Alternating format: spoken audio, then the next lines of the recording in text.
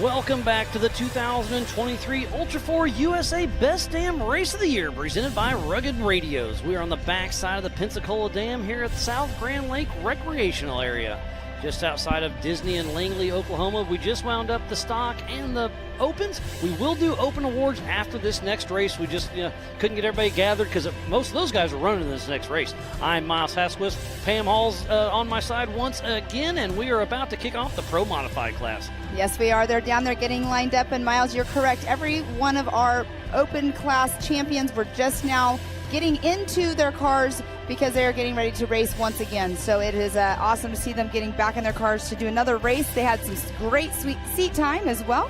But here we do have our Project X 4900 UTV Pro Mod lineup. And on that pole position is Paul Wolf. Then it's Kyle Cheney driving for Robert Parker. Then Travis Zollinger. Then Todd Beckett. Tyler Gibbs. Tyler Rimreed. Mike Park. Cole Clark. Adam Coots. Gavin Smith. As our top 10 of the Project X starting grid for the Pro Modified class. And in 11th is Mitch Wofford, 12th Peyton Isabel, 13th Jason Susi, 14th John Seaman, driven by Byron Sterrett, and 15th is Corey Willis. And that 16th position, Roper Merrifield. In the 17th, Tony Polari, 18th, Jonathan Hayes, 19th, Terry Madden, and in that 20th position, Matthew Walraven. So we'll have 20 cars doing the same exact course we just did. They all have to hit the waterfall. The race line waterfall is a joker. You have to hit it once. You can only hit it once. So it's going to be very interesting to see how all this shakes out. Our Eastern Championship rounded up in Crandon just a month ago, and Kyle Cheney brought it home for Robert Parker.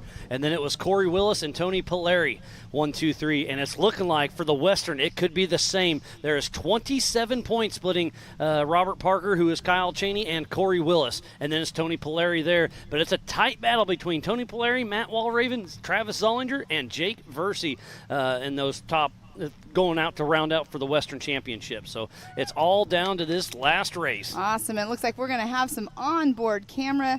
That'll be awesome to see here, but we do see Mr. Paul Wolf sitting right there on the pole position right next to Kyle Cheney driving for Robert Parker. And speaking of Paul Wolf, he just raced right before this, and I don't know what actually took him out of the race because I missed his interview with you. Yeah, but, he said he clipped a rock. He stepped out to pass and stepped out and clipped a rock. So he took out an A-arm and just took him out of the race. So bad luck. But, hey, that open race, he says he's here to race everything. But this is Pro Modified right now getting ready to come down. In last year's results, Mike Park won this race. Jason Sushi was second. And then Cole Clark in that third position. All three of those guys are racing. So it is getting ready to get turned up. So that is going to be on board with Todd Beckett. So he has an onboard camera, which will be awesome to see. I hope that it stays running and everything whenever we get to the water crossings, because I would love to see how it's going to look whenever they go through the water at full speed.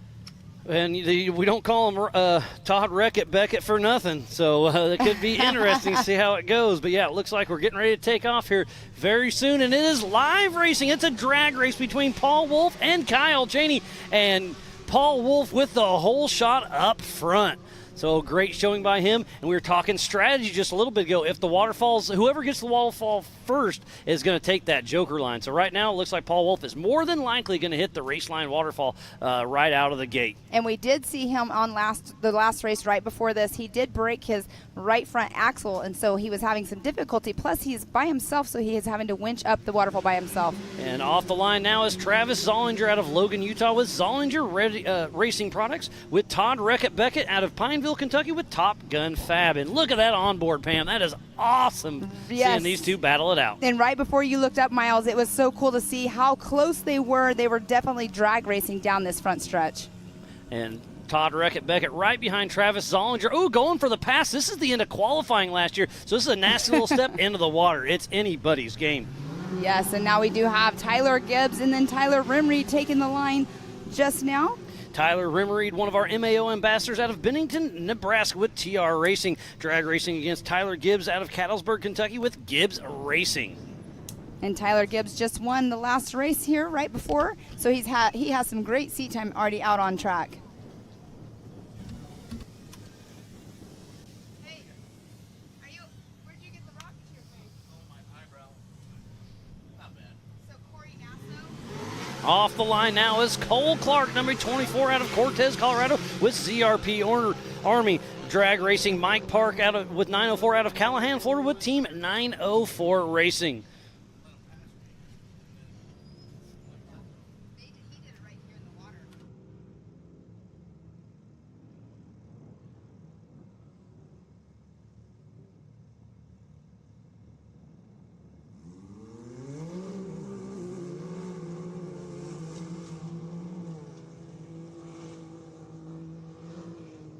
And off the line now is Adam Coots and Gavin Smith drag racing along.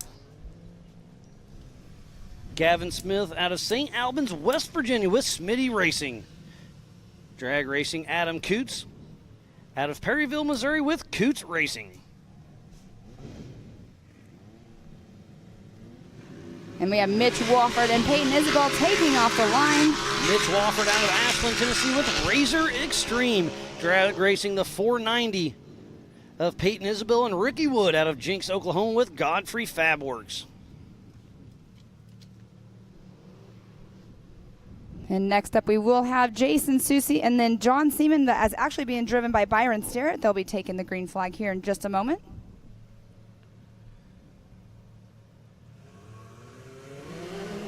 So Jason Sushi and John Seaman. Byron Starrett out on course with Jason Watt Performance in Marion, North Carolina. You can have one fill-in driver per season, and John Seaman's using Byron Starrett as we speak. As Jason Sushi gets the early lead with ZRP. And Byron just came off of course as well. And next up will be Corey Willis and Roper Merrifield.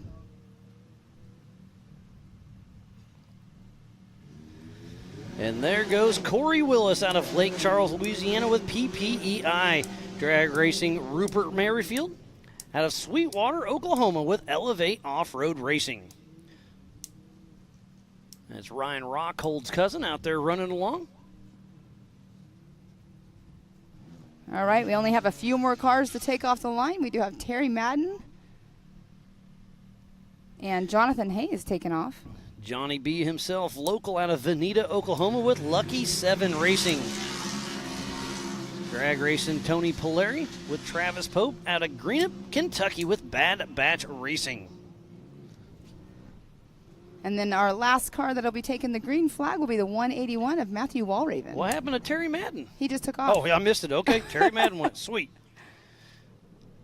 Terry Madden, one of our MAO ambassadors, with his son Dalton taking off with Terry Madden Racing. And Cole Clark is trying to make it up the waterfall, and he just made it up with no problems. So Matthew Walraven with Rhett Bryan riding shotgun out of Oak Ridge, North Carolina, with JW Performance.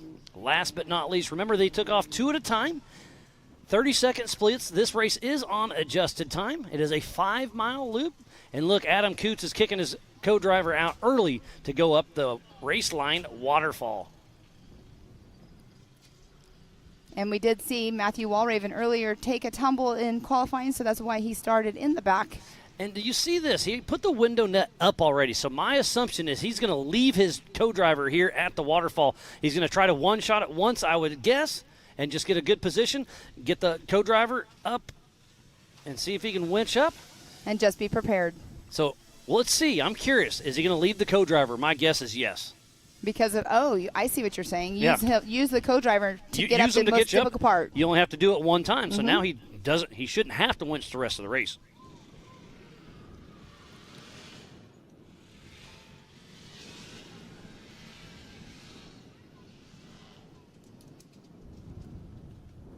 And I'm not quite sure. Oh, that's Jason Susie's co-driver's getting out as well, right before the waterfall, putting up the window net as well. So I think that's a good strategy, is use them when you need them.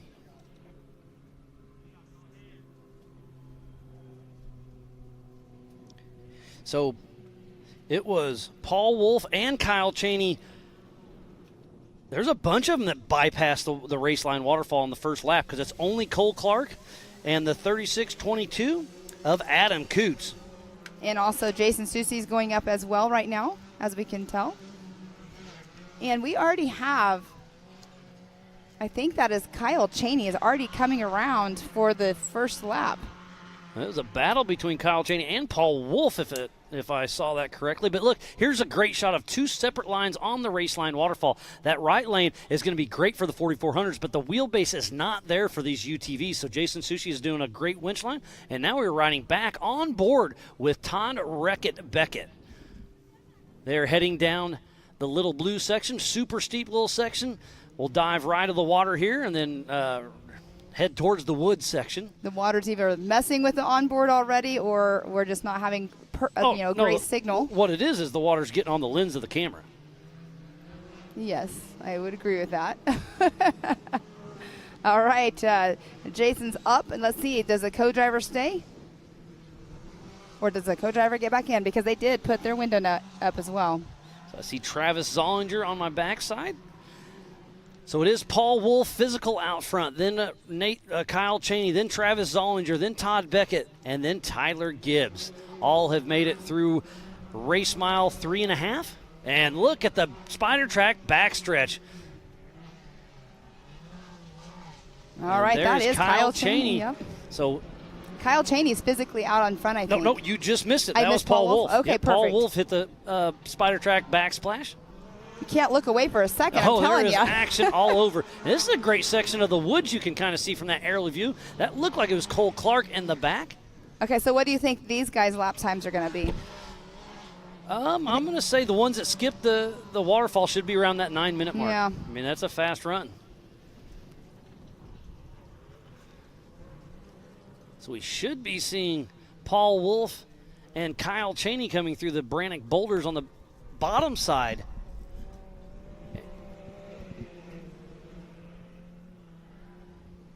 Yep, there's the Brannock boulder. So that is Paul Wolf, our physical race leader. So right behind him should be Robert Parker and Kyle Cheney.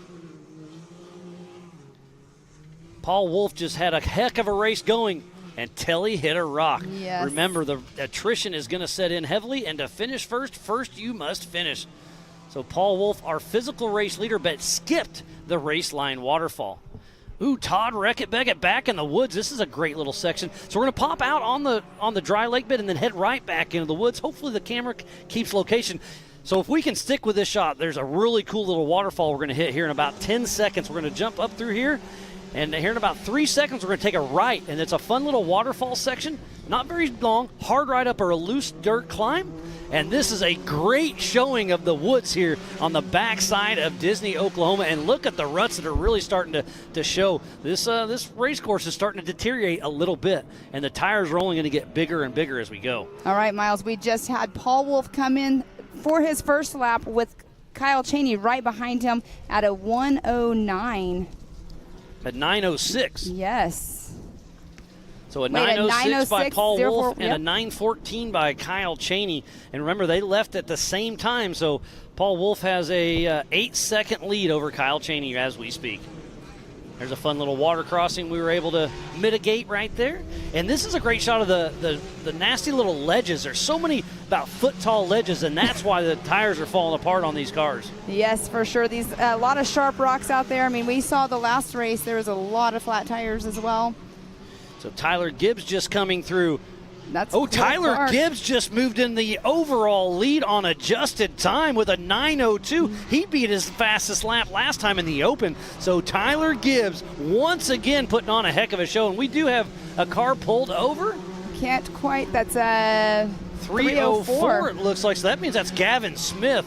Tough break for him. There's John Seaman, which is Byron Sterrett. Oh, it looks like they'll be changing a belt. So they are stuck in the middle of the road, changing looks like a belt right there. I mean, if you break a belt, you can't move. So that's unfortunate. Your transmission is all neutrals at that point.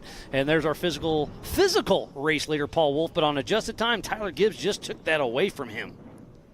With a 9:02, 4 seconds faster than Wolf. Tyler Gibbs, he just got done racing. He just got done winning his last race. Can he back it up 2 in a row, back to back? That would be amazing. Mike Park is going through now. He has a super fast time as well. Mike Park moves into 6th position with a 9:27 lap. All right, Tyler Gibbs, wow, that was an amazing time in 9:02. So you know that Paul Wolf is going to have to step it up to get back in that number 1 spot as corrected time. Todd Beckett running in that 4th position. Tyler Rimreed is in that 5th position. As we just saw Mike Park go through in that 6th, Travis Zollinger in 7th.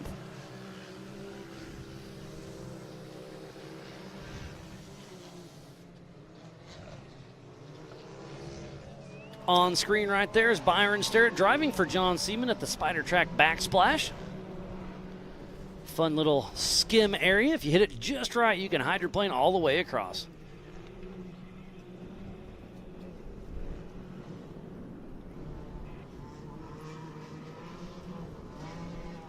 That is a great view right there. I believe that is Paul Wolf from above, and that is an amazing view. Or is that Kyle Cheney? That is Kyle Cheney, right? Yes, it is. And that is heading down Little Blue section. They'll be on the top side. It'll be dropping right down next to the little cave. This is a super steep little easy drop.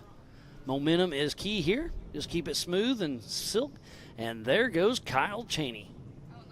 Look at that. We do have a race next to Corey Willis and John Seaman, which is Byron Sterrett.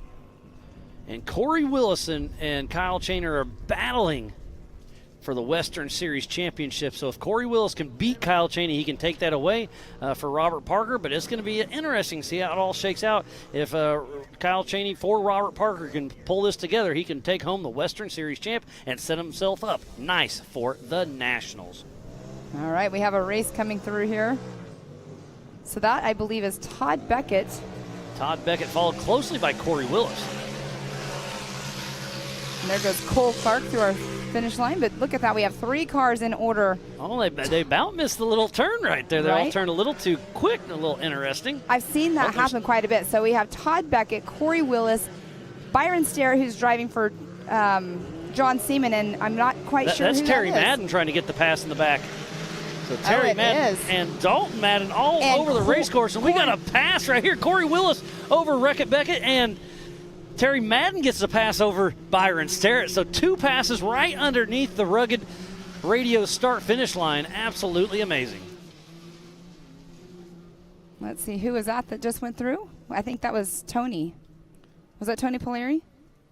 Yes, okay. I do believe you're right. Tony I didn't see numbers on the side, so. We had 20 cars that took the green light right at 2 o'clock. So we're 15 minutes into this race, and there's Travis Zollinger in this single-seat Can-Am. And there's some sportsmanship. They're up there helping each other. What a great show.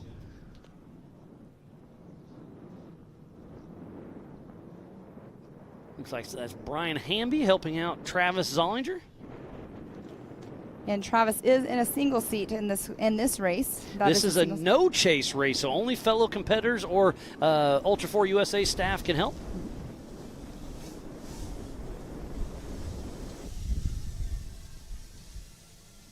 There's Matthew Walraven, if I'm not mistaken, who took the green flag from the back of the pack, but he's already made a couple passes.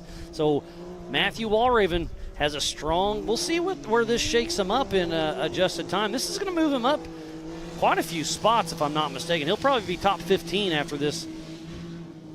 Yes, that puts him in the 11th position. His lap time was a 10:24.552. So he made up 9 positions on his first lap. What a great run for him out on lap number 2. There's Cole Clark in that single-seat RS1 RMS built machine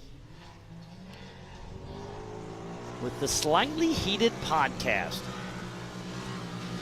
You're just tuning in. We thoroughly appreciate each and every one of you. This is the Pro Modified class for the Ultra4 USA Best Damn Race of the Year, presented by Rugged Radios.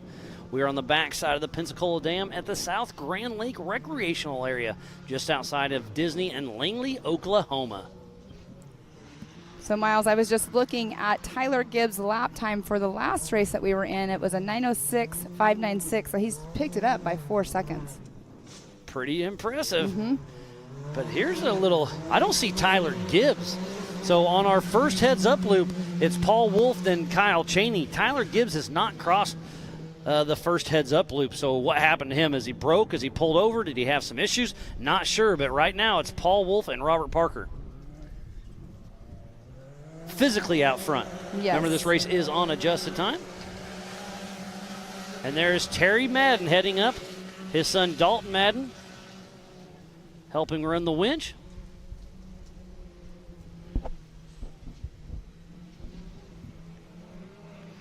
hook up to the excavator and see if he can get pulled right up and out. He's on that little right line. And, ooh, do we have somebody shooting it? And Miles, we also now have Todd Beckett. So Todd Beckett went through our heads-up loop before Tyler Gibbs, so he has now made it through it. But but again, I'm mistaken. On adjusted time, Tyler Gibbs still is our overall leader. But Todd Beckett's right in the mix, too. So on adjusted time, it's Tyler Gibbs, Paul Wolf, Kyle Cheney, Todd Beckett, and then Tyler Rimreed in the top 5. Great showing. Tyler Rimreed's having fun in his new car. He's really enjoying it. Is that Tony Polari? Yes, it is. You can see it. I believe that's his name right there on the roof. Having a great run thus far. Having some fun here in Disney. Oh, so there, Terry Madden made it up and out. And we have Kyle Cheney going up by our Amsoil hot pits.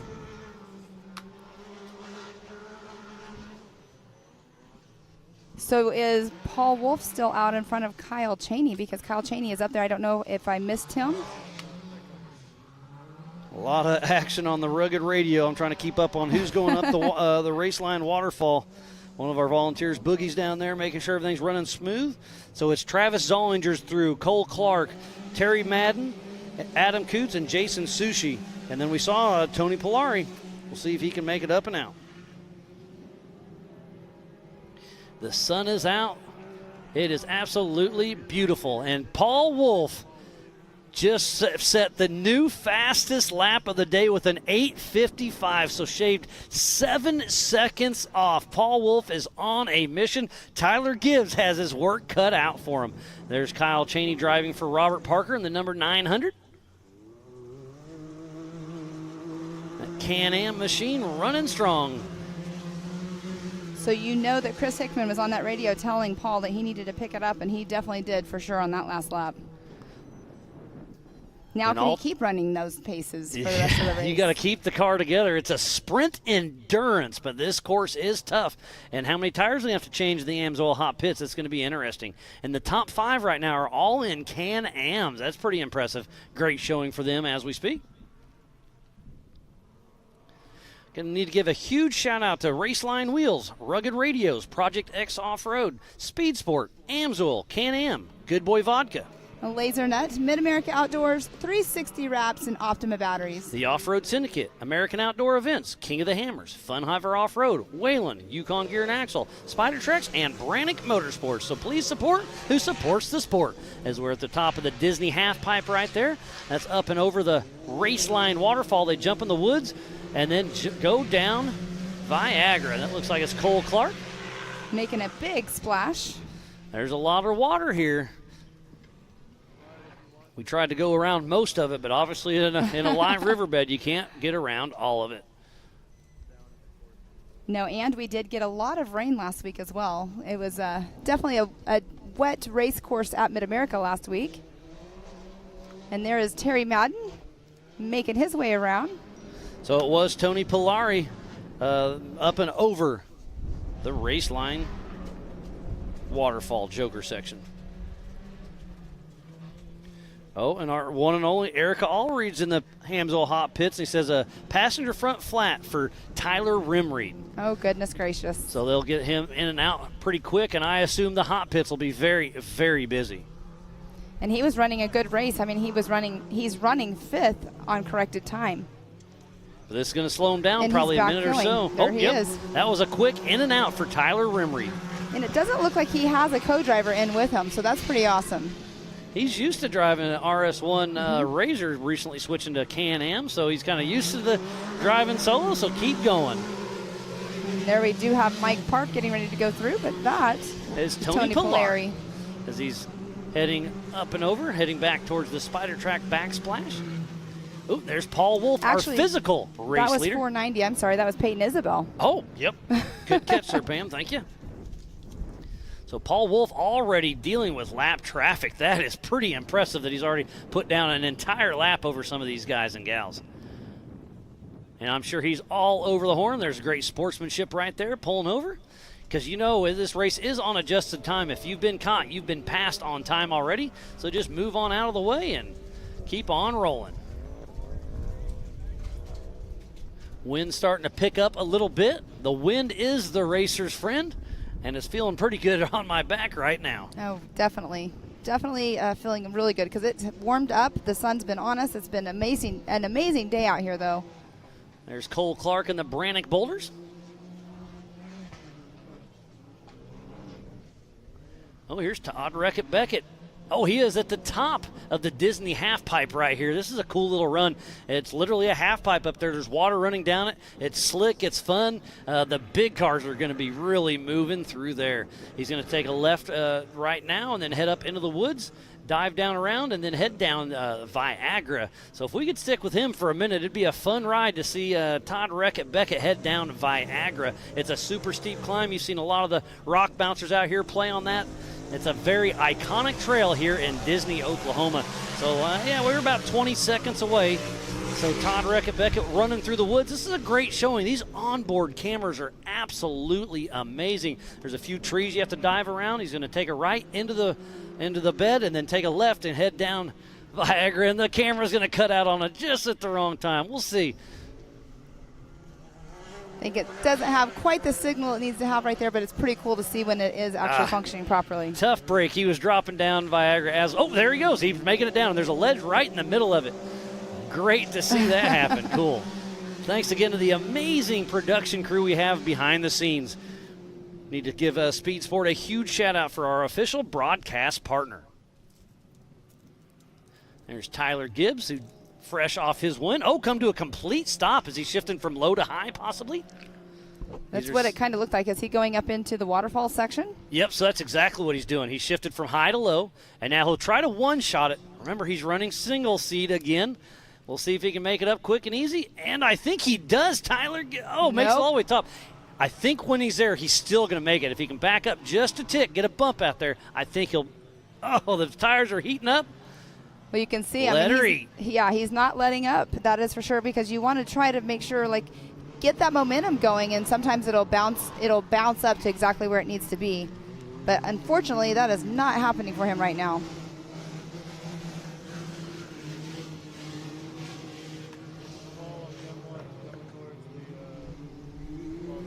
And I believe that is Paul Wolf getting ready to come into frame.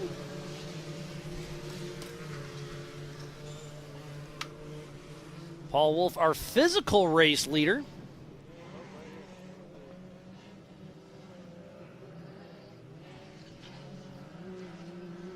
Lots of chatter on the Rugged Radio right now. Keeping everybody updated on the Raceline waterfall. All right, let's see if Paul Wolf comes through with an updated fastest lap, because that last lap he threw down that 8:55.987. That is the fastest lap of the weekend so far.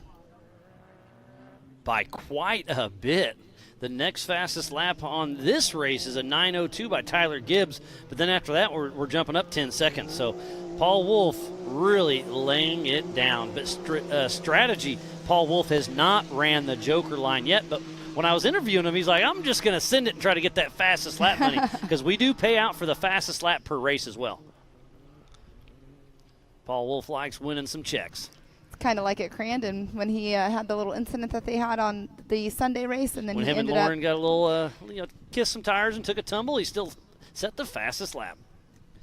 We were watching. Oh, here's Viagra. This is a great showing here. It's super steep. There's that big ledge in the middle, but makes it right on down and through. We still have the 4600 Spider Track stock class. That'll kick off right around 5 o'clock, so be sure to stay tuned in the rest of the evening. Still have a lot of racing action yet to come. All right, and Paul Wolf and Kyle Cheney should be coming around here any moment.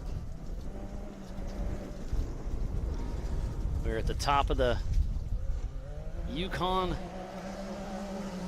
Little Blue area. You can see the cracks in the rocks there that they go over. The terrain here is very unique, and there we do have Paul Wolf. He's going up towards the Amsoil hot pits right now. We'll see if he bypasses. I assume he is. And he has somebody right behind him. I'm wondering if that's Kyle Cheney right behind him. He's definitely fighting some lap traffic. Could it be Cheney? Absolutely. But look at that. There's Johnny B. Looks like he's going to have to battle him through the Brannick boulders. Johnny B making his Ultra4 USA debut, and he's racing Paul Wolf. But Paul Wolf is all over his tail. I was going to say, that Paul Wolf's probably on his, well, there he goes. He got past him. Probably on his horn trying to get past him. And I'm sure, so this is Johnny B's first race, so he probably doesn't know that that's Paul Wolf right behind him. It just takes a little bit of, learning to see how it happens. But, yeah, that's our physical race leader, Paul Wolf, out front. And, again, Tyler Gibbs he started a little bit further back in the pack. Tyler started in 5th spot.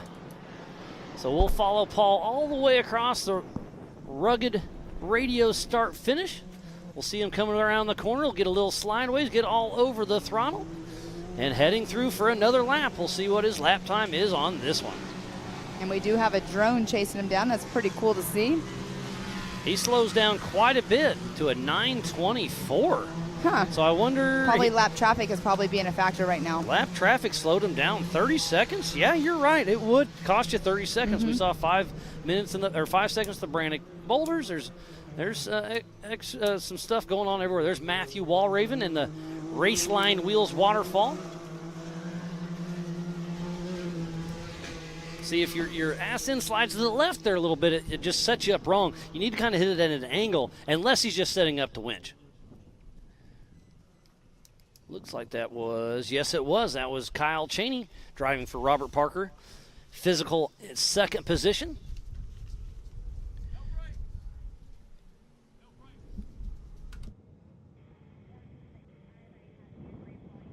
And just getting information from Chris Hickman, the team owner, Paul Wolf has no brakes. So that's what's slowing him down. So he's got his work cut out for him, because there's definitely a few spots out here you want to check up, especially going down. Well, he has not made the waterfall, so he's got to go down Viagra with no brakes.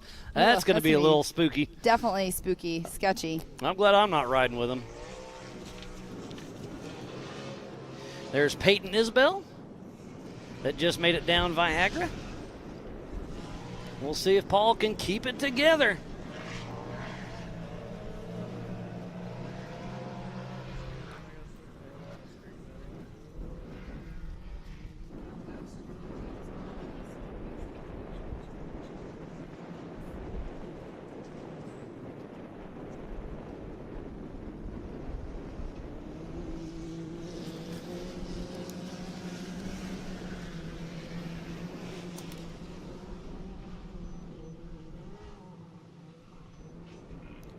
It is a beautiful day here in Disney, Oklahoma.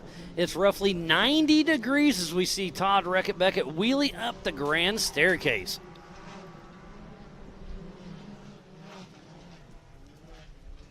See those Fox shocks working hard.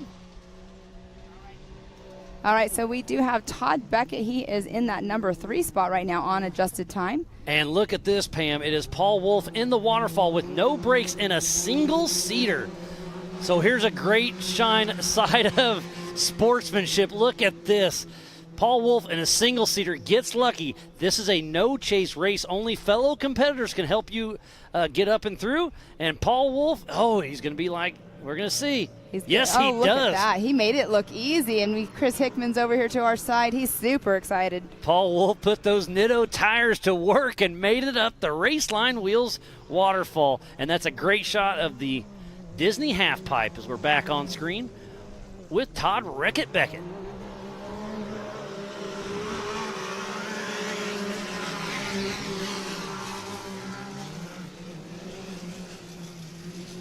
Looks like we have Tony Polari's coming through. He's got he just lost a wheel. His wheel. Oh my goodness. And he is already around the Amsoil hot pit, so tough break for him. Oh, Johnny B just made it up.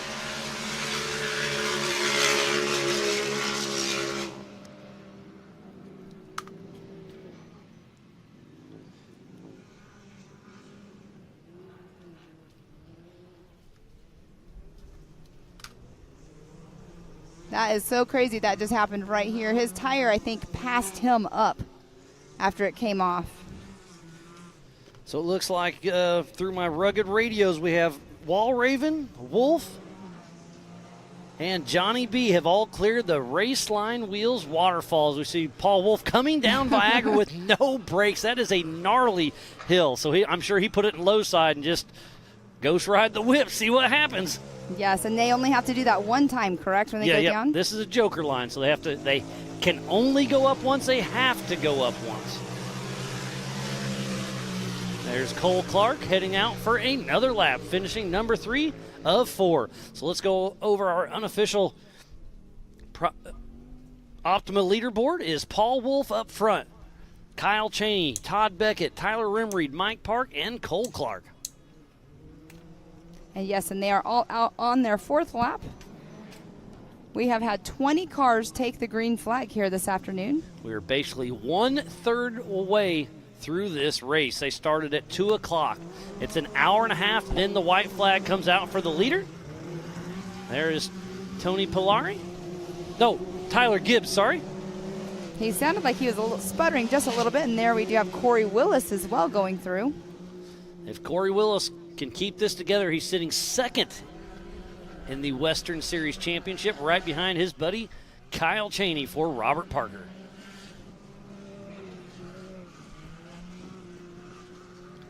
Great shot of another splash pass out back. I believe that's Paul Wolf. Yes, it does look like him. And right as he is right there, there's a big rock on our right that's taken out a couple competitors. It's about a 3-foot by 3-foot brick rock, just a huge rock right there. And if you step to the right just a little bit, that's where Mitch Roccacelli took out his right front yesterday during pre-running. It jumps out and gets you. And there's our MAO ambassador, Mr. Terry Madden, with his son Dalton Madden riding shotgun out of Yucca Valley, California. He's been doing a lot of cool stuff with Pastrana and over in Italy with some really cool things he's got going. Yes, his last lap was a 19:53, so he must have had some issues. Oh, I guess that's when he did do the waterfall as well, because his fastest lap time so far of the race was a 9:31.179 for Terry Madden. And Erica's all over the place keeping us up to date. And she said Terry Madden just came through the Amsoil hot pits, put a belt intake boot back on and kept going, trying to keep that belt dry. Gotcha. Yeah, you definitely don't want to do that, because what happens is it starts slipping. And here we do see Cole Clark going through. He is in that single seat, but that's a good call for Terry, more than likely, because all this water, you do not want your belt slipping. And how did he know it was off? Probably because it started to slip, so he knew that situation. So put that boot back on, get that belt dry, because you can put it in neutral and kind of rev it up a little bit, and it'll spin the belt fast and dry it out. But with all this water, you can't risk that. There's baby Mitch Wofford in that RS1 Turbo. Well, and there's so much water out here, you never have a chance to dry it out. There's a lot of splashing going on, so they are bypassing the waterfall. So who has not made the waterfall? Todd Beckett, John Seaman, Tyler Rimreed, Kyle Cheney has not, Mitch Wofford has not, Gavin Smith, Mike Park, Roper Merrifield, and Corey Willis.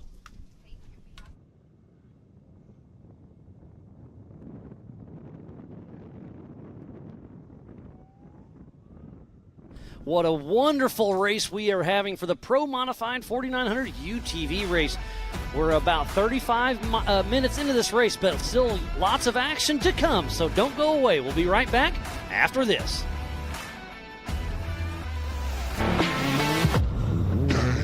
Lightweight, agile, and strong, the Pitbull is perfect for the job.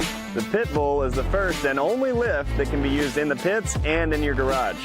Elevate your racing with a Handy.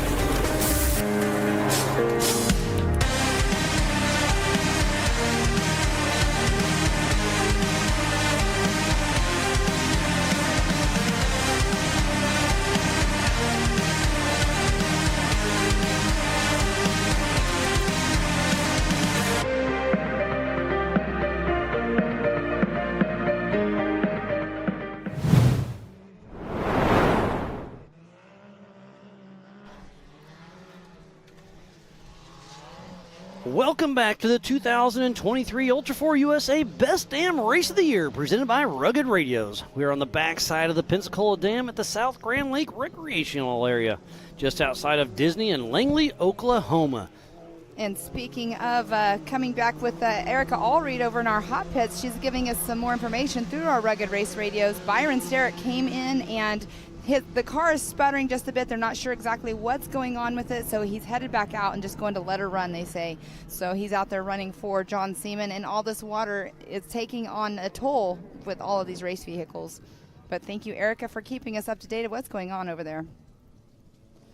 But we do have, in that number 1 position, we have had a change. We now have Kyle Cheney running for Robert Parker in that number 1 spot on corrected time. Paul Wolf in that 2nd position. And then Todd Beckett 3rd, Tyler Rimreed 4th, and Mike Park in that 5th position. So Kyle Cheney is definitely turning it up a notch, but we do have right now, that was Paul Wolf. Oh, no, look at that huge bicycle. That was Jason Susi. Yep. Yeah, wow. And there's a pretty good rut that's getting developed there. There's Gavin Smith coming into the Raceline Wheels waterfall, and there's our physical race leader, Paul Wolf, with minimal brakes. He'll be coming by us very soon. So he has dropped down, like I said, into that number 2 position, but he's still out there trucking along, but that is going to be a bummer not having brakes for the whole entire rest of this race. I mean, it's a long race to go still. Yeah, it's a great showing to have.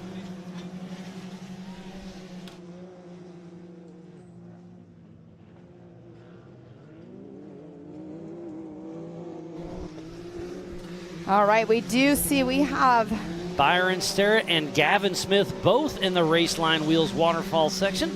All right, Todd Beckett has also turned up the heat because he's now in that number 2 spot with Paul Wolf in that 3rd position. But so far, Paul Wolf has the fastest lap of the day. So Kyle Cheney is in the lead overall, but I do not believe he's gone up the Joker line. Well, so that'll change. Number 900, I don't have him down. So we'll see. Strategy comes down to it. He still has, about 50 minutes to hit that Joker line. We've been racing for 40 minutes. And there's Tyler Rimreed right there going through the water.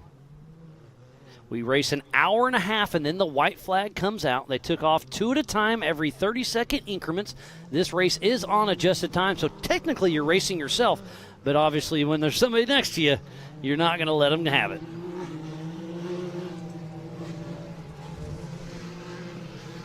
There's Tyler Rimreed clicking off another lap. And right behind him going through for another lap is also Adam Coots. And that is Mike Park. He has a little bit of a fender on the driver's side flapping in front of him. It's been flapping for a few laps. Yeah, obviously it's not hurting his vision at all. We did see Adam Coots was going just a little bit slower there on the right-hand part of the screen. Mike Park does overtake Adam Coots, and we have Gavin Smith winching up the Raceline Wheels waterfall, and Byron Sterritt driving for John Seaman is patiently awaiting. And you know, John, hey, I'm sure you're watching at home. We hate you're not here, but understand you got to take care of business back home. But I know you're sitting here telling them, go up the right line. Keep on going, buddy. But right now, strategy is Kyle Cheney and Robert driving for Robert Parker. They may pull it together. There's our physical race leader, Paul Wolf. Well, on adjusted time, he's dropped back to 4th. There's Travis Zollinger in that single seat Can-Am. That is another beautiful built Zollinger Racing Products machine.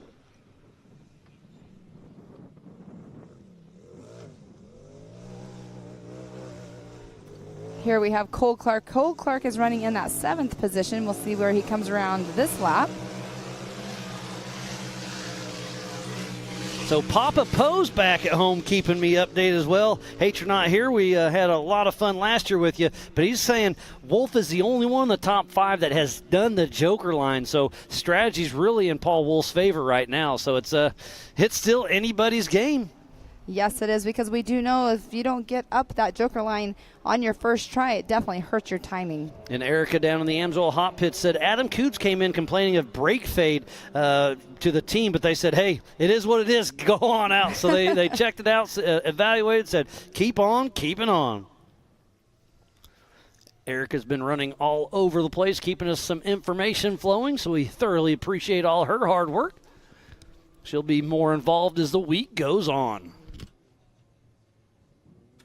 Paul Wolf running one heck of a race, but knowing you have brake issues, that's in the back of your head. We'll see how it all shakes out.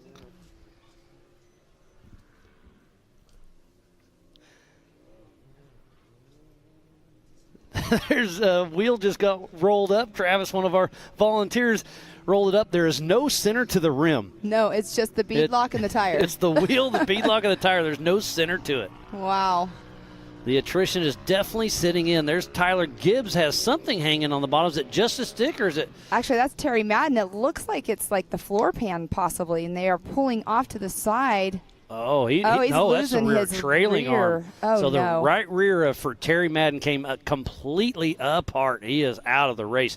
Tough break for Terry Madden. Yeah, that is definitely unfortunate. You could tell something was dragging, but here we are. And now Corey Willis just now went by him, taking it easy. Well, that is definitely unfortunate. Yeah, so Terry's out of the car evaluating the situation, and you looking at it like there is not much he can do. Tough break for Terry Madden and his son Dalton out there having some fun. Looks like that's Cole Clark in that single-seat machine still trucking along. Corey Willis hauling the mail, heading out for another lap. Corey Willis sitting in 7th position as we speak.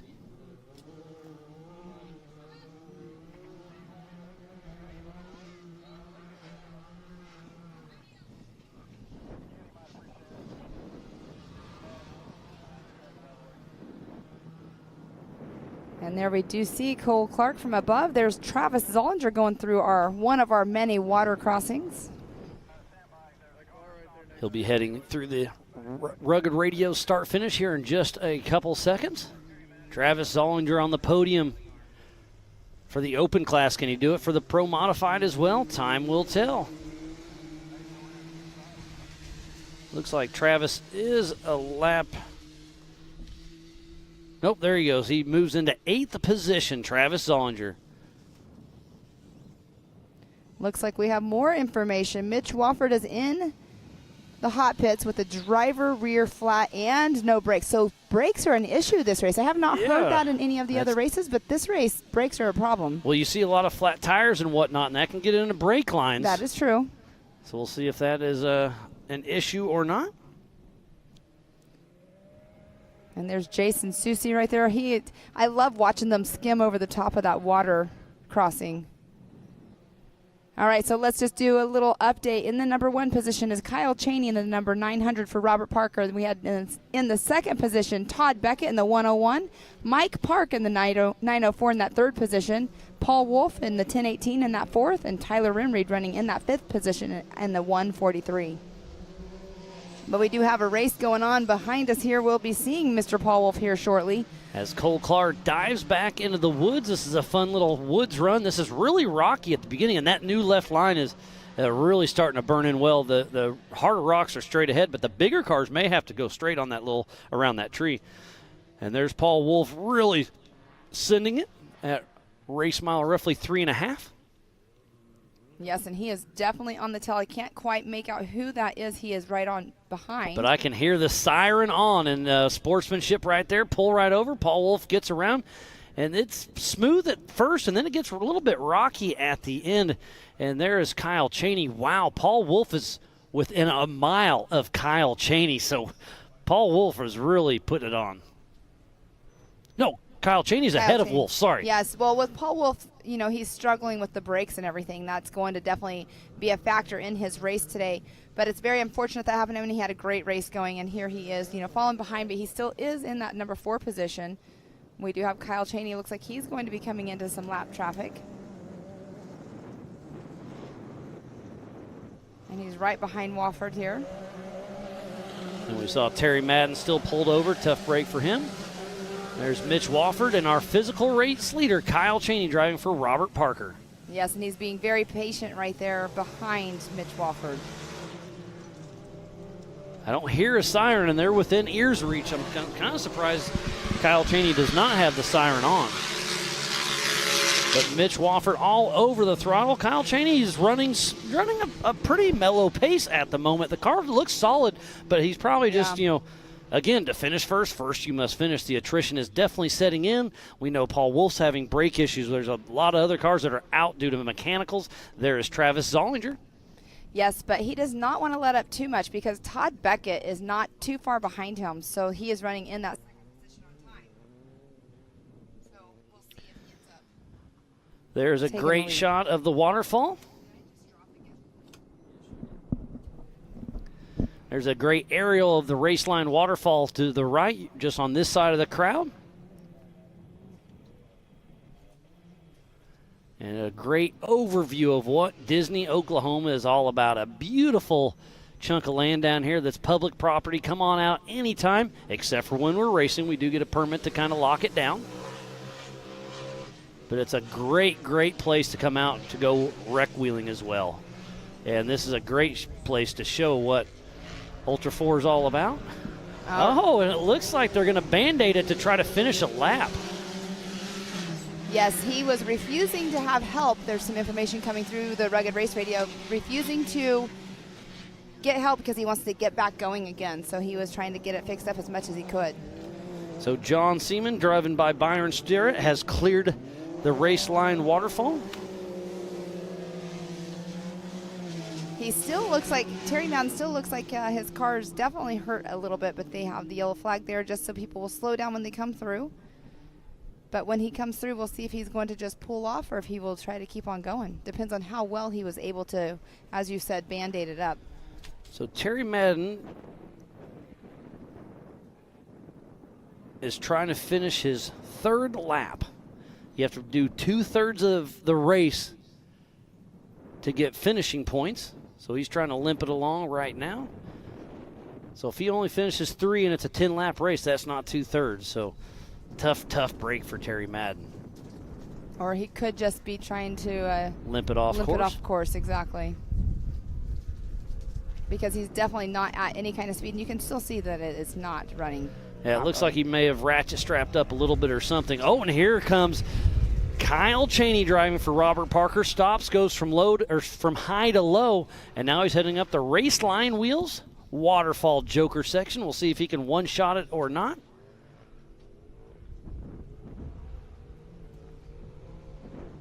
He's struggling just getting up the bottom of this one. Well, and he went by just a little bit slower. His right front didn't look like it was pulling. It's not.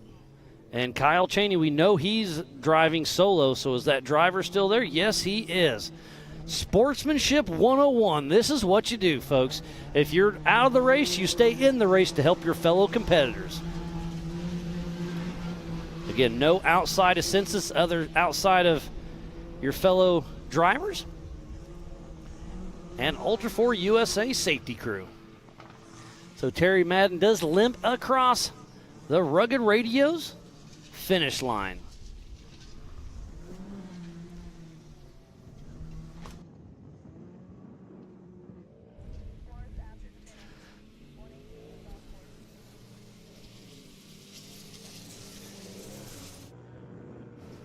So Kyle Cheney trying to winch up the Raceline wheels waterfall. And yes, the right front is not pulling for Kyle Cheney. And it's kind of in a little bit of a wedge right there. So not exactly sure what's going on, but hopefully he can get up there. It pops up and over. Good. So now he's at, I'm not going to say it's easy from here on out, but he should be able to make it up.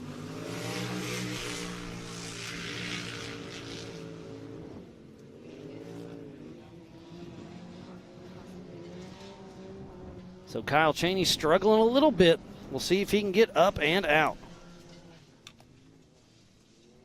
Hey, Terry.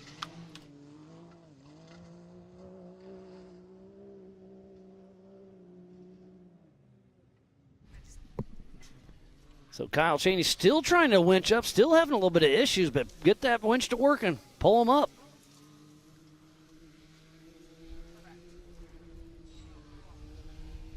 So, yeah, he is definitely having issues. That's going to be a bummer. But this is the only time he has to do this lap.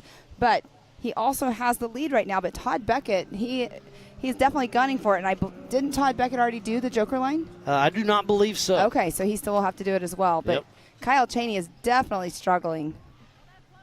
But he is up and out of the hard spots now. He needs to unhook the winch, sucker back in, and he should be done winching as long as the rest of his race goes smooth.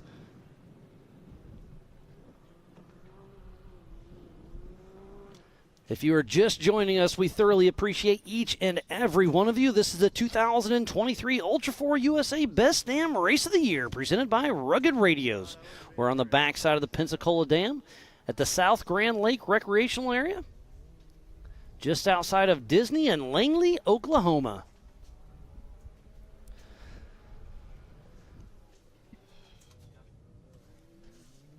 So much racing action yet to come, but we're going to step away. We'll take a quick break and we'll be right back with more racing action right after this. AMSOIL runs on freedom and has since 1972. We punish our products firsthand in our world-class laboratories and beyond, because some things can't be learned from a test tube. Run with us.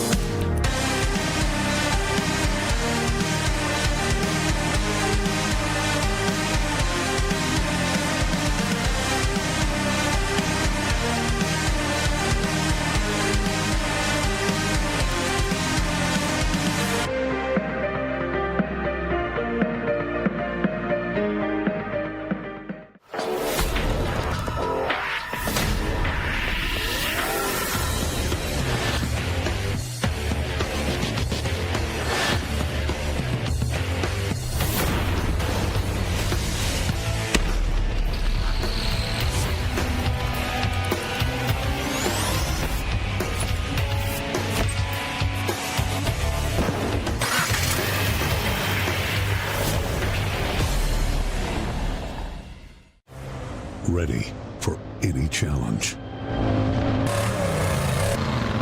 Maxxis tires can handle even the most punishing off-road conditions.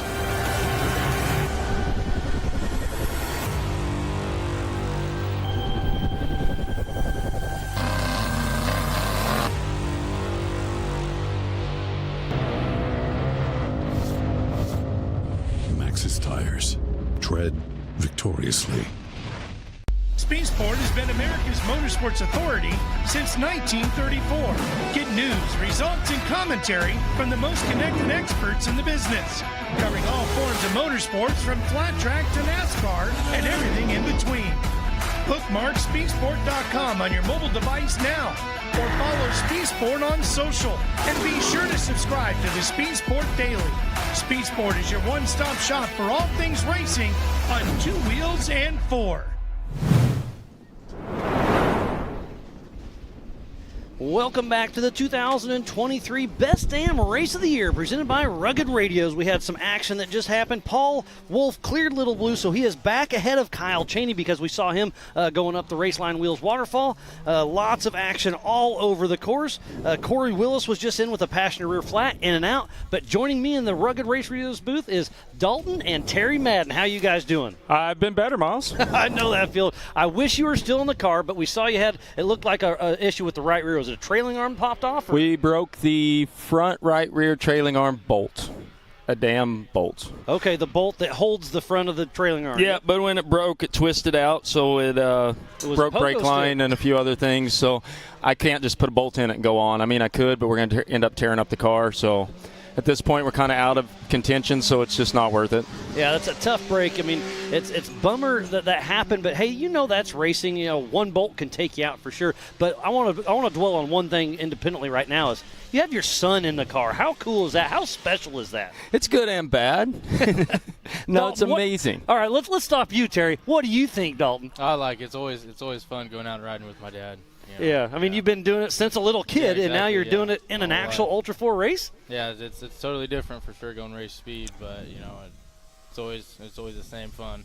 Absolutely. So, Terry, how is he as a co-driver? I mean, you've been a co-driver for a long time, and And now having your son being your co-driver, what's the difference? I mean, it's really hard to co-drive for me because I'm pretty picky because of what I did co-driving. But I'm trying to train him, and he's doing super, super good. But my goal, to be honest, Miles, that I haven't really told anybody is this is probably going to be my last Hammers. I really want Dalton to co-drive for me, and then I'd like to hand it to him. So we're going to get him as much time in the car as we can, and then I'm going to get out. And then what's your plan from there on out? I don't know. I love the coaching. Okay. So still be involved, but less behind the wheel. Yep. Or in the car. Yep.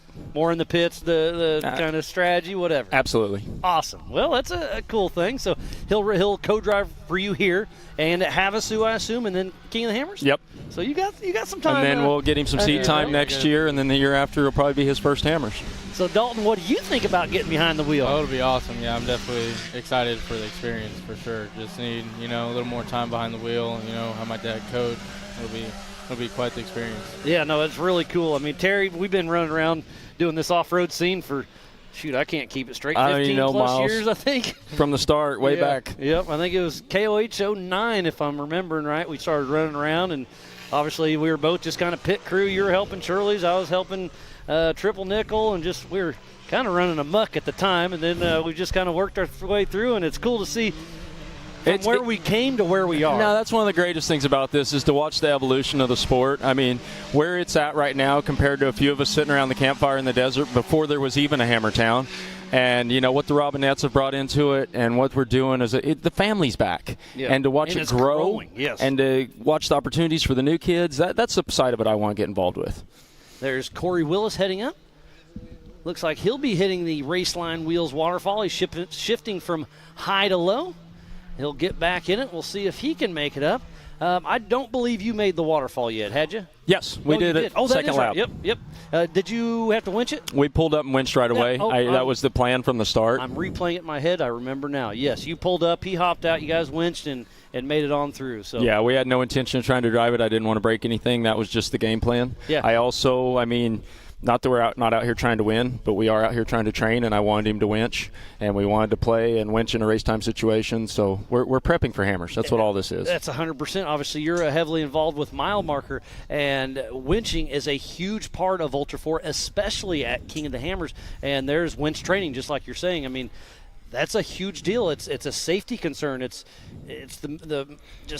the equipment itself. And we do a lot of it, and I actually coach and teach a lot of it. We have a lot of training sessions out there in Johnson Valley, but you can train all you want. When you're winching in race atmosphere and trying to get back in and trying to get excited and your finger fobbling the buckles, and you got different. Gloves on, you got a helmet, you're excited, you're soaking wet. So to be able to do that during a race environment in a race that I don't want to say doesn't matter, but it doesn't matter as much. We're not running for points this year. It was a plan to winch that to give him that experience. There's nothing like race experience except for when you're racing. You're absolutely correct.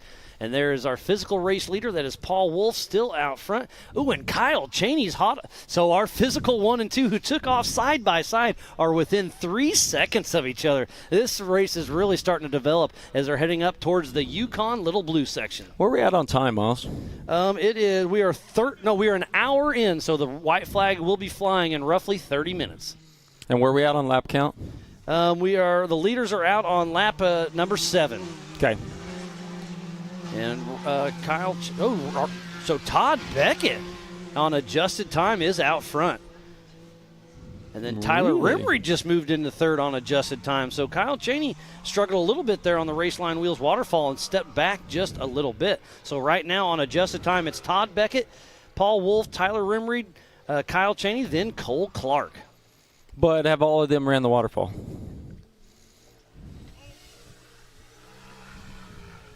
So Paul Wolf had an 11-minute when he did the waterfall, but now he's back to 9:09 with brake issues. He had an 8:55 fastest lap of the day, so it's pretty impressive. Corey Willis has cleared the Joker line. So Todd Beckett has not. So even though he's out front, he still has to do the waterfall. That was my question. So, who do we have that has to run it yet, Miles? So Todd Beckett still needs it. Rimreed needs it. Wofford, Gavin Smith, Mike Park, Roper Merrifield. So that changes our top 3 drastically because Todd and Tyler, neither one have ran the Joker line yet. Looks like Wofford is broke down on the rocks entering the pit. So tough break for baby Mitch Wofford.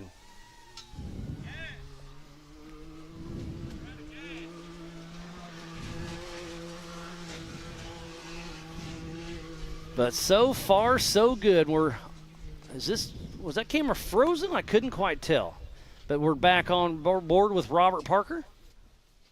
Okay, so Todd Beckett, yep, there it is. It is moving. So Todd Beckett is sitting still. I can't quite tell exactly where he's at, but tough break for him because he was on adjusted time leading, but obviously the longer he sits, the further back he goes. Well, this course is brutal on maintenance, Miles. It's rough on equipment. We fully prep the car, and I lose a bolt. So, I mean, it's hard to tell, and anything can happen until this is over. Yeah, to finish first you must finish this. That's part of it, and this is one of them good. that you got to run it hard and take the risk of not finishing at all if you want to win it. Yeah, I mean, it's an endurance race, but it's really turned into a sprint endurance, and the fast guys and gals out front are really pushing hard. But you got to save the car to the finish as we're heading. This is on the qualifying course you saw earlier this morning. That is John Seaman, driven by Byron Sterrett. How many cars did we have, Miles?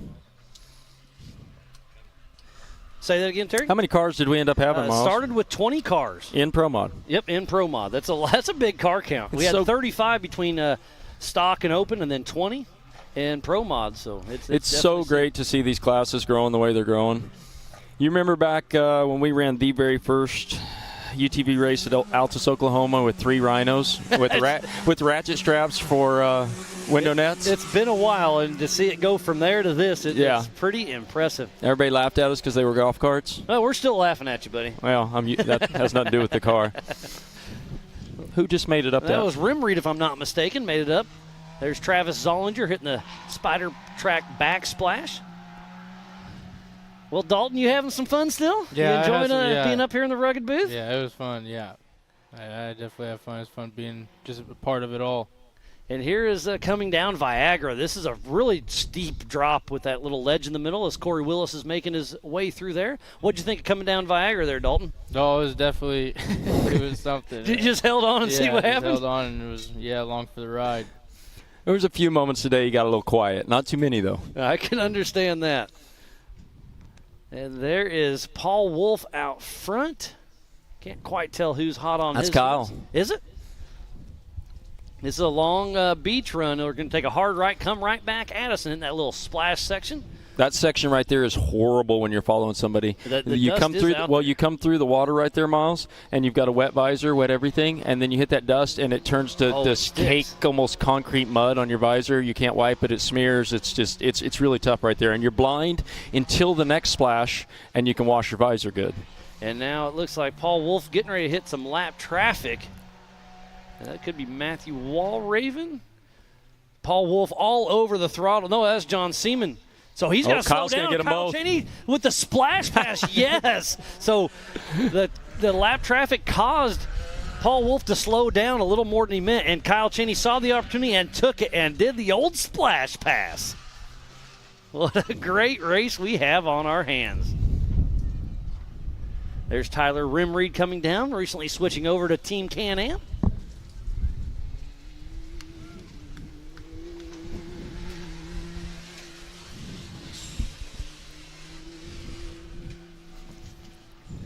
Well, what a wonderful guest we had in here, Terry.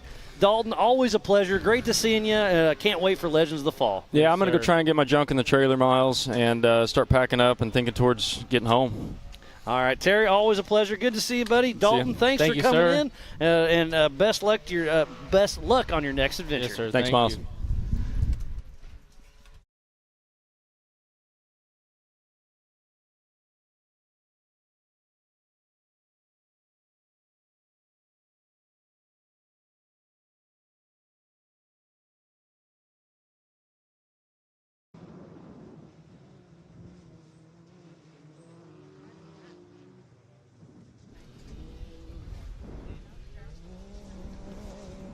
So there is Paul Wolf coming through. We saw Todd Beckett pulled over.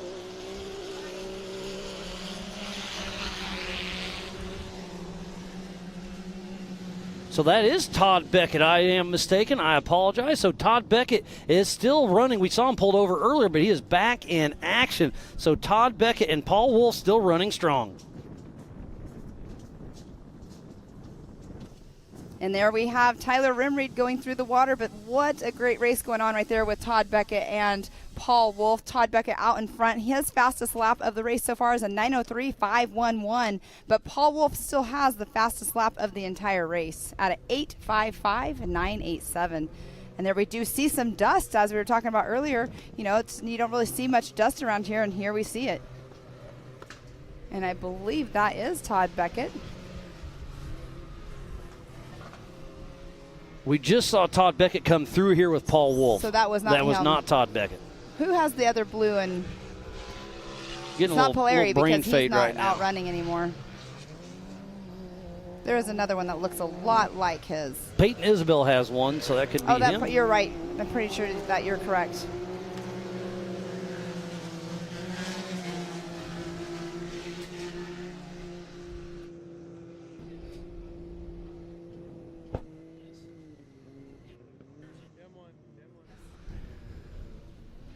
Looks like it could be. Ooh, there's Jason Sushi with a broken right front. So tough break for him. That should be right. Yep, there he is. I'd say it's got to be right around here because JT Taylor is right there. He's trying to drive it off to get off of the race course just he enough. was right in the center. That's right at the finish of qualifying from this morning. And I believe that was Kyle Chaney passing behind him just now, but what an unfortunate. This race course is taking a toll on these cars. A lot of people. Robert Parker has, Kyle Chaney has dropped back to 5th position. Cole Clark's in that 4th spot. Rimreed has moved all the way into 3rd. And 2nd's Paul Wolf. And then at 1st is Todd Beckett. Remember, this race is on adjusted time. Right now, it's just Paul Wolf and Todd Beckett. And speaking of Todd Beckett, he's right there. And he has to hit the waterfall this time around, so that's going to help Paul Wolf on his time. This time split, it's going to be close. We'll see if Paul Wolf can get back around Todd Beckett on adjusted time. Todd Beckett left only 30 seconds behind, so he's already up. Yeah, a one-shot. Nice job at the Raceline Wheels waterfall joker section. Yeah, he was smoking his tires just a little bit, and then the next time he gassed it, it bounced right up, and here he went. And where's Paul Wolf? Because Paul Wolf didn't have to take this. I forgot. He's already done that. Yeah, it's a joker line. You can only hit once, and you have to hit once. And he tried to turn a little bit early. You have to go all the way to the top and up and around. There is Paul Wolf already down the Yukon little blue section. You see him getting a little slideways right there. That is off camber, and it steps down quite a bit. There's actual stair steps right there going down. So pretty cool to see him drifting sideways down that. Paul Wolf is a man on a mission. And that looks like that was Corey Willis. Not quite sure, but I think it was. And there is Matthew Walraven still running. Unfortunate roll this morning in qualifying, but he is outrunning a pretty good race. I mean, he's actually up in 6th. He started in last place because of the mishap he had during qualifying, and he's already up into that 6th position on corrected time. So it looks like it's just Mitch Wofford, Gavin Smith, Mike Park, Rupert Merrifield, and the ones have not taken the Raceline Wheels joker line. And there is Chaney. Kyle Chaney driving for Robert Parker, heading through the Brannock Boulders. Cole Clark heading out for another lap. That puts him in 3rd position on adjusted time.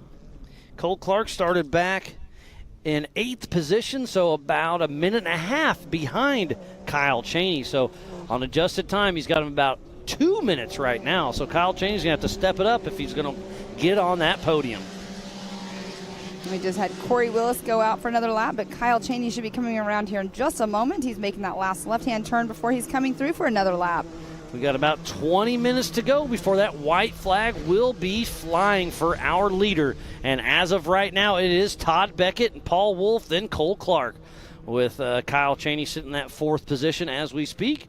Tyler Rimreed is in 5th, so that's our top 5. Overall for the Pro Modified 4900 UTV race. Yes, and Todd Beckett, his last lap was his fastest lap of the race so far at a 9:03.511. So he's definitely picking up each lap that he goes through. And there is Todd Beckett. He's got a great race under his lap, but hey, that means that pushed Paul Wolf about 2 minutes ahead of him if I'm doing just some guesstimation math. And that's Byron Sterrett in the 111 of John Seaman's car. He's a lap down, but still pushing strong, trying to get some points for John Seaman. Byron Sterrett just raced the stock class, and now he's in the Pro Modified. There's Tyler Rimreed in 5th position on adjusted time. Don't forget to go to live.ultra4racing.com for the same live timing we have here in the Rugged booth.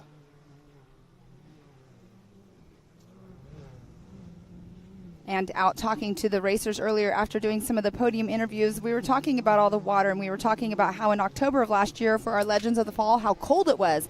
Everybody was freezing, and this time they're like, I feel like we're at a water park just on some rough slides is what we were hearing. But yeah, the water's kind of welcoming during this one because it's definitely warming up today. Yes, it is.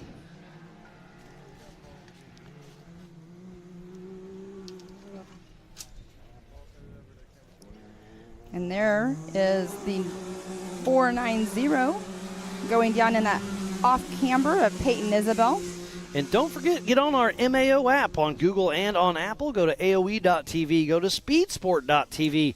Get on our Ultra4 USA, MAO, and BMR Facebooks. Hit that share button, start a watch party, and hashtag it up. We will be doing a post-produced 1-hour special on Speed Sport, our official broadcast partner. So thanks, everybody, for tuning in. That's what makes this thing happen.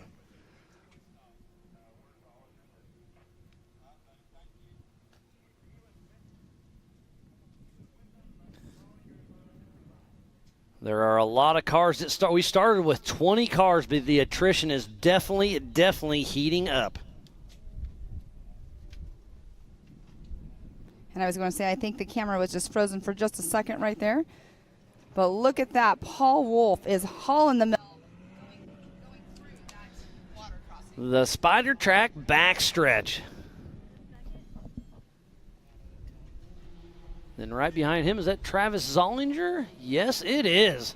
Doing a little hydroplane. Ooh, did a little bicycle kick. At the very end, yes. And there's Corey Willis coming down the Yukon Little Blue section. And there is Kyle Cheney driving for Robert Parker right behind Corey Willis. And it is getting slick coming down the Yukon Little Blue section. Back on board with Tyler Rimreed. He's got that fresh Can-Am pill, recently switching from Polaris to Can-Am. We saw him and his dad racing at MAO last weekend. They're both racing here at Ultra4. For the best damn race of the year, presented by Rugged Radios.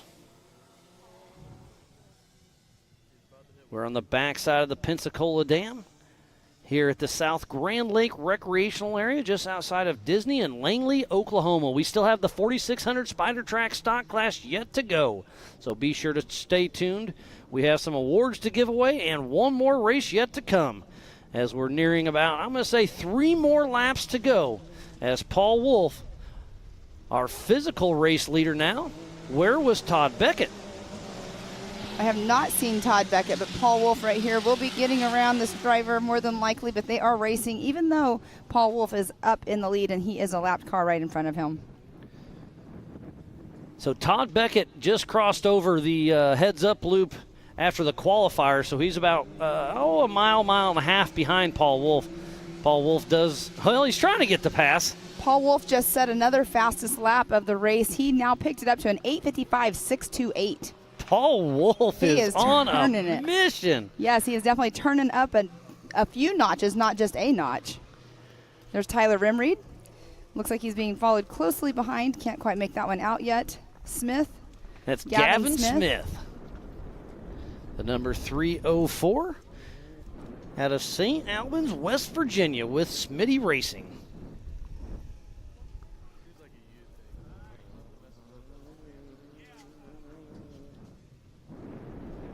I hear Chris Hickman over there on his rugged radio hollering back to Paul and having some chats. But Paul Wolf with a great run. Is that Wall Raven, I believe? It looks like 118 of Matthew Walraven with a flat right rear tire. Yes, and that is a Jason Watt logo on the roof of it, so it is definitely Matthew Walraven. The Amsoil hot pits have been very, very busy with mainly just tires, but obviously there's definitely been some axles. We saw Terry with his trailing arm bolt issue.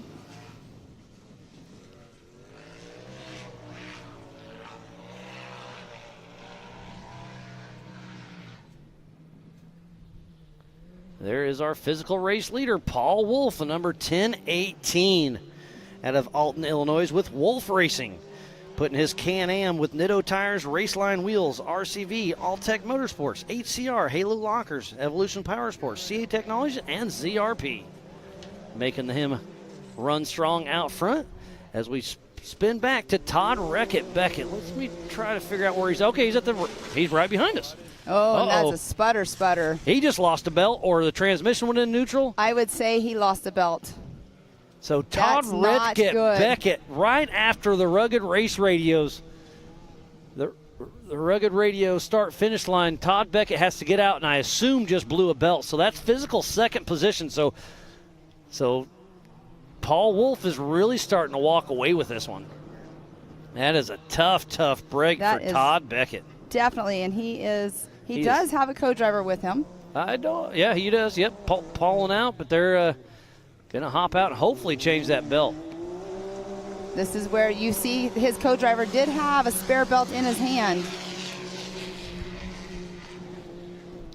So they got to pull the cover off, change that belt. I'm going to say you can change a belt in less than 5 minutes. So you could change it in a couple minutes if you have it down pat, but just like we were talking with Terry, winching. Well, changing a belt, you have your helmet on, your gloves on. There's just your adrenaline's going on. So we'll see. Looks like they got the cover off, but I think they got to put that cover right back on with all this water. They will, and a lot of these drivers, what they have done is there's a quick disconnect release for the cover for these, and then also for the belts as well. I mean, this is something where you want to make sure you practice it because you can get this done really quick or it can take you a very long time. But it also depends on the belt, because if the belt comes apart and sometimes it'll kind of shred itself and then get stuck in the clutches, so you have to get all those out, otherwise it'll hurt the new belt you put on there. So exactly, it's just kind of luck of the draw. We'll see how it all shakes out, but every second counts for Todd Beckett right now as we see Travis Zollinger coming down the Yukon waterfall section. So Paul Wolf out front right now. We do see Todd Beckett over here with that broken belt. But we shall see how this will all shake out. Cole Clark running in that number 3 position. He has already been on the podium once today in our race earlier on. And now he's getting closer and closer to Todd Beckett. I think Cole Clark's going to pass Todd Beckett. Yeah, they're getting ready to come through the finish line here in just a moment. That is Gavin Smith that is right in front of him. I'm sorry. Peyton Isabel, I think? Peyton Isabella. Okay, yep, all good. Oh, and he knows he's got pressure behind him. Oh, and here's the third splashing. car. They're hitting hard. So Cole Clark, it looks like he's going to move into second position.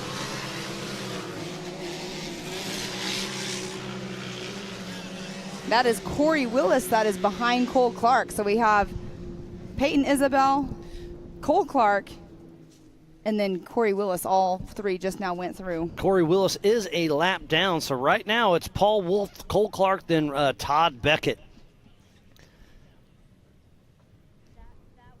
All right, and that is Matthew Walraven.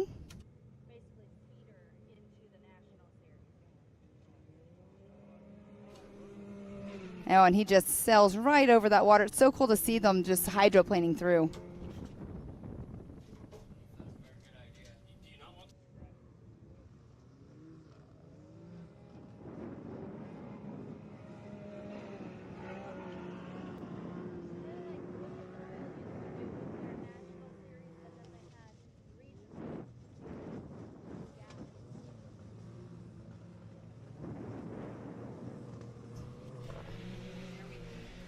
Do you see that is not Jason Watt, that is Smith, I believe?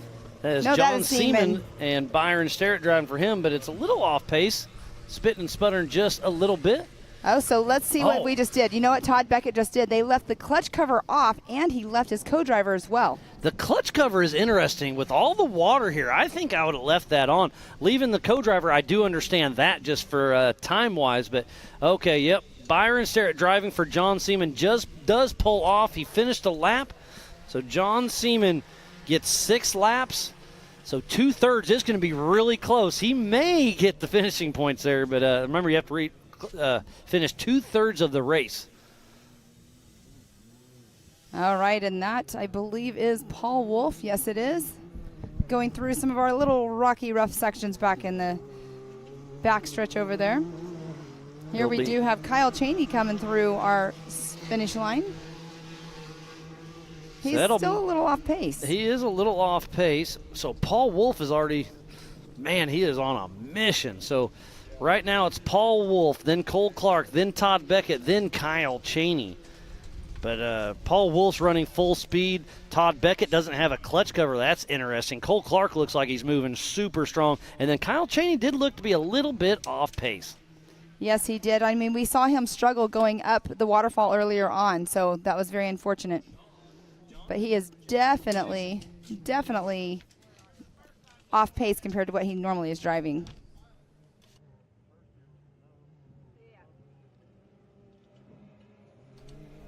And there we have Paul Wolf. When they go through that little water section right there and it bucks them up just a little bit, little kicker at the end of it. Yeah, the Spider Track backsplash is a lot of fun to see. As Paul Wolf heading up towards the staircases.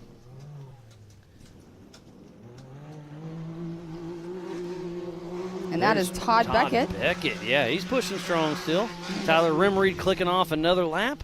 So Rimreed still in the top 5. But it's still anybody's race. There's Corey Willis heading down the Yukon Little Blue section. That little kicker right there when they bounce down is a little gnarly.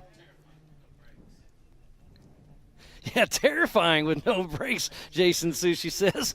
He was having some issues and then popped either a ball joint or an A-arm or something, so he's out of the race. We saw JT Taylor pull him off the race course just a little bit ago, so tough break for him. And there we do have Paul Wolf, still on a mission, a man on a mission.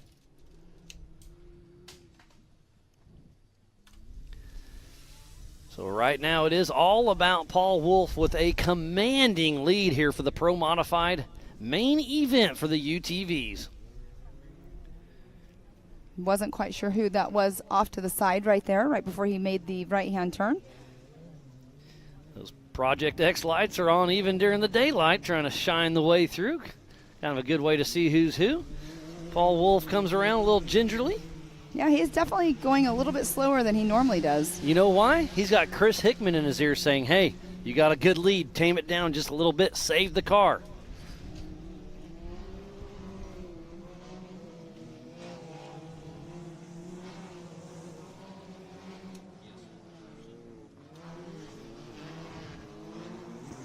And that's Gavin Smith. From above, we're watching him. And it looks like he's off pace, more than likely going to be pulling off as well. Man, this race course has definitely taken a toll.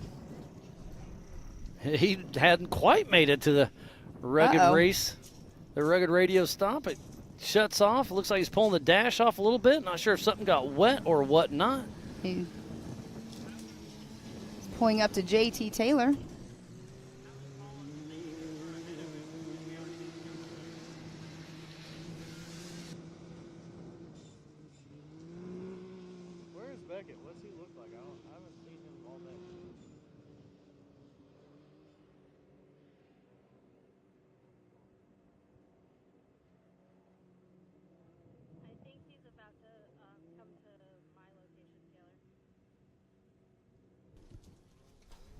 We got a little dusty section in the back there.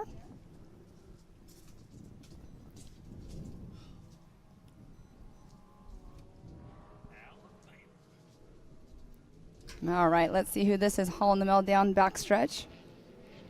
I believe that is Matthew Walraven. Yes, it is. He got a little bicycle action going on. That little kicker right there at the end is gnarly. Yeah, the old Spider Track backsplash is a lot of fun. If you hit it just right, it's perfect. But if you don't hit it right, it's a little interesting. There's Corey Willis. And it could be, so Corey Willis is in second in the Western Series points. So if Kyle Chaney can finish in front of Corey Willis, he'll take that home for Robert Parker for the Western Series championship. All right, and there's Tyler Reed. Yep. Coming down the Yukon Little Blue section, and back on our leader, Mr. Paul Wolf, who had an issue in his last race, but this one's going smooth, and we'll see him tomorrow at 2 p.m. for the 4,400 main event. There's Wall Raven coming through the Brannock boulders. And what a great race course. I keep saying it over and over and over, but you guys really laid out an awesome course. I mean, obviously it's not as difficult as some of the places we've been, but it's definitely taken a toll on these race cars. Yeah, it gives you a little bit of everything from the gnarly rocks to the water crossings to the tight woods to the main rock obstacles. I mean, this is what Ultra4 USA is all about. I say it almost every time, but this is one of my favorite racetracks. That is an absolute fact. Back to Matthew Walraven. We'll see his son Xander Walraven run tomorrow morning at 9 a.m. Central Time. Be sure to tune in to the future of our sport. So Walraven still pushing strong. Out for another lap. And Walraven is sitting in that number 6 spot now. He's moved up in one position. His last lap was a 9:27.052. But I don't know if anybody will beat that fastest lap time of Paul Wolf at an 8:55.628. We shall see tomorrow when the big boys get out there and race, but I'm not sure if that time will be beat. Yeah, Paul Wolf has really been on a mission today with that 8:55. That is a smoking fast time, and he'll take home a check for that one as well. Obviously, in the open class, he had some part failure issues. He hit something and took out an A-arm, which is kind of a common theme out here today. Definitely, isn't it? Tires and brakes, actually, though, have been an issue this race. It wasn't earlier on in our other UTV races, but today and this afternoon, brakes are not being anybody's friend out there on race course. All right, that is Todd Beckett getting ready to go through that spider track backsplash, as you're calling it.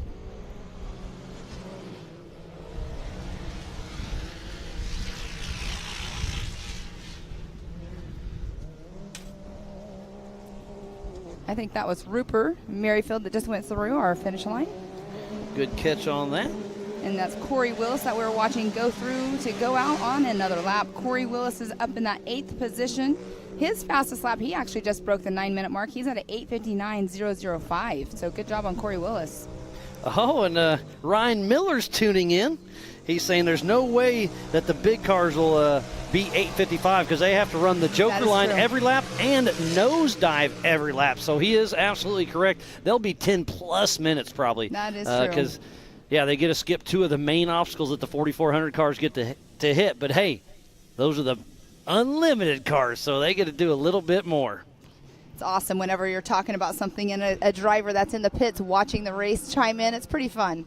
So thanks for tuning in. You guys will be out on course tomorrow. It's going to be exciting to watch, but you are 100% correct.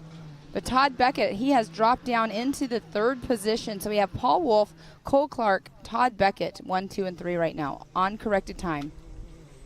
And there we do see Todd Beckett on screen.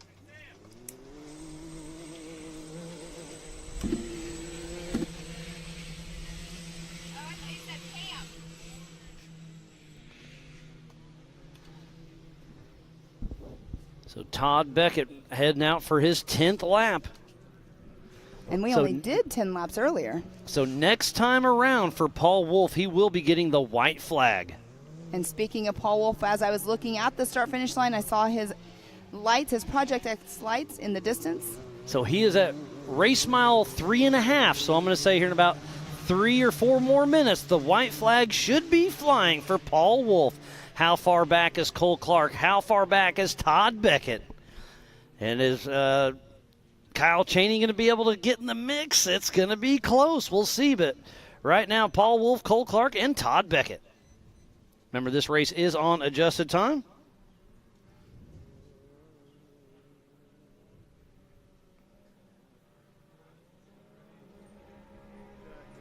And Tyler Rimreed, he is definitely having a lot of fun, as I said earlier, in his brand new Can-Am that he just finished building just a couple days ago. They were still working on it, and here he is out racing it already.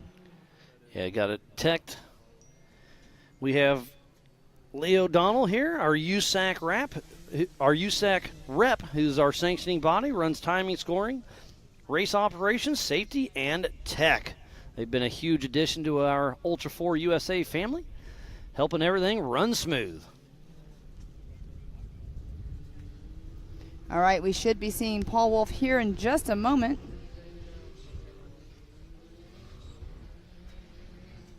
Was that Cole Clark? That was kind of going a little slow?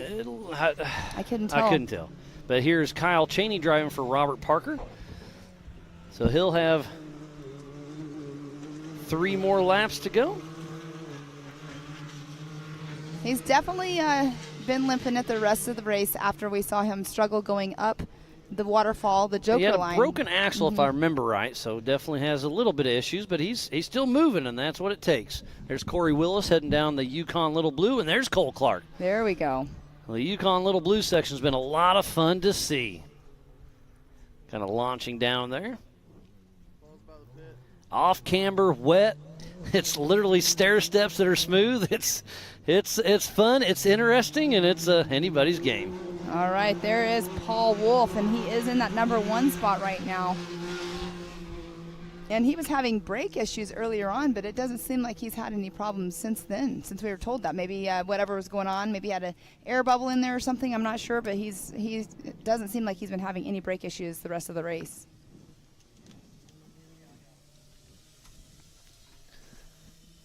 I see JT Taylor, our Ultra4 USA race director, with the white flag in his hand. Paul Wolf should be coming through, so the white flag will be out here in about 30 seconds. Going through that last little bit of water crossing before he comes over here and makes that left-hand turn to come around to the start-finish line. He's slowing down just a little bit, but you know what? If you have the lead, you want to take it easy. Make sure you're not going to mess up your last lap of the day.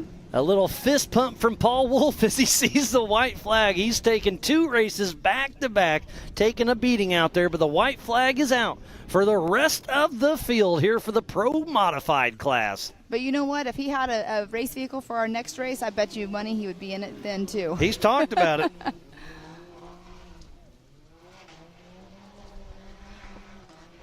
All right, so where is Cole Clark and Todd Beckett? Our 2 and 3 position.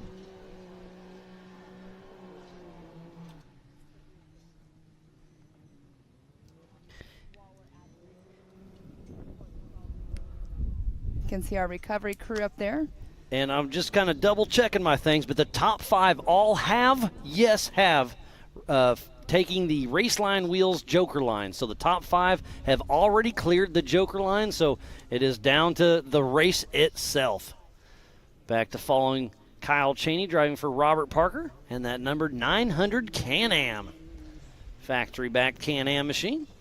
Oh, and it looks like that one kissed the water just a little bit. Travis Zollinger clicking off another lap. White flag. White flag and thumbs up for everyone around. And Tyler Rimreed here again. Tyler Rimreed has so much seat time. We had him up here earlier talking to him. He races in multiple different kinds of vehicles, multiple different racing associations, and he just keeps adding to his program. He's one of our Mid-America ambassadors as well, but he gets lots of seat time. And there we do have Matthew Walraven. That little kicker every single time.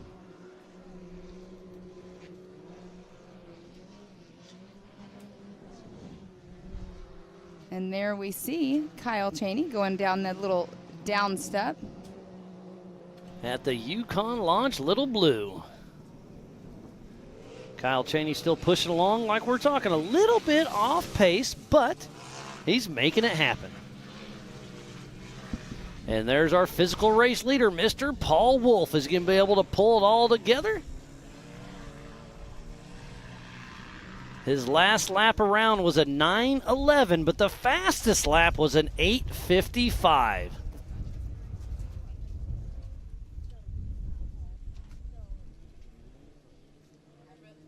I really like how small this race course is because there's action going through all the time, and it's all over the race course. They're not really getting spread out. Like earlier on we were talking, there's battles going on all over the race course, and this has been a very fun one to watch. Looks like that's Wall Raven in the Brannick Motorsports Boulder field.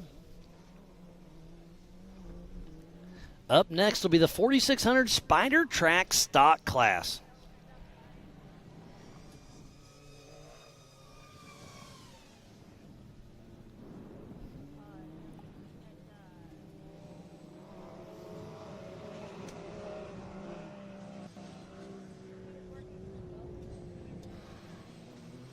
All right, Cole Clark has gone through one of our heads-up loops, so he is quite a bit of ways behind Paul Wolf on time, but he's still sitting in that number 2 spot.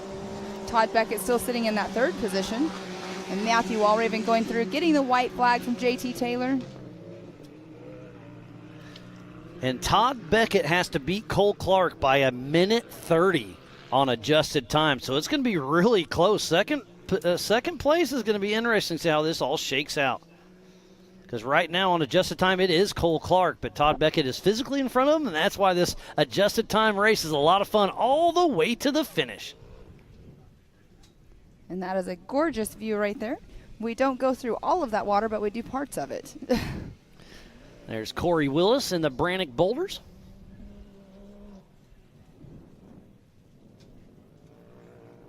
It's been fun keeping up with the Optima Battery leaderboard in our top left of our screen.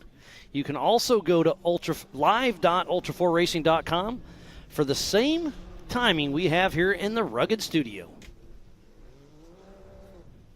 All right, Corey Willis is definitely spraying himself with a lot of water right there, going through as fast as he can. And it's crazy how burned in this course is. Up next will be the 4600 Spider Track Stock Class. Those are Jeeps, Broncos, Toyotas with 35-inch DOT tires running after some of these. It's going to be interesting. Definitely not as fast, for sure. And then tomorrow we'll start off with the youth races in the morning, and then we'll have the 45s and 48s running after that. And then 2 p.m. we will kick off the 4400 main event. So if you're on the fence of coming, come on out. It's a free event. It's a beautiful event.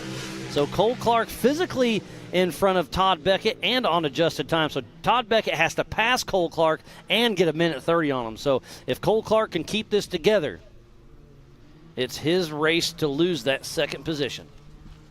And there we have Kyle Cheney making his way around. Kyle Cheney running for Robert Parker. He is running in that number 5 spot right now. His fastest lap of the race so far has been a 9:14.653. Making his way through the rocks. But we do have to see Todd Beckett. Have not seen him yet come through, as we just saw Cole Clark. And there's Matthew Walraven. So Todd Beckett hopefully he can keep it together. But remember, he took his belt cover off, so he could be the belt could be slipping if he's got a little bit of water.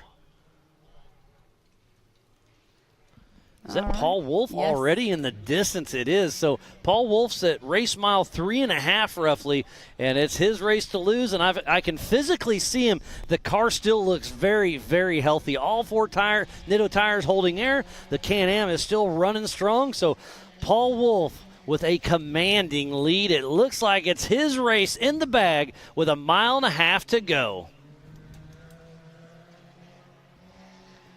One of our fun little water crossings just before race mile number 1 heading towards the waterfall. That's Corey Willis, I do believe.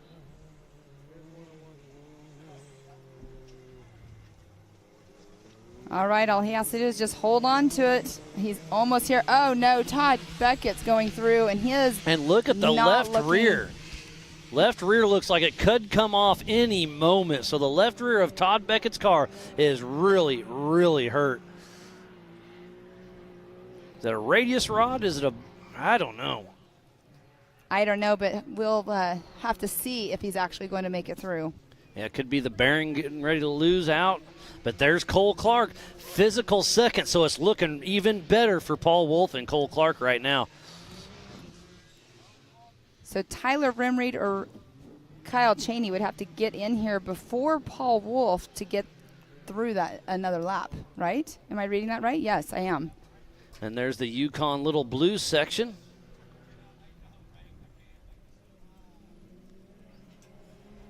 Oh, and look at that pass in the water just now. The Spider Track backsplash, having some fun back there with Paul Wolf, just passing race mile number 4 as he is heading towards the AMSOIL hot pits. We are about a minute and a half away from the checkered flag flying for Mr. Paul Wolf. And once the checker comes out for him, it's for the rest of the field.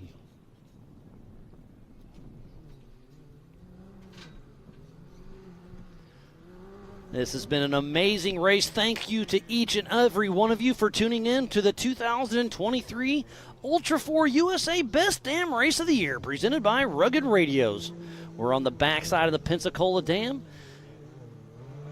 at the South Grand Lake Recreational Area just outside of Disney and Langley, Oklahoma, is our race leader heading through the Brannock Boulders for his last time. About a minute away, he'll be here in town. So Paul Wolf has raced the last race, had some mechanical issues, was running strong until he wasn't, but now it looks like he should have this race locked up. Race is on adjusted time. He did start out front, but there's no way that anybody is going to be close enough to catch him.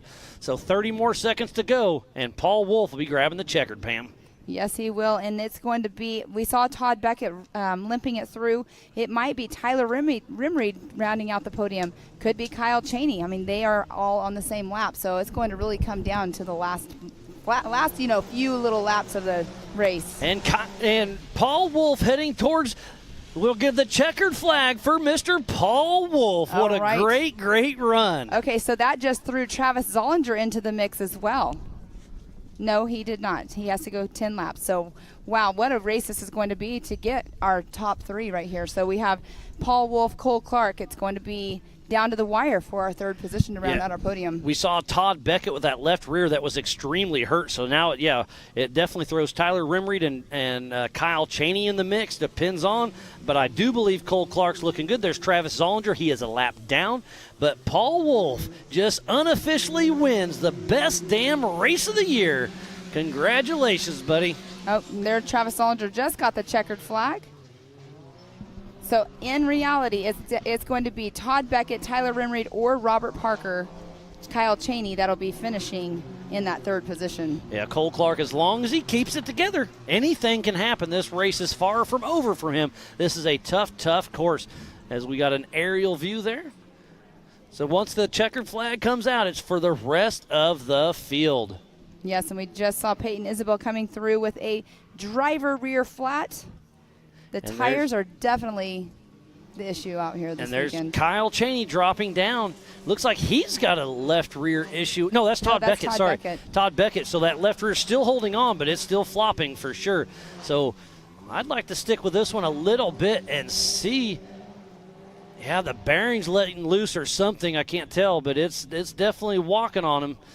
So where are we at right now? This is probably race mile number 2. So he has roughly 3 more miles to go. He's got a few more miles to go. It's going to be interesting. But the drone's doing an amazing job, and look at that left rear just flopping. And he's getting ready to hit in the woods. And the hardest wood obstacle out there is that little waterfall climb with the hard right, and that's going to put all the weight on that left rear tire, and that could really give him some issues.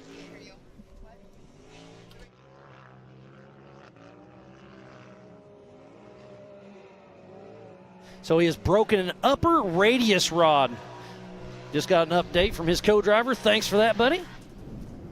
We'll see how long those other 2 hold on. Yeah, Can-Ams have 3 radius rods, so the upper one did break, so that's why it's flopping a little bit.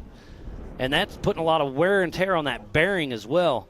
And who is that? That's Corey Willis getting ready to hit the Spider Track backs. And look at him completely hydroplaned and then gets a little bunny kick at the end, and he is hauling. Oh, there's Cole Clark. Oh, and he's physical 2nd position. Limping as well. He should be going that's a pretty faster. Rough section. That's a pretty rough section. So he could be knowing where he's at, communicating with his team, getting on the rugged radio.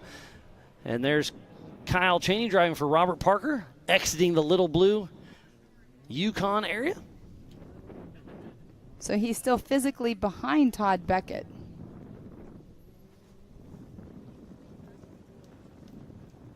but Cole Clark is sitting in that second position. And that's Roper Merrifield, Rupert himself, out of Sweetwater, Oklahoma, with Elevate Off-Road Racing.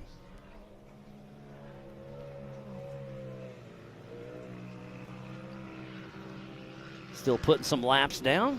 I believe he's the one that came to qualifying just a couple minutes late and finished qualifying and then took a little tumble. We were already off air because once we quit qualifying, there is a 5-minute window, and we thought it was clear, and then he pulled up right in that 5th minute. So JT did let him run a qualifying, made it all the way through, and then just took a tumble. Yes, and that's Matthew Walraven coming through. There's Corey Willis as well coming and through. Look at Corey Willis getting a little slideways, pushing hard. So I think Corey Willis, between him and Kyle Chaney. Well, Corey okay, Willis. so unofficially, it is Kyle Chaney for Robert Parker should win the Western Series Championship, and Corey Willis should win or should get second in the Western Series Championship. This is all unofficial, but it's looking good for those two.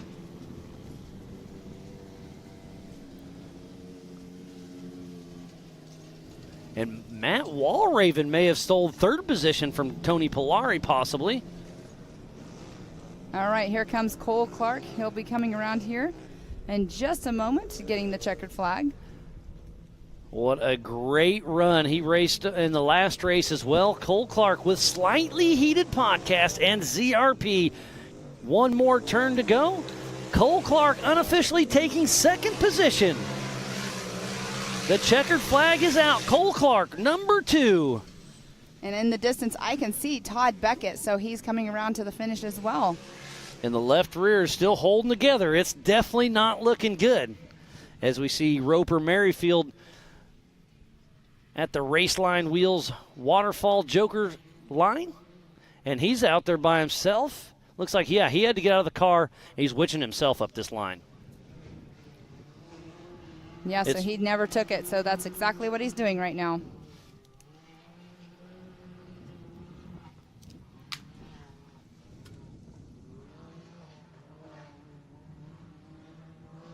With Cole Clark sitting in that number 2 position for our Pro Mod class. He also was on the podium for our UTV Open class as well in that number 3 position. So 2 podiums in a day. You cannot have anything to complain about on that one for sure. That is a good day. Yes, and here's another great shot. So on our left, that's the top of Waterfall. On our right, that is Little Blue.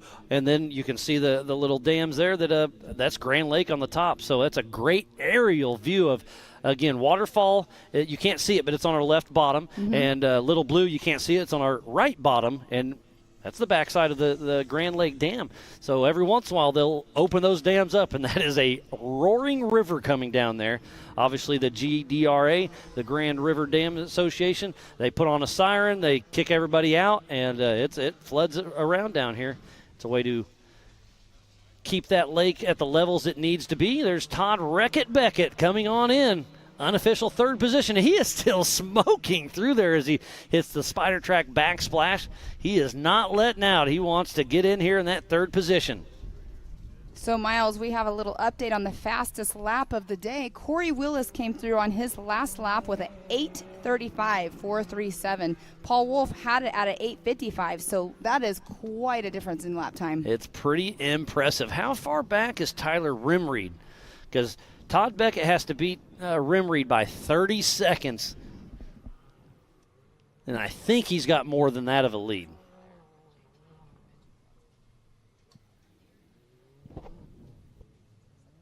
Did you ever get Lindsay food?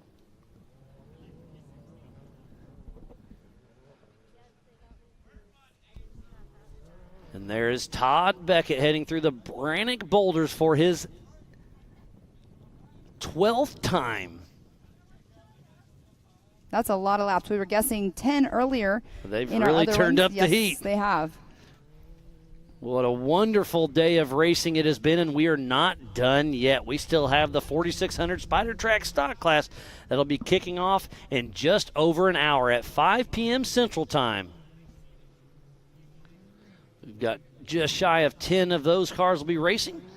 I just love the 4600 Spider Track stock class. All right, so Todd Beckett and Tyler Rimreed just clicked at the same time on the timing loop. So I think Tyler Rimreed is going to steal it away from Todd Beckett because he has to beat him by 30 seconds. This race is on adjusted time. So yes, Tyler Rimreed will sneak away and take that third position from Todd Beckett that limped through that whole lap with a left rear issue. I think Tyler Rimreed just stole third place. On adjusted time, yes, on adjusted time he did. He ran his fastest lap of the whole entire race just now, too, at a 9:09.835. Todd Beckett, we saw that he was limping it in, and he was trying to make it as much as he could. But, wow, look at that great run by Tyler Rimreed in his brand-new car. What a race to the finish. That was one to see. So Tyler Rimreed, I believe, just stole it away from Todd Beckett. So unofficially, 1, 2, 3, it's Paul Wolf, Cole Clark, and Tyler Rimreed. There's Kyle Cheney driving for Robert Parker. He should be in that 5th position as he's heading through the Brannock Boulders. What an amazing race it's been today. We're not even done. We have one more race to go after we're done with this. We have our podiums to do as well. So it's been a great day of racing.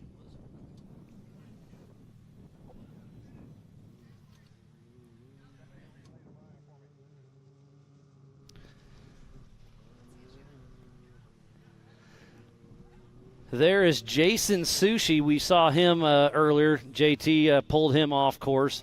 Had either a ball joint or an A-arm failure. It's a tough break for him, but he'll get that car back together, and hopefully we'll see him at Legends of Havasu. And speaking of that, Legends of Havasu is a do-not-miss event. But here comes Kyle Cheney and Robert Parker, so it looks like he's going to get unofficial 5th place. So that's going to set him up very, very nicely. So I think Kyle Cheney driving for Robert Parker just locked up the Pro Modified for the Western Series. So we have a rugged replay we're going to show you here in just a moment. And here it is, the rugged instant replay. Here's the pass of Tyler Rimreed stealing 3rd position away from Todd Beckett. It was a race to the finish. What a great showing by these two competitors, but it was Tyler Rimreed who stole the show from Todd Beckett. What a great race Todd had. He had a great race. He was leading it, had some issues, but hey, that's part of the business. So again, thanks for that rugged replay. And that's a testament, too, to the product that is on Todd Beckett's car because he had that broken upper tie rod the whole entire time. It's these cars are beasts. So to finish my thoughts, Nationals will be in Lake Havasu for Legends of Havasu. It's a do-not-miss event. We've got Ultra4 USA, F1 boat racing, IPRA rodeo, American side-by-side takeover, national music acts, sand outlaw drags. We got pool parties, jet ski trick shows, and so much more. That is October 26th through the 29th, and we have got some amazing VIP packages available. Go to legendsofhavasu.com and check it out. It's going to definitely be a great time. Everybody's been talking about it already. People have already got their stuff booked because you can go on, you can book your hotels. They're all available right now. So buy your tickets and buy your hotel rooms, and let's all go have a good time at our finals. It's going to be a great, great week. There's Roper Merrifield winching up the Joker line.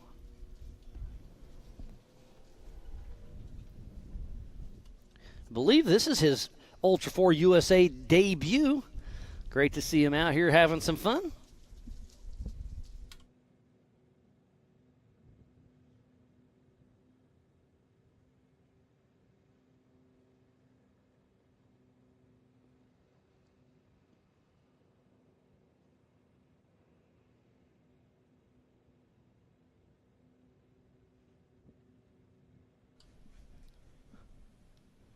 So Roper Merrifield heading up the race line wheels Joker line. He's unhooking. He'll put it in, getting thumbs up, and he'll head on to finish his race. And he's running single, correct? He does not have a co-driver, so he's having to get out and do all of this himself. And then get back in the car and then suck in the winch. It's a lot of work.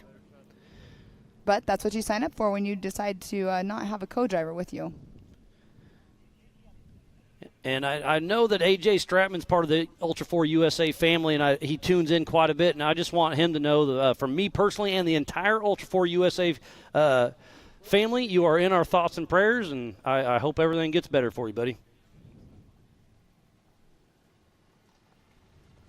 And that is a great overview again of the dam and also the lake, Grand Lake. That's the Pensacola Dam. The Pensacola Dam is the world's longest multiple arch dam in the world. And also Grand Lake is about 43,500 acres of lake. That's an amazing size of lake. They have about a 1,300-mile shoreline, and that is huge. I mean, when you're flying over this area, it definitely stands out and everything. But the Pensacola Dam is a beautiful dam. I mean, great photo op. It's in the background right now. It's absolutely a beautiful part of the area. You are absolutely correct, Pam.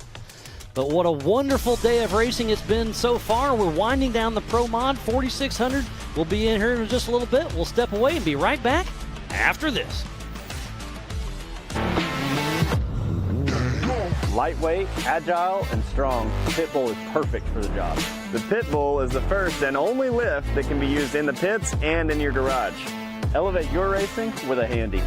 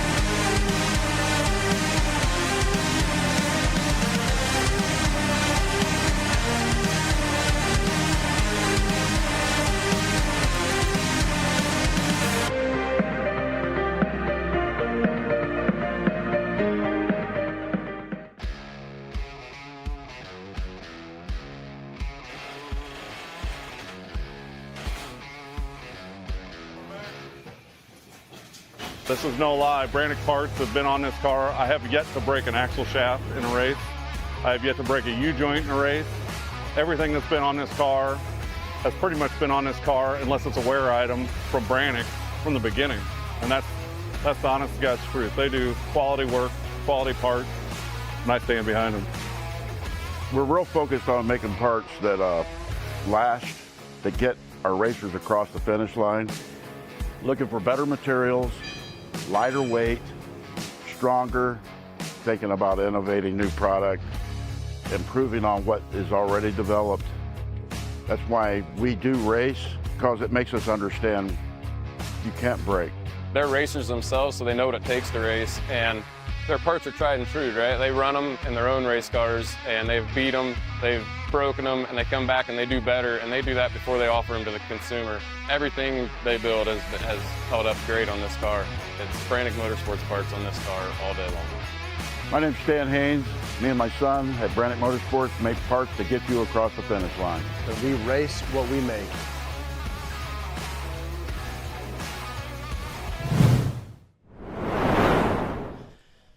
Welcome back to the 2023 Ultra4 USA Best Damn Race of the Year. Such a great little commercial of Brannick Motorsports they put together. They traveled to their team just a little bit ago.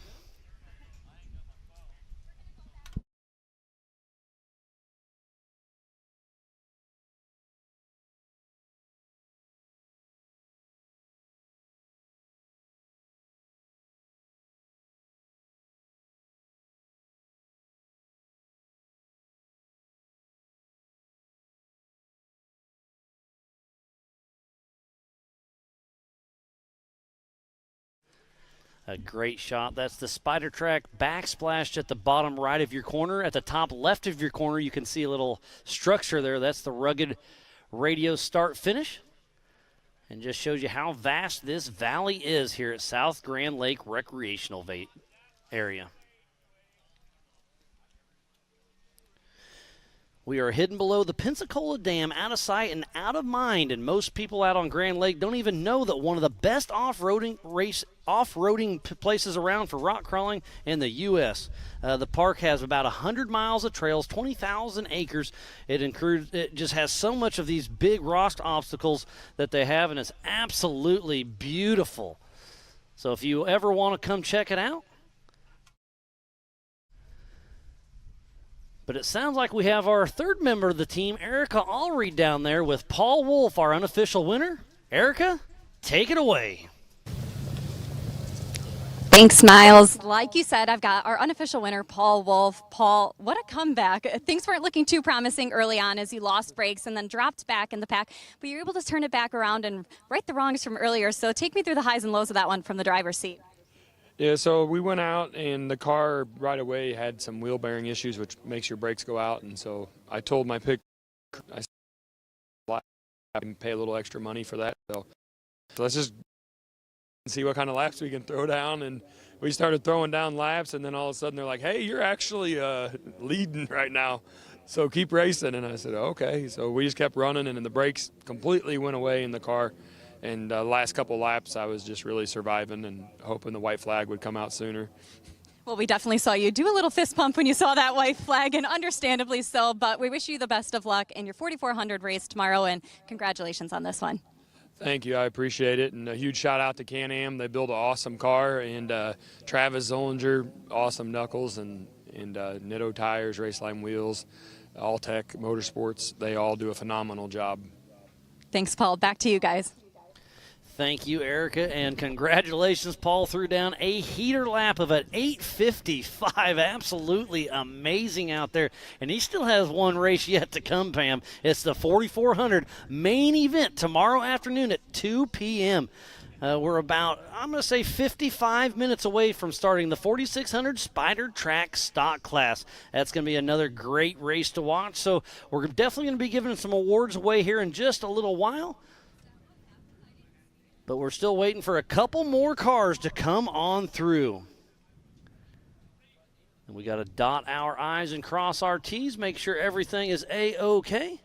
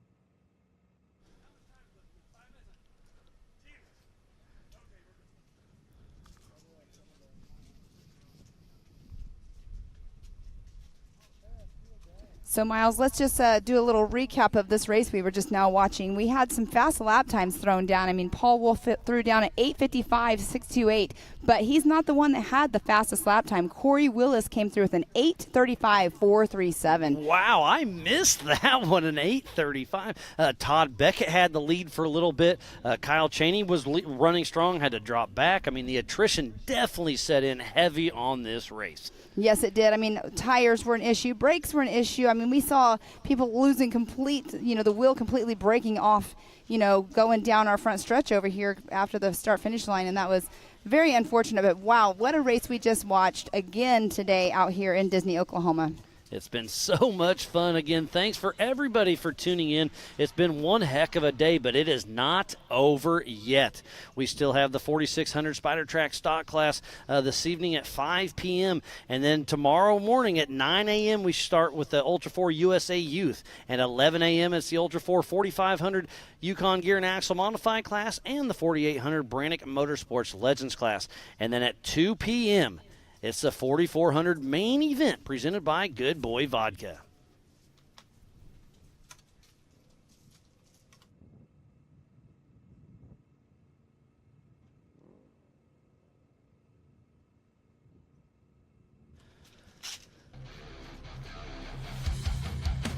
So more action coming up here in about an hour. We still have some awards to give away, so we're going to step away for just a minute, and we'll be right back after this. AMSOIL runs on freedom and has since 1972. We punish our products firsthand in our world-class laboratories and beyond, because some things can't be learned from a test tube. Run with us.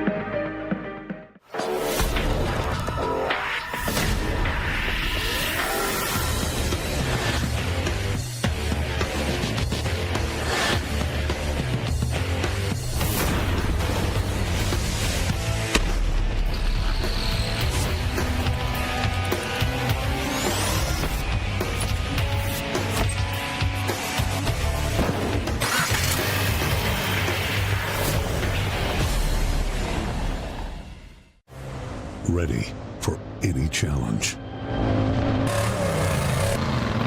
Maxxis tires can handle even the most punishing off-road conditions.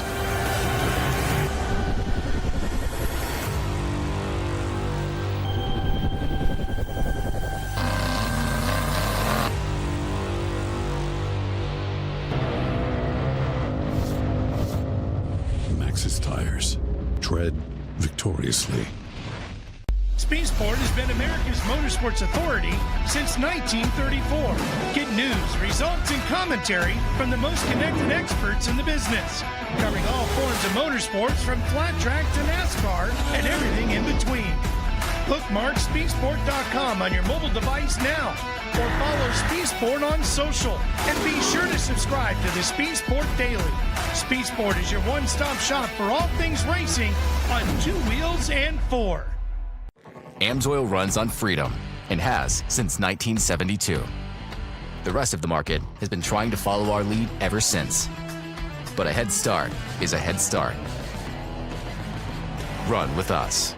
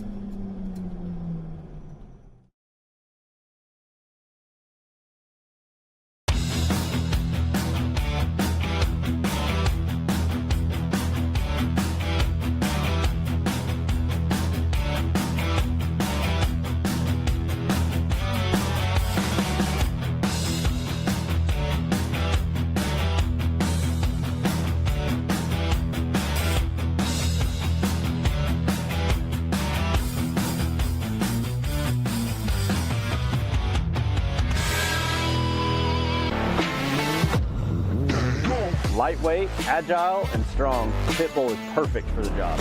The Pitbull is the first and only lift that can be used in the pits and in your garage. Elevate your racing with a Handy.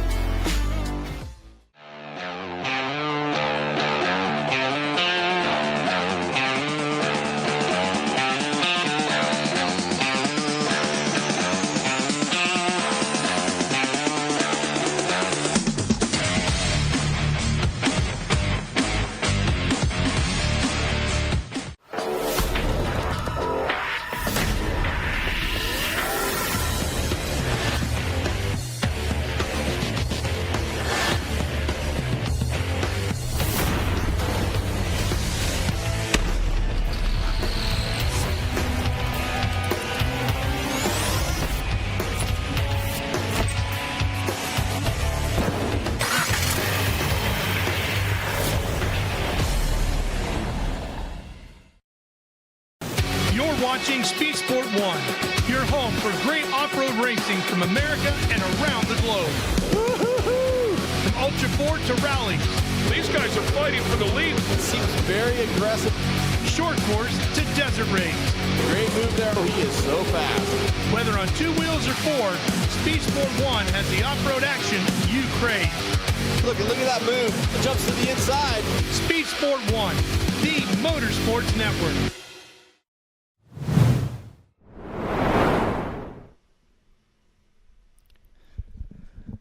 Welcome back. We just winding down the Pro Modified class here for the best damn race of the year, presented by Rugged Radios. There's a great aerial shot.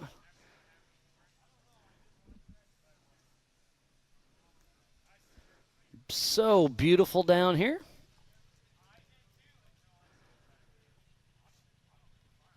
So we will be giving away some awards here very soon. We just got to make sure everything is running smooth on our end. So again, thanks to Cody Wagner with Laser Nut and those 360 wrap trophies.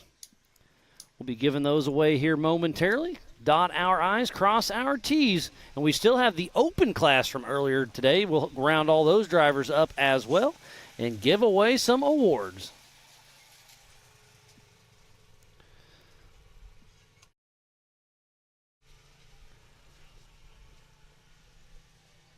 So while we wait for everything to come together, we're going to step away one more time and then give away some awards before we start up the 4600 Spider Track Stock Class. So one great race yet to come. So be sure not to go anywhere.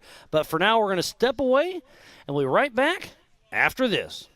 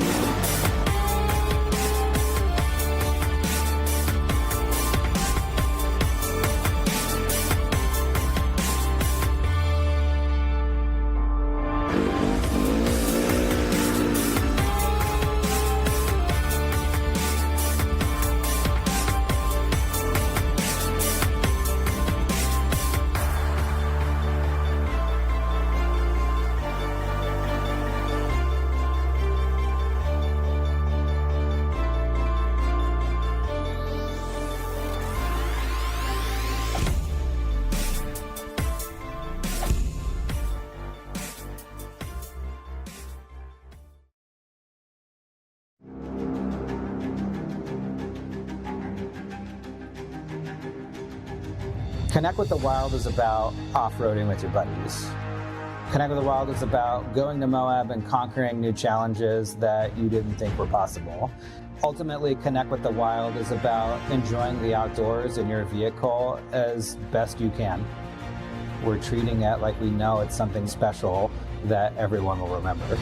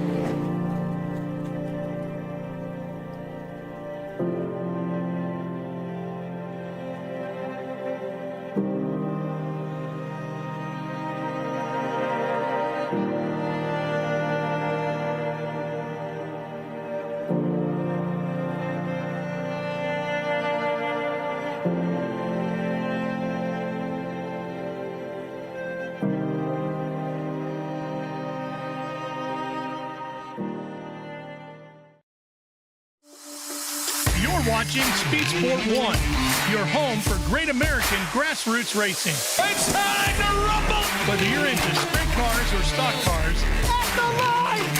Modifieds or midgets, down to the low side, retakes the lead! Dirt lane models or demolition derby. Oh! Speed Sport 1 has the grassroots action you love. Are you kidding me? Speed Sport 1, the Motorsports Network. AMSOIL runs on freedom and has since 1972. We punish our products firsthand in our world-class laboratories and beyond, because some things can't be learned from a test tube. Run with us.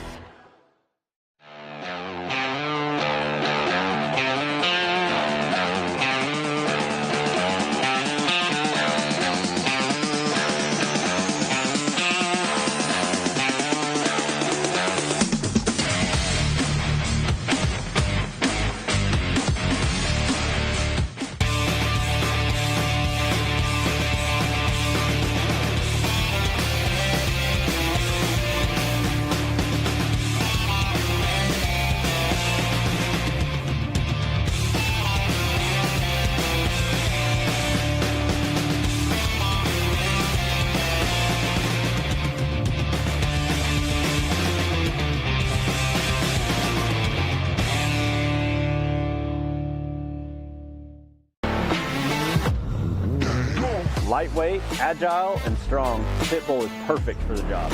The Pitbull is the first and only lift that can be used in the pits and in your garage. Elevate your racing with a Handy.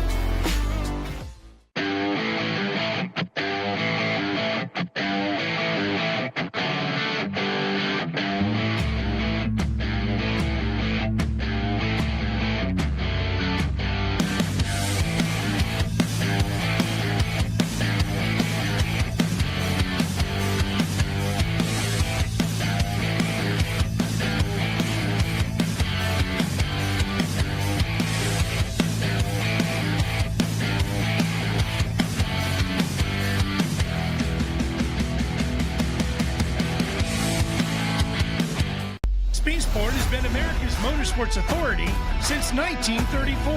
Get news, results, and commentary from the most connected experts in the business, covering all forms of motorsports from flat track to NASCAR and everything in between. Bookmark speedsport.com on your mobile device now, or follow Speed Sport on social, and be sure to subscribe to the Speed Sport Daily.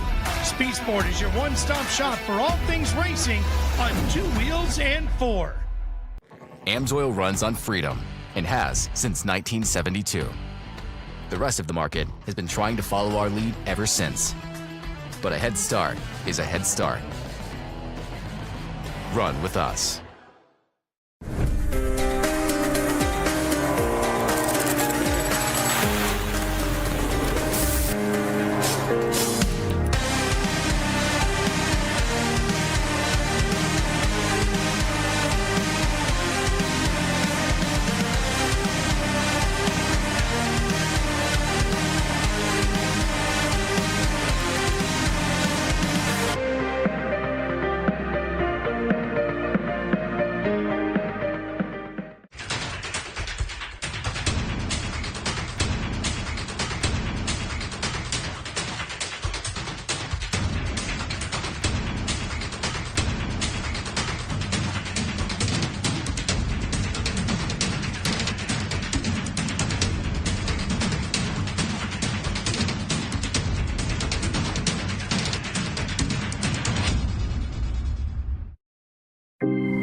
At 360 Wraps, we've been working hard to transform the vehicle wrap industry.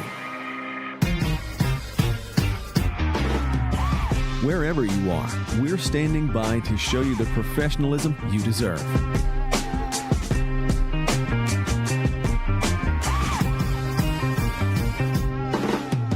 With a dedicated account manager, you'll always feel confident and in control the entire time. Providing nationwide service to the top brands in the industry, our team will confidently handle any project you give them.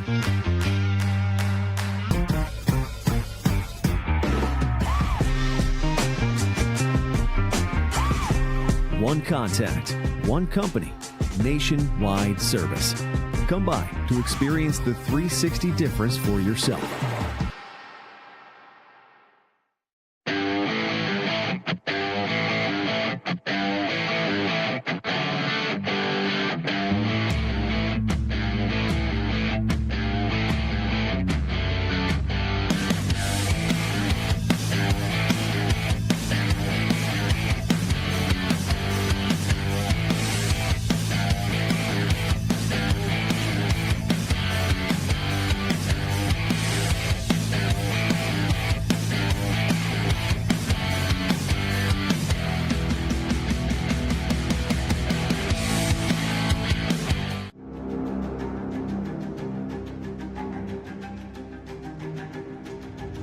Connect with the Wild is about off-roading with your buddies.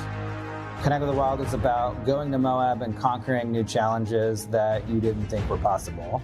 Ultimately, Connect with the Wild is about enjoying the outdoors in your vehicle as best you can. We're treating it like we know it's something special that everyone will remember.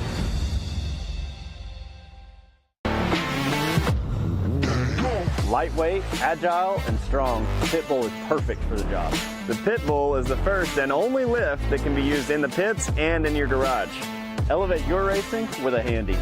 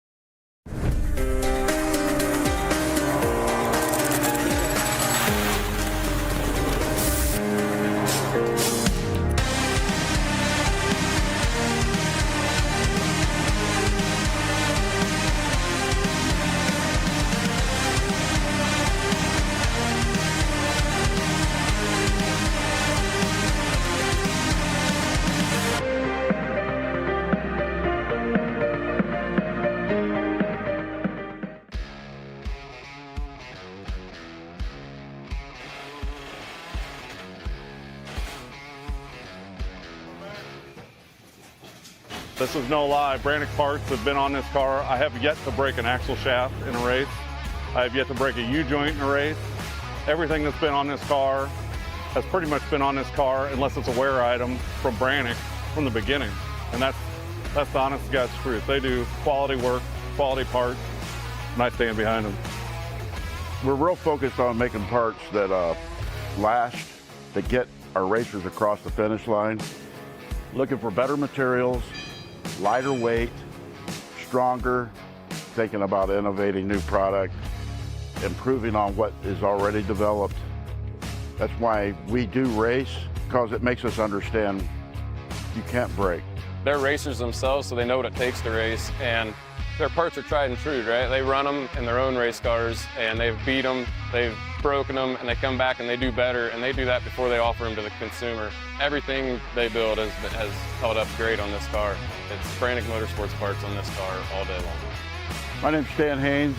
Me and my son at Brannick Motorsports make parts to get you across the finish line. And we race what we make.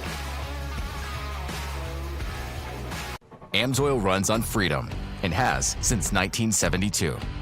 We punish our products firsthand in our world-class laboratories and beyond, because some things can't be learned from a test tube. Run with us.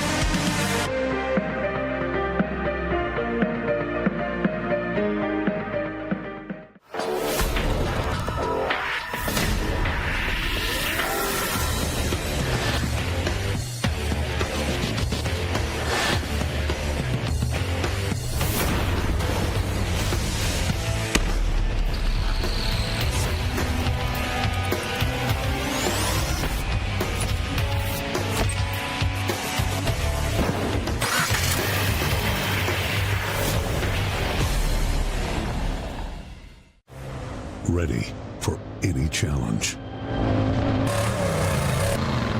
Maxxis tires can handle even the most punishing off-road conditions.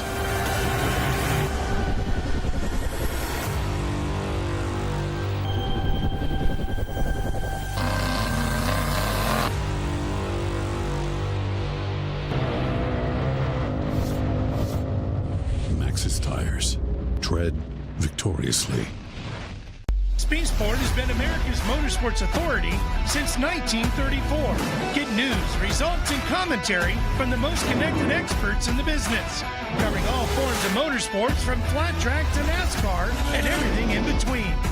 Bookmark speedsport.com on your mobile device now, or follow Speed Sport on social, and be sure to subscribe to the Speed Sport Daily.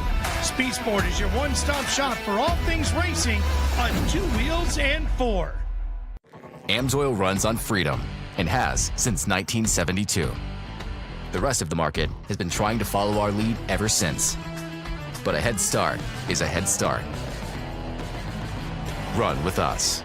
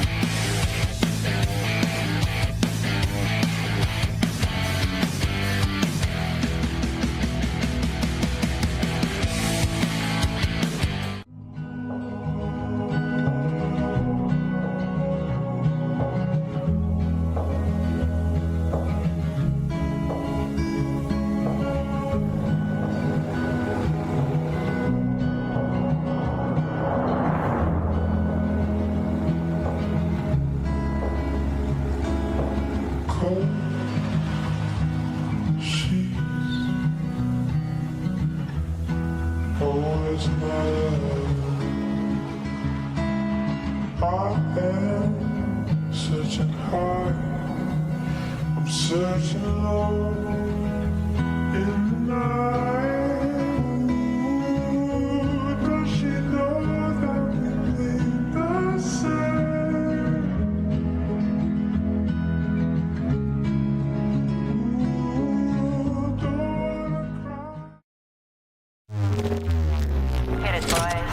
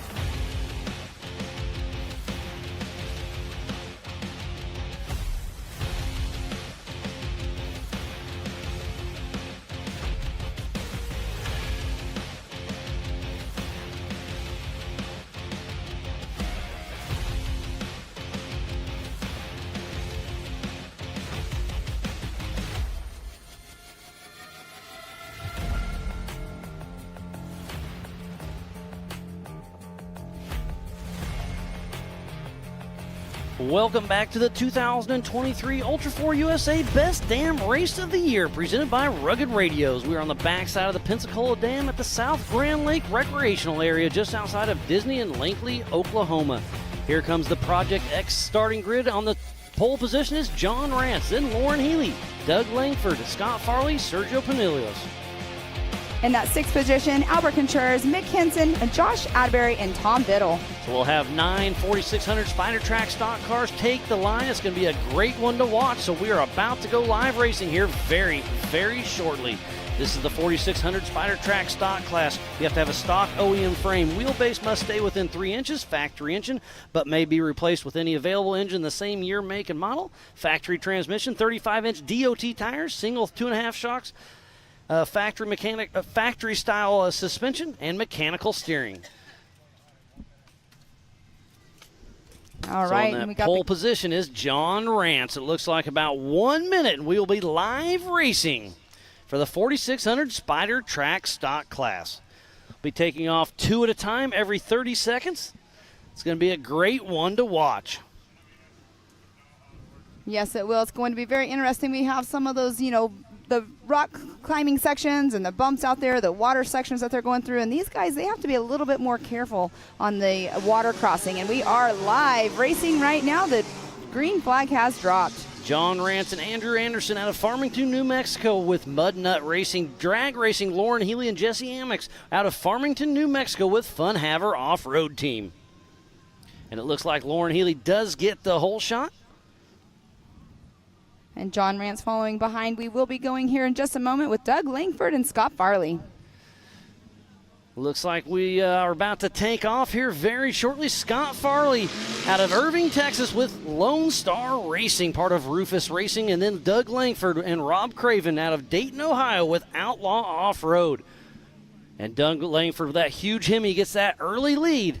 But don't count out Scott Farley. All right, next on the line is the 4688 of Sergio Pinillos and Albert Contreras. And a good story with Sergio is he's actually riding shotgun for this race. His right arm and shoulder is out of commission, so he's been renting this car from John Schaefer, so now he's letting the owner actually drive this one. It's cool to see John Schaefer back out of retirement. Out of Mount Dora, Florida with RPM Extreme and Warren Racing. And then drag racing, Albert Contreras, a Mid-America Outdoor Ambassador with Bruno Pinillos. Sergio's brother riding shotgun out of Compton, California with Jeep Thrills Off-Road. Yes, and then next up will be the 4619 of Mick Henson and the 4693 of Josh Atterbury. So Mick Henson and Disco Derek West riding shotgun out of Tahlequah, Oklahoma with Rusty Nail Racing. Drag racing, Josh Atterbury and Brandon Bain. Number 4693 out of Show Low, Arizona with Cracker Fab Motorsports. Great to see Derek West out here playing around with his buddies. You guys recognize that name. He raced Ultra4 and King of the Hammers for a very long time. Stepped away, but hopping in the co-dog seat with old Mick Henson. And Mick Henson does have an onboard.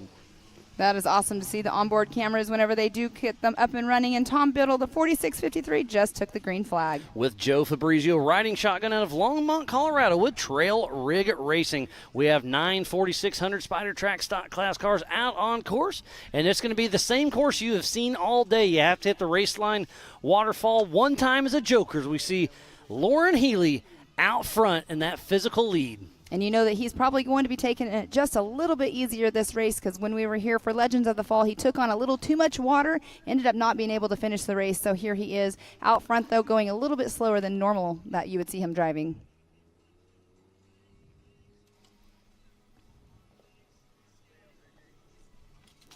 So Lauren Healy did get that whole shot on John Rance. He's now going towards the waterfall right here, doing his joker lap. Lauren Healy sitting in that 5th position for the 4600 Western Series. We'll see if he can advance enough to get into that third, in the top 3 or not for the Western Series points. And Miles, while you were looking down and talking, they did throw out their winch line early before he even got out of the truck. So they're just not even going to mess with it and just winch their way up. That's some great strategy. Obviously, they've got clean air in front of them, so they know they can get there first. And John Rance, there are 2 lines here. There's the right line and the left line. So we'll see if John Rance patiently waits or if he takes that left line.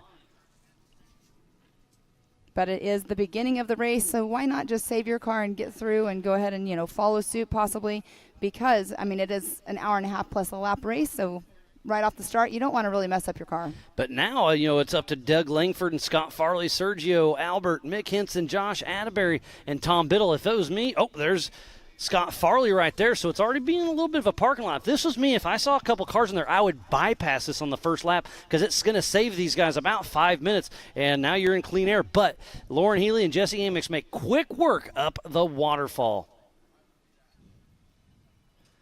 So the Raceline waterfall is making quick work up here as John Rance and Andrew Anderson already out of the car, taking that right line. And here's the Disney half pipe of Lauren Healy heading on through. This is a fun little section. It's always wet. And wait till you hear some horsepower tomorrow in this little Thunder in the Valley here in the Disney half pipe. Oh, and there we do see John Rance right there. So the Broncos back-to-back in the Raceline waterfall. Lauren Healy in an automatic machine and John Rance in a 7-speed manual. And there's Scott Farley heading up that left lane. So we'll see now it's a winch game. Who's going to be able to get up the waterfall first? Whichever co-driver has been having the most practice is what I would say right now. Scott Farley raced with Jackson Kunkel last year, and then they debuted this car. So it's great to see them back having fun. And Lauren Healy has made it through, so he'll be heading down Viagra here in about a minute. So we'll have to keep an eye out for him.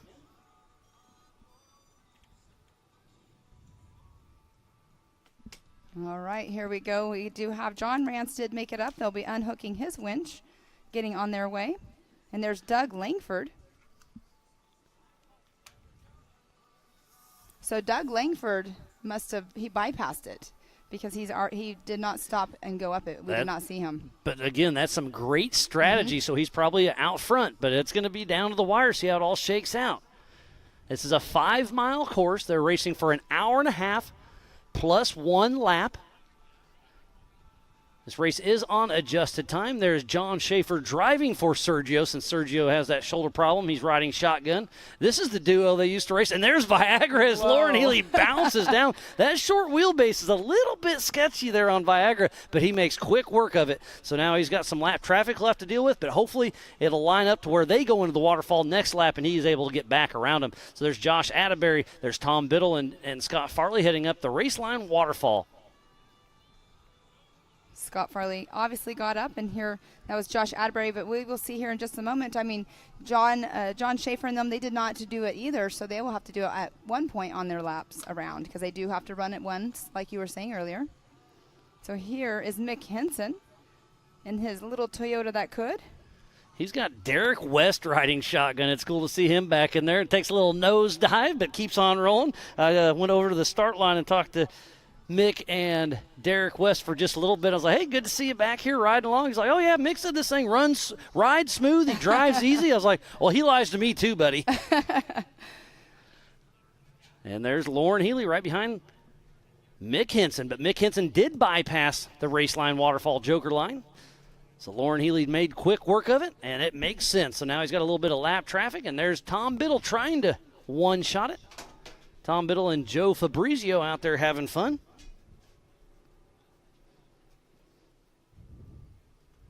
And they obviously didn't have the strategy of having the winch line already pulled out. A lot of the drivers do that because it does save a little bit of time, as we were seeing earlier on.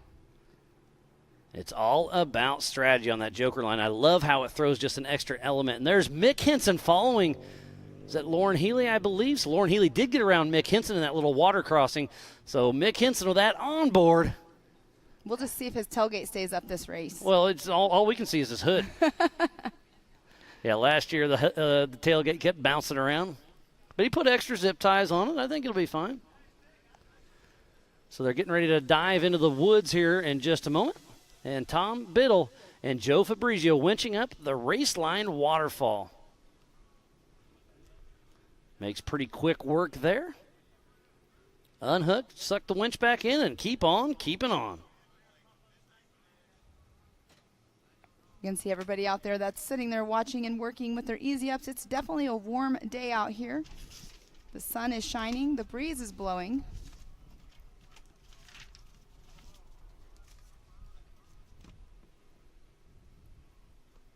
We have been racing since 8 a.m. this morning. We started our qualifying and moved right into racing.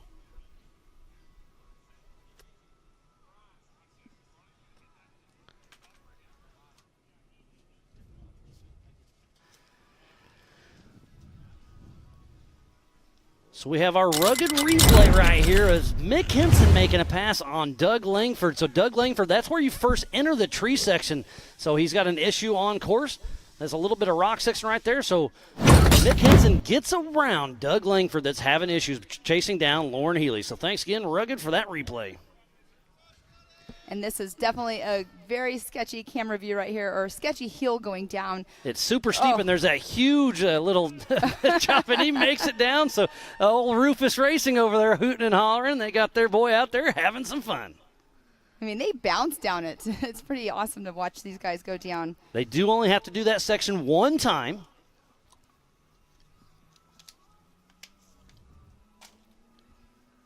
So Sergio has been our East Coast champion this year. Mick Henson got second place, and Tom Biddle in that third place, and they're all out here racing here this weekend with us.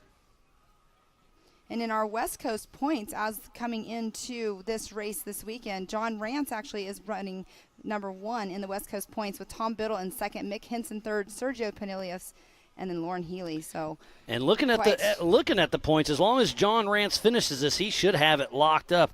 And then it's going to be close between Tom Biddle and Mick Henson. But to finish first you must finish. So Lauren Healy is praying that Sergio, Mick, and Tom have some issues out there on course. He's pushing strong.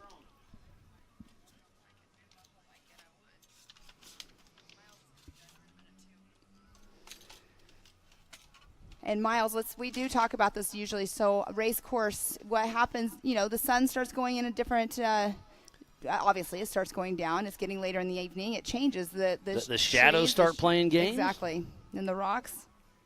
And in the woods, it can really throw it off. And obviously the UTVs really tore up the course in the woods. So different lines are starting to take effect.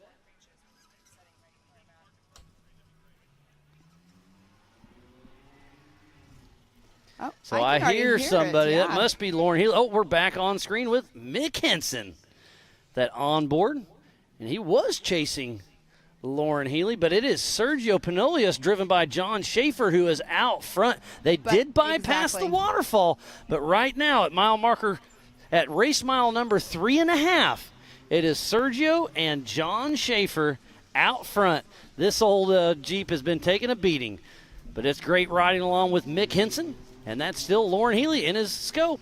And we are back to our race leaders, Sergio and John Schaefer. Sergio is driver of record, but he's riding shotgun. You can have one fill-in driver per season because he's got a shoulder issue. Mm-hmm. And if his shoulder is worse, you can have more substitutes if it's a medical issue. So if he has to have surgery or something, that can come into play.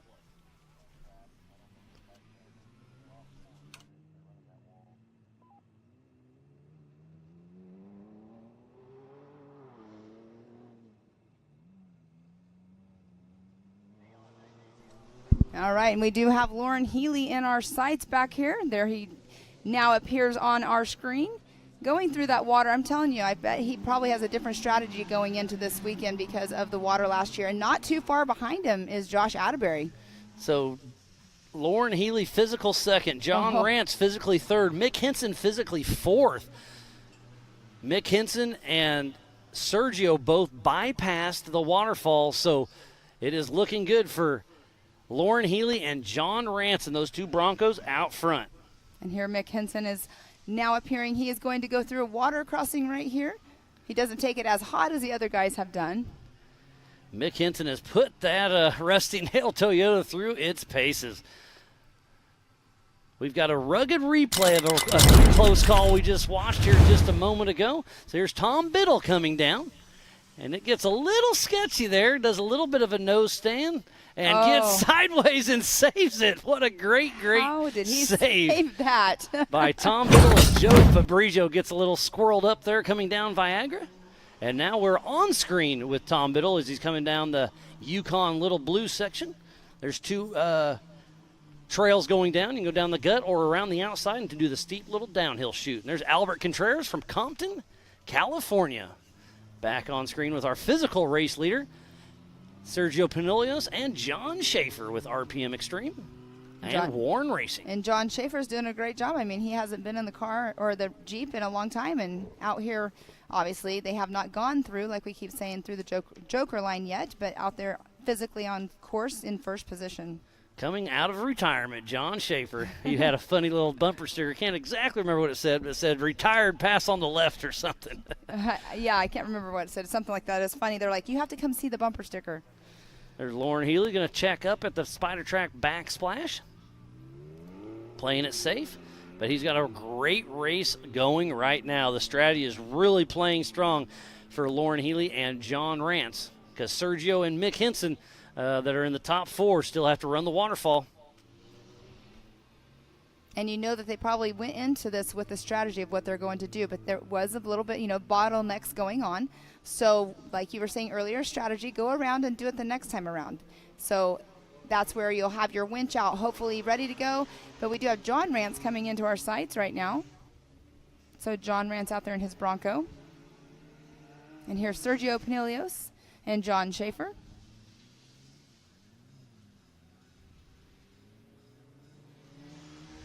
Jeep just trucking through all those rocks. Right there in the Brannock boulders. Lots of chatter over race-offs over the rugged radios. So far, so good. Trying to keep up with a little bit of everything.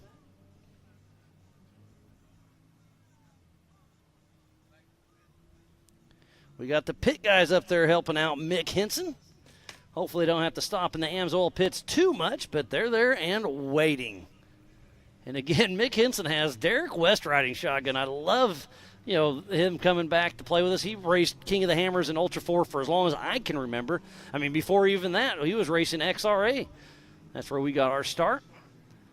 Great to see him coming out here and playing once again with his off-road family. All right, before they come through, what are you going to say lap time? Lap time so he did not take the Joker, so he's going to be about around that 11 minute. I was going to say 12. Oh, we're way off. They're up close to 15. I should have cheated and looked at timing.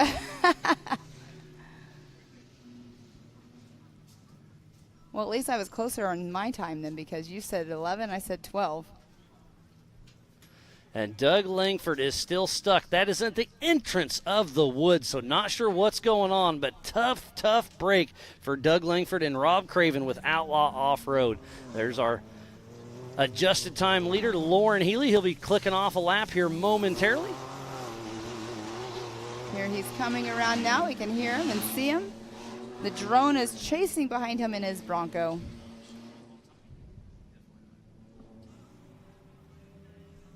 Right. There's John Rance getting ready to hit the Spider Track back splash. Slows down a little bit. He's slowing down, but not a whole lot. Just a tick. All right, and Josh Atterbury going through our start-finish line.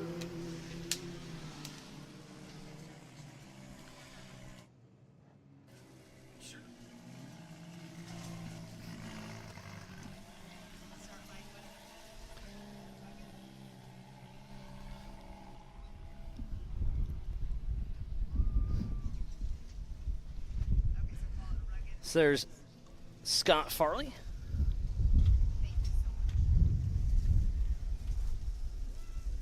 Heading back to stack. Oh, there's Mick Henson back on screen.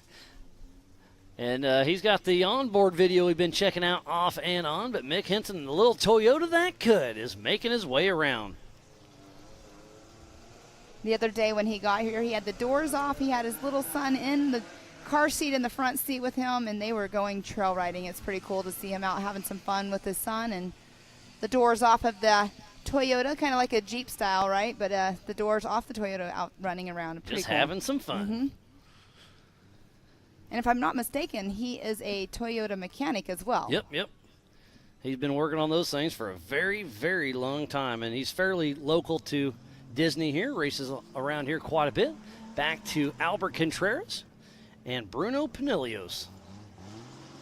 Contreras comes all the way from Compton, California, Pam. Yes, he does. And Bruno, he's new to being in that passenger seat. I can't remember which race it was that he was first in with Sergio, but he had a blast. I think it was Visions possibly. He had a blast, and here he is now co-driving for others as well. Normally, Albert's son co-drives for him, but he was unable to do that. So it worked out really well.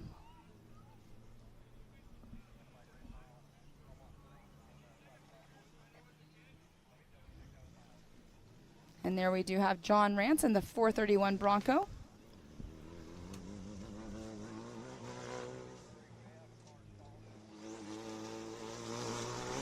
And here we do see him coming through. That is Sergio and John.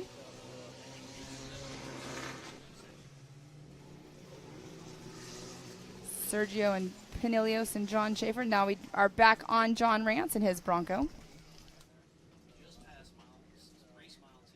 And there is our physical race leader heading into the waterfall for his Raceline Waterfall Joker section. So we'll see if Lauren Healy gets a pass on him right here. He'll probably take the lead back. So this is going to take – so with a bum right shoulder, that is Sergio hopping out. And there is Lauren Healy taking over the lead. So Lauren Healy is back in the lead after that Joker section, bypassing it. So you can only run it once, but you must run it once on this hour-and-a-half plus 1 lap, 5-mile track for the 4600 Spider Track stock class.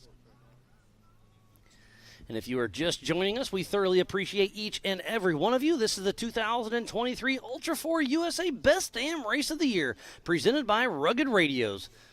We're just on the backside of the Pensacola Dam here at the South Grand Lake Recreational Area, just outside of Disney and Langley, Oklahoma. And there's Scott Farley heading into the pits. Looks like they might be popping the hood. That's what they're possibly doing. They were doing some drivability tuning to that machine last night. Oh, they're looking at the steering right now. You can see him. He's going back and forth while they're looking underneath. You definitely don't want to lose your power steering out on this course. The rocks are definitely rough. You have to have it to maneuver around, so having any kind of steering issues is not fun out here at this race course here in Disney. And there is Lauren Healy heading around the Yukon Little Blue section. He's going to kiss that cone with his left tire. You can see the cave on our right, his left. There's a nice little highway down. It's very steep, but if you hit it just right like Lauren did, it's pretty smooth. So now we'll take a little right and then a little left and head towards back the woods, now, where we saw Doug Langford still sitting there parked. That view is totally different just now of that section because we've been going behind the whole day and you can see the off camber, but it looked a little more sketchy at that angle. It's a little goofy and it's wet. It's off camber. It's the ledges. So they'll take a little right here through the woods, then another left as we're back on board with Tom Biddle and Joe Fabrizio. This was the Bronco Boulders last year. Remember how rough it was? Look how smooth it is. The GRDA came through with the dozer and smoothed her on out. They've been extremely helpful to work with, so a huge shout out to the Grand River Dam Authority for working well with us down here at Ultra4 USA to make this race happen.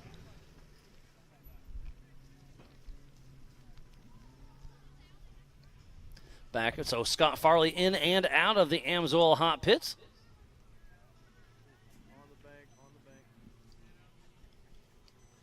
Part of Rufus Racing over there. And here we're back with Mick Henson. Wonder if we get a little onboard as we see the nose stick up in the air.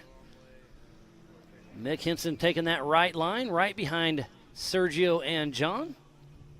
So we'll see if Derek West hops out or if old Mick Henson's going to try to bounce on up. I'll bet he drops the clutch. Hopefully he doesn't have it in R for race. He did that in Pennsylvania and flopped her over pretty good. Wasn't that in practice? It wasn't pre-running, but it was funny to see, yeah. Oh, you were right by it when it happened. Scott Farley coming through to finish his first lap at Rufus Racing. I know Mama Ange is over there rooting along part of their team. Scott Farley still chucking along. And they have not yet got out over here on the Joker line to try to winch themselves up. He almost make it up. Is he going to be able to bounce on up? Mick Henson loves the hard rocks, and these little Toyotas have been running around Disney for a very, very long time. He comes out here and trail rides quite a bit just for fun, and I know he's been in this same predicament before. So hopefully he can back up just a little bit, grab maybe second gear, and let those squirrels eat. Drop the clutch and bounce it up. Look at that. He's almost it's so close. You know, this is a true testament to this Toyota. I mean, the body panels and everything are all beat up and all bent and everything. And he still comes out here and finishes. And there he goes. Mick Henson does make it up. That was awesome. No, everybody else that we have seen go up that has used their winch, and he did not do it. He just showed everybody up. So good job, Mick Henson. So I'm going to go over who has cleared the race line, waterfall, joker line. John Rance, Lauren Healy, Mick Henson, Scott Farley, Tom Biddle, and Sergio. Who has not? Josh Atterbury, Doug Langford, and Albert Contreras. But Doug Langford was parked there for a while. I'm not sure if he's still moving or not. But it seems like the race is coming together for our leaders. As we're following Mick Henson up through the Disney half pipe, he'll turn towards us, go through the woods a little bit, and we'll see what happens when he heads down Viagra. Some of our safety crew down there. It's Ethan, I believe, one of our AOE staff members, making sure everything's running smooth. There's two lines there, the left line and the right line. The right line's a little more direct, but a lot steeper. This left one's a little dug out, but Mick Henson's making his little Toyota work. I think He'll take a right here and head back into the woods. But go ahead, Pam. I think he likes to take the hard lines for sure, because that's what he keeps doing. So he'll head back down, take a left here, truck through the woods for just a moment. And we're back on screen with Tom Biddle and the Brannick Boulders. Tom Biddle and Joe Fabrizio.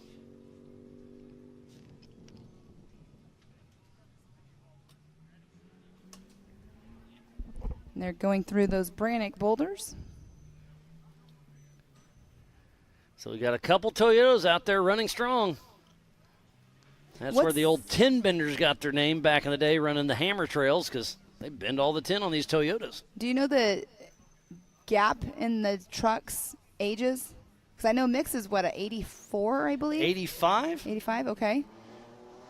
Oh, it looks like Lauren Healy is going to be coming through. Oh, wait, hold on. Let's talk about Mick Henson here, because he's on our screen. And we saw Tom Biddle come down here, and we saw his ass end lift up a little bit. Did a little pogo stick, was able to save it. So let's see if Mick Henson can bounce his way down there a little bit smoother. Oh, and he bounces the other way. My goodness. That is a rough ride heading down. I'm sure Derek's wondering what he got himself into, but they made it through. So, Pam, to finish your thought, they're both 1985 Toyotas. Oh, they are? Okay. I wasn't sure which year they were, if they had a difference in age. And I thought that Lauren Healy had a passenger rear flat, but he does not have any flats going down or tires going down. Nitto tires still look like they're in good shape. There's Tom Biddle heading out for another lap as he goes through the Rugged Radio's start-finish line.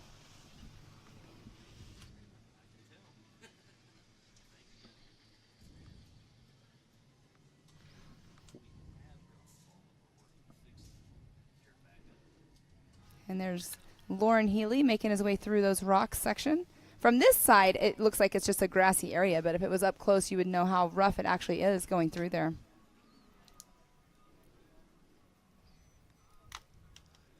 And there's Mick Henson making his way around. And Miles, if I'm correct, Doug Langford, he has a 392. Is that correct? Yeah, a 392 Hemi. That's a big, big engine. But, hey, it doesn't matter if it's not running. Actually, yeah, that is true. I saw a blue coming through, but that's a Bronco. So that must be Josh Atterbury. We do have three of the newer Broncos running out there. John Rance, Lauren Healy, and Josh Atterbury. But we're back into the Yukon Little Blue with Mick Henson running strong. I bet it's fun riding in that truck. I mean, I guess it's probably rough a little bit, but I bet it's a blast. I mean, that truck is iconic out here. It's one of the fan favorites. And there we're back here with Lauren Healy. That's the Spider Track backsplash. He'll be hitting that tomorrow at wide open and trying to skim through there.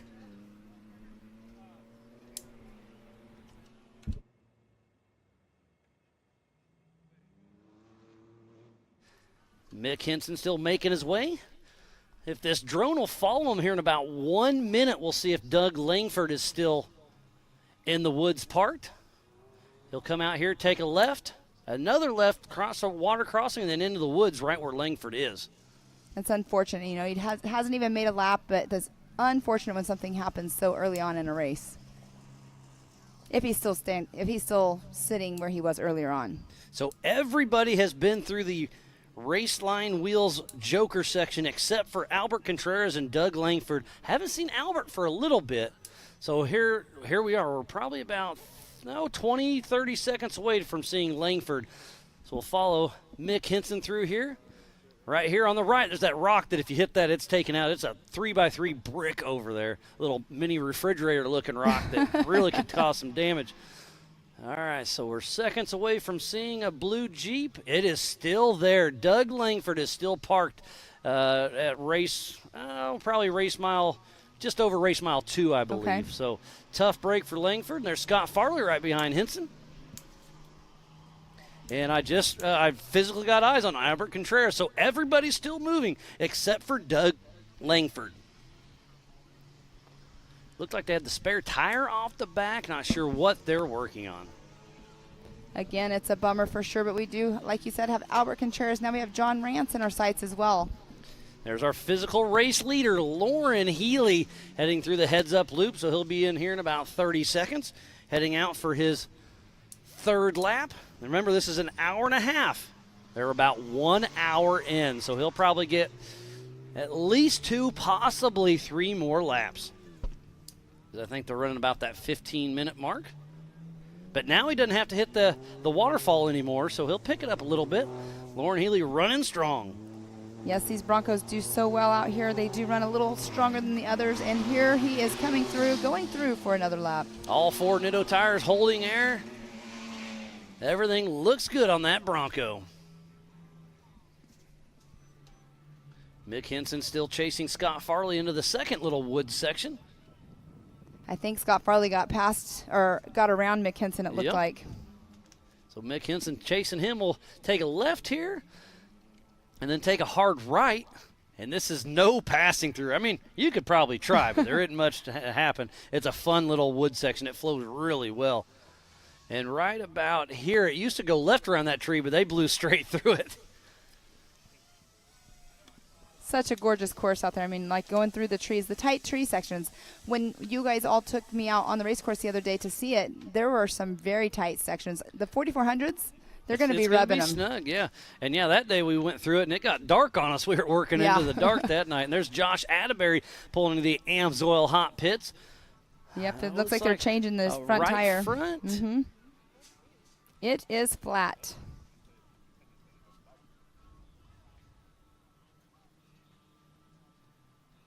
It didn't look like he had a flat when he went by earlier, so I'm wondering if he got it after he passed us. They are out there changing that tire. And there is Albert Contreras running strong.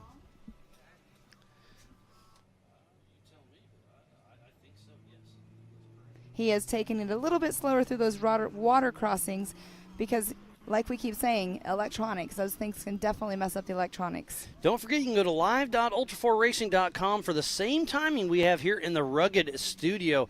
Lauren Healy out for third lap. His fastest lap was his last lap of a 13:31. And then on adjusted time, it's Sergio Pinilios and then Josh Atterbury.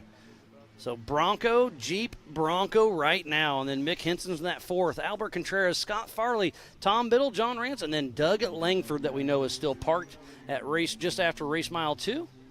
Back on board with Mick Henson and Disco Derek West.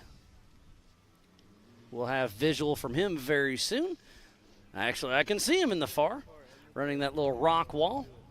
He's getting ready to come in where we turned for the qualifier this morning. I believe that water on our right's it, so we're back on the qualifying course right now that we saw this morning. Mick Henson, that 1985 Toyota, getting her done. And there's Albert Contreras and Bruno Pinilius bypassing the Amsoil hot pits, heading towards the Brannick Boulders.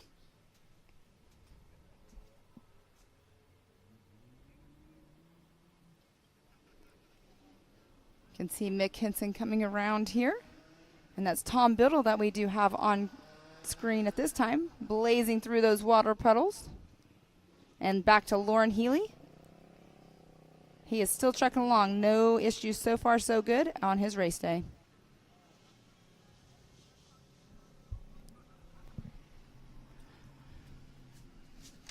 It's been such a wonderful day for the 2023 Ultra4 USA Best Damn Race of the Season, presented by Rugged Race Radios. We also need to give a huge shout out to Raceline Wheels, Can-Am, Good Boy Vodka, Amsoil, Speed Sport, Rugged Radios, Project X Off-Road, Laser Nut, Mid-America Outdoors, 360 Wraps, and Optima Batteries. Spider Tracks, Brannick Motorsports, Yukon, Whalen, the Off-Road Syndicate, American Outdoor Events, King of the Hammers, and Fun Haver Off-Road. So please support who supports the sport. If you're building a mall crawler, a tow rig, a race car, give these guys the love that they are giving us. Go check out their products, get online, follow them, and they hit another one of my flags. Oh, goodness, that was Albert Contreras. No, he didn't hit it. I'm just saying it's already gone. Oh. So there were a couple flags. We'll have to go see if they're still savable or not. So Albert Contreras clicking out another lap. That's going to move him up into second position on adjusted time. Well, good for him. Scott Farley, he's in our sights right now, but we do have Lauren Healy right here.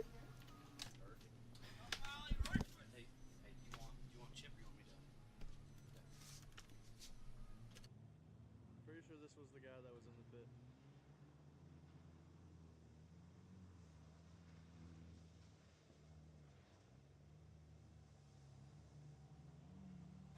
So here is Josh Atterbury splashing through.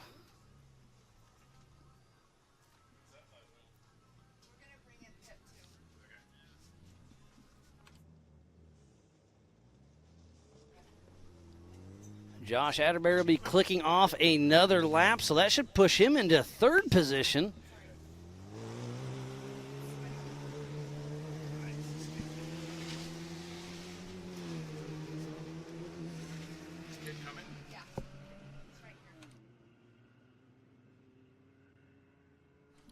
So Josh Atterbury still clicking along, making things happen. There's our physical race leader, Lauren Healy. We'll see if Doug Langford's still parked up in the woods here in about 5 seconds. Yes, I can see that blue Jeep, so it's not looking good for Doug Langford. Tough break for Outlaw Off-Road. So Lauren Healy still pushing along, but I've got a couple, I'm not going to say if they're exciting or not, but they're interesting characters of the sport. We got Pip Justice and Chip McLaughlin. How you guys doing? Go ahead, Pip. Yeah, mate, we're doing awesome. We come here for a great weekend, make some memories, and we're having a ball at the moment. The cars are running great for 4400, and the guys are out there representing Rufus at the moment. Scott Farley, he's killing it at the moment, so we couldn't be prouder. Yeah, they're having fun out there. So you're out here enjoying watching part of your team out there, and then tomorrow they're going to be watching you. So, Chip. Yeah, we got to take care of the guys out there today because that's our mechanics besides Diamond Dave, who'll be running with Pip.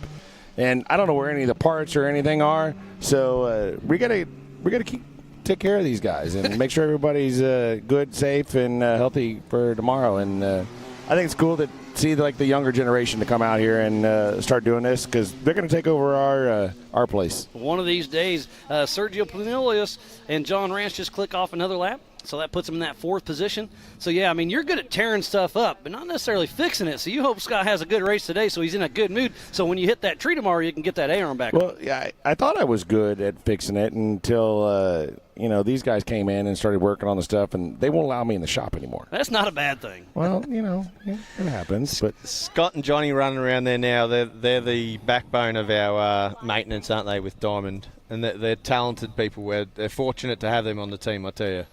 And Scott came through the Fab School. The Fab School, He yeah, did. that's what I thought. Yeah, so he graduated from there, and he came over and helping you guys, helping himself. It's really cool to see. I mean, you got to start somewhere. No, it's pretty cool to see, the sport giving back, and that's what the Fab School does. And Scott, who's driving out there, Jackson's in the pits. He works at Tribe 4x4 now, or Tribe 16. And it's pretty cool to see people giving back that vocational type occupation. We don't have it in the schools a lot right now. So seeing them go through that, paying money to go through that, and then coming to help people like us where, I'm an arborist and hit trees. And, it's a cool thing. An arborist, I like that. As Mick Henson clicks off another lap. making some good run. That puts him in that physical 6th position. So, Pip, let's talk about you a little bit. You came all the way from Australia. Exactly where are you, and how long did it take you to get He's here? in the bush. Yeah. The Australian bush, yeah. We're from country Australia. We're from down Victoria way, Melbourne. We're about 2 hours from Melbourne. Is that down where the kangaroos jump around? Yeah, they jump around pretty much well everywhere, but yeah. They're not in their backyards like everyone thinks, but they are around, yeah.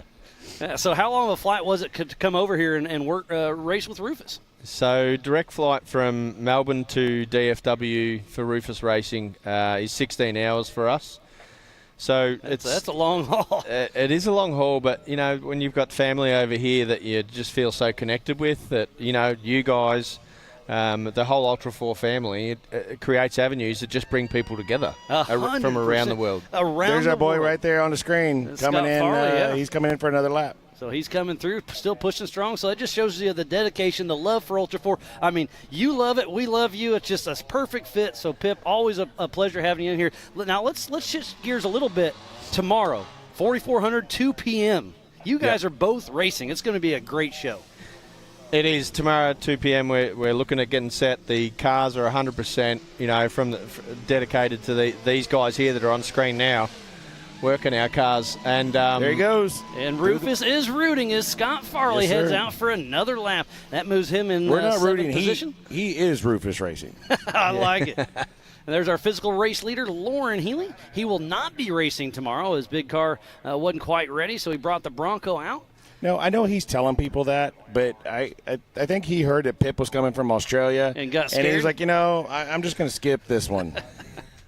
You guys are something else. I love it. We're going to go out, Rufus. We're going to go out. We're going to run our own race, and we're going to, you know, make sure we get to the checkers. And what are you going to do? You're going to make memories, right? We are going to make memories It's for the man. always about making We're going to memories. make them for the man.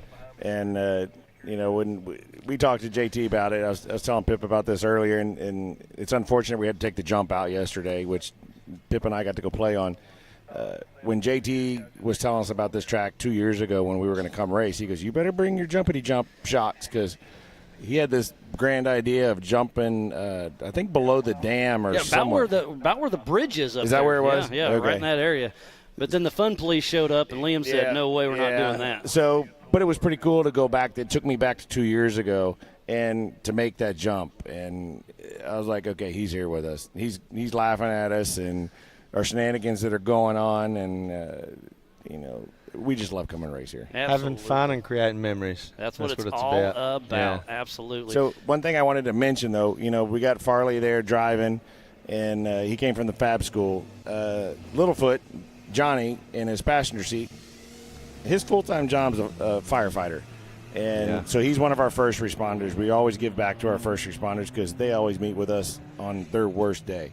So we're really honored to have him when he's off work and come in, you know, mess things up in the shop like I do. And join in the shenanigans. You know, he makes memories too. And so just a shout out to all the first responders out there that come out and they keep us safe.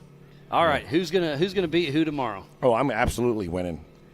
Yeah, well, there's a little deal that the I know there's a bet line in here somewhere. Let's hear it. Someone's tied a tree on the back of Donkey so he can follow it. so he's going to try to. Yeah, all right, that's a good idea. Watch out for the little pine tree. I decided to back. go with a little different race strategy this race, and we're going to try it. So there's 6 cars. They're going to start tomorrow with pine tree air fresheners on the back of the car. So I figured that if the trees were on the car, maybe I would chase the cars instead of the trees.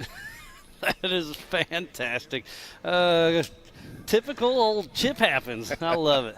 Well, you got to change it up a little bit. So we're just out here making memories and, you know, enjoying y'all. And, you know, we're out here with the 4,600 class. I'm going to tell you, I'm kind of disappointed that there's not more fans out here. I'd like to see more people out here watching.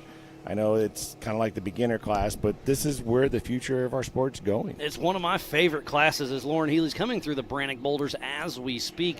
We got 9 of them out there. We saw Doug Langford parked for a little bit, but Lauren Healy is running a great race.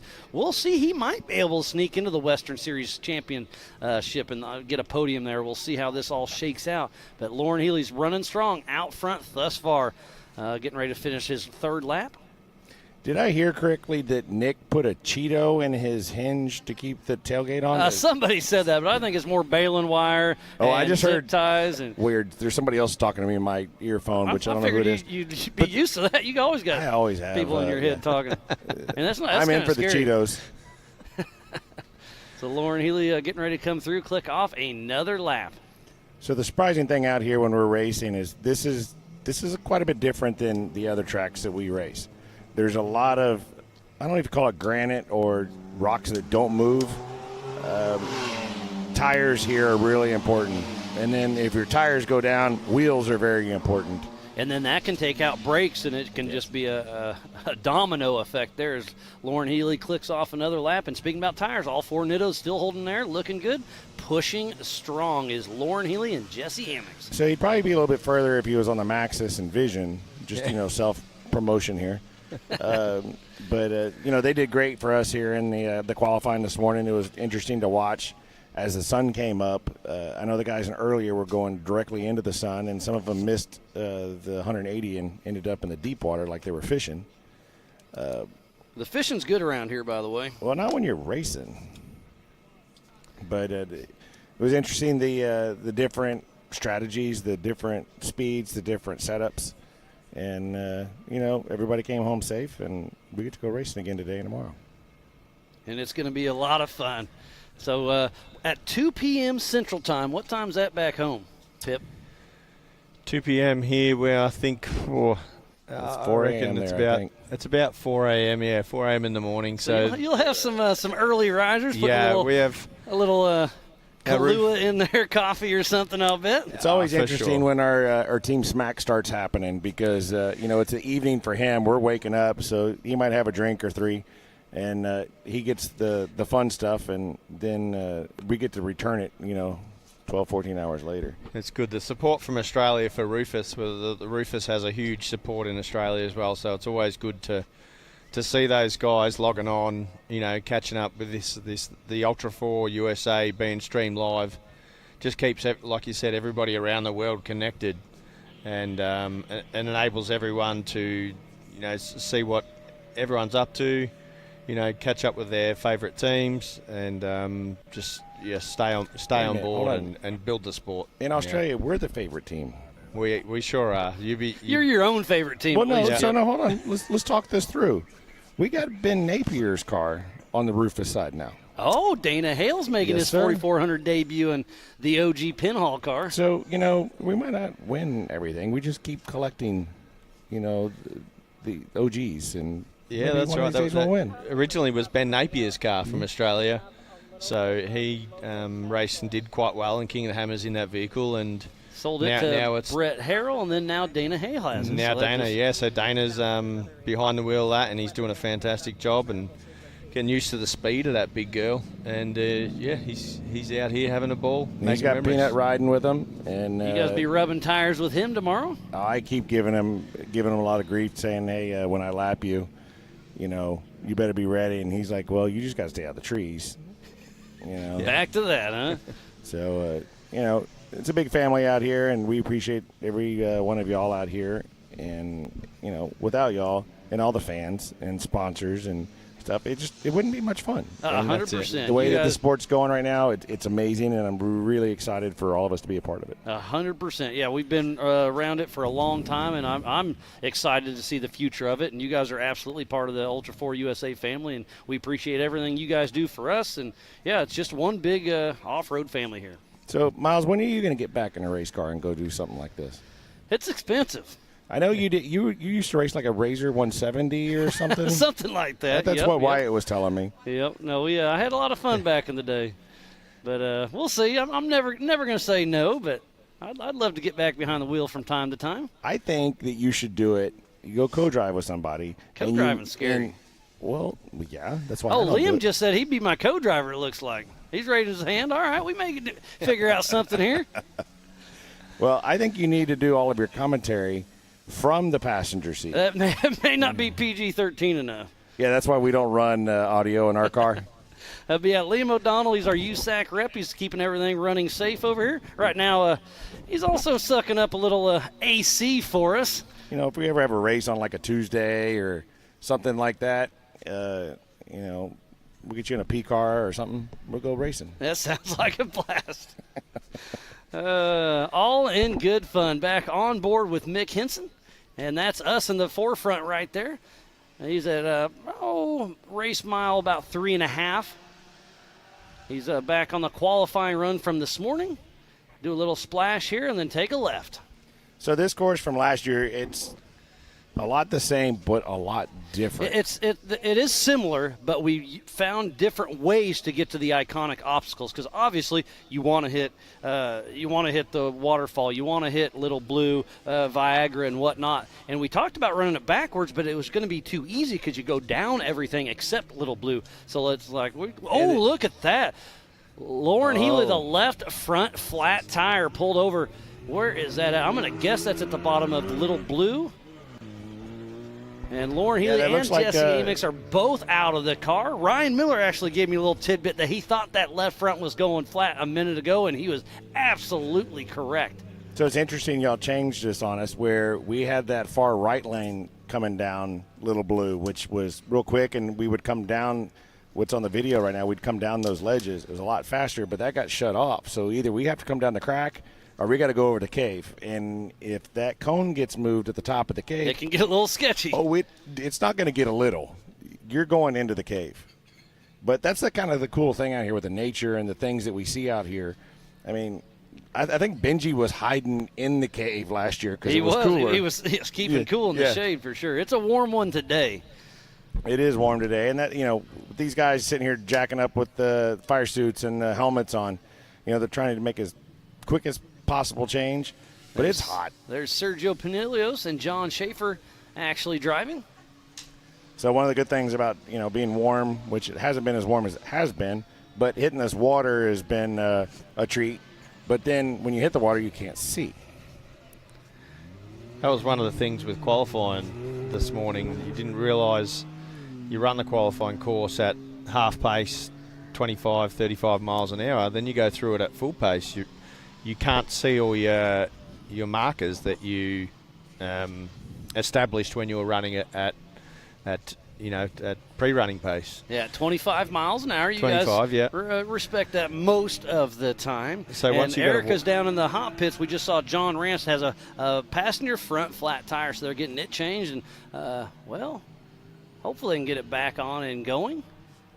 Looks like they got a great team. So let's talk about the Mud Nut family. They've been racing with us since EMC started, and I don't think they've missed a West Series coach yet, or West Series race yet. They've been racing with us for a very long time. Had a great chat with them at Mooney's last night during that little appreciation dinner. And we have another one tonight over at the Ultra4 camp. We have a pig roast, right? A pig fry. Indian pig fry, I think is what I heard. That sounds like fun. So we'll be giving away some of those Laser Nut 360 wrap trophies here later on tonight, and then heading over across the Pensacola Dam, and we're going to have some fun over there. So one of the things you said about the EMC, I was a part of that when we were writing the rules. And look at this. Look at the wheel stand. Josh Atterbury does make it down. Go ahead, Chip.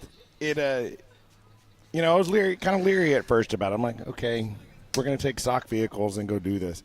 But from where it's progressed to today, it's helped the cars on the road. I mean, we're actually getting attention of Ford and Jeep and these other Ford guys. It was Lauren and Brad and all them. They helped develop this Bronco that is street legal, and then they developed it into a race car. And it's really cool to see what Ford Performance brought to the table, bringing some of our professional drivers to help. So Lauren Healy, Jesse Amex getting that tire swapped out.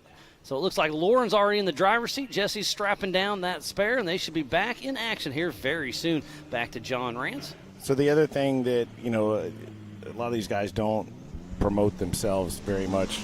I know that, like Levi, Shirley, and Bailey Campbell, and some of the other guys, they're even going out to Ford and some of the other manufacturers and not getting the publicity of it, but they're helping develop and innovate our sport. And that's what this 4600 Spider Tracks stock class is all about, is for the manufacturers to come out and showcase their Toyotas, their Jeeps, their Broncos, whatever they want. So it's just a perfect showing of what these stock vehicles can do, and come out here racing with us at Ultra4 USA. So I'm excited to see, Bronco stepped up. They're doing well in this class. I'm hoping the other manufacturers are watching, and we get to see a little diversity.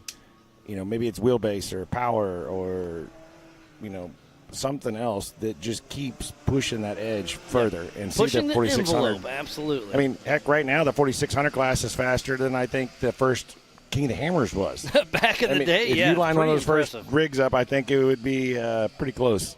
There's Mick Henson clicking off another lap that puts him up into second position on adjusted time. So Mick Henson stepping the game up. That's coming down. So Lauren Healy on adjusted time out front, then Mick Henson, then Sergio, then John Ranson, then Albert Contreras, Josh Atterbury, Scott Farley, Tom Biddle, and Doug Langford still parked. So what's the fastest lap we've done so far? It was Lauren Healy with a 13:31 in this class. That's pretty impressive. And what was Paul Wolf? I think He was in the mid-nines, I think. 8:55. No, it was Corey Willis with an 8:35, if I'm not mistaken. But I do remember it was Paul Wolf with that 8:55. But remember, when you guys are racing, you have to hit waterfall every lap. And last year's Joker nosedive, you're hitting that one every lap. So it's going to be fun to see. I was, we always compare the 4400 with the UTVs because they're similar but smaller. Yeah, they are a similar platform. At least with the ones with the IFS. Pip, what do you think we're going to do lap-wise tomorrow? Not me, but you. What are we going to do in lap time? Yeah. I'm going to say you're going to be in the. I'm going to say 13-ish would be a good guess. Yeah, we're gonna head out there and try and run our own race, and I'm pretty sure that our last lap will be our quickest lap. In the I'm going to shy it down to 12 minutes. So the UTVs had to go up the waterfall once, right? Once. And when they were doing that, was like 12 minutes when they were doing that? Probably. Okay, but they didn't have to do what we called the Joker line. Is that nosedive? Is what the Joker was last year? Yes, yep. Oh, there goes Farley and Littlefoot right there. It's a little drivability issue, I hear, but he's still making it. Yeah. So I always say straight axle and IFS. So I'm going to put it on you guys, the drivers. We don't know. No, Chip, we don't need to talk you about drive this. an IFS. Explain to people back home what that actually means. It rides horrible, and Pip does not need to be in the car ever. And, I'd rather be back in the solid axle, but I'm being nice and letting him drive donkey. So, well, anyways, I'll tell Pip, the truth you now. take this off. Righto. He doesn't follow directions. So we went shock tuning at King of the Hammers, and for the first time I decided to do a run with Chip. And we went through some whoop sections with Chip, and he's like, I think it's a little bit rough, I need a bit more rebound, a bit more compression. Basically, I turned to Chip and I said, if you ever whinge to me about how rough this car is again, I'll slap you silly. So Pip, you explain solid axle versus IFS. The solid axle between IFS just, for what I've seen, just seems to be more planted with stability, body roll, and their straight line speed over a solid axle car is 10 to none. But explain the suspension itself. What is a solid axle? What is an IFS? Solid axle is live axle front and rear. So it has a differential, a chunk, front and rear. IFS is a chassis mounted differential and then A-arms up the front. Generally they're live axle rear. But some of the new generation cars that are coming out are IFS, IRS. So I don't believe that they've fine-tuned them as yet.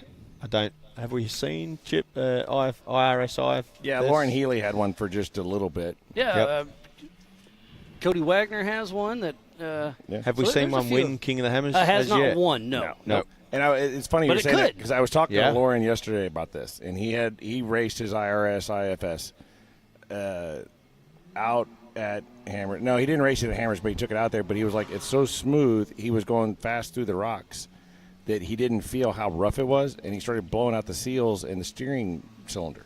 Yep. Because of how hard he was abusing the car, but he couldn't feel it himself. You didn't have that drive by behind, is the political way to say that, feel. And that might be one of the things with that the live axle car, like you were talking about, Miles. You get more feedback through your live axles, and you tend to you feel the car a little better. You tend to feel the car a bit better, and you you're a bit easier on your tyres, rims and tyres, and running gear. So but the cool thing about the 4600, we have IFS and solid axle even in 4600. Yep, yeah, I mean, that's the name of the game. The Broncos are IFS, the Toyotas and Jeeps are solid axle.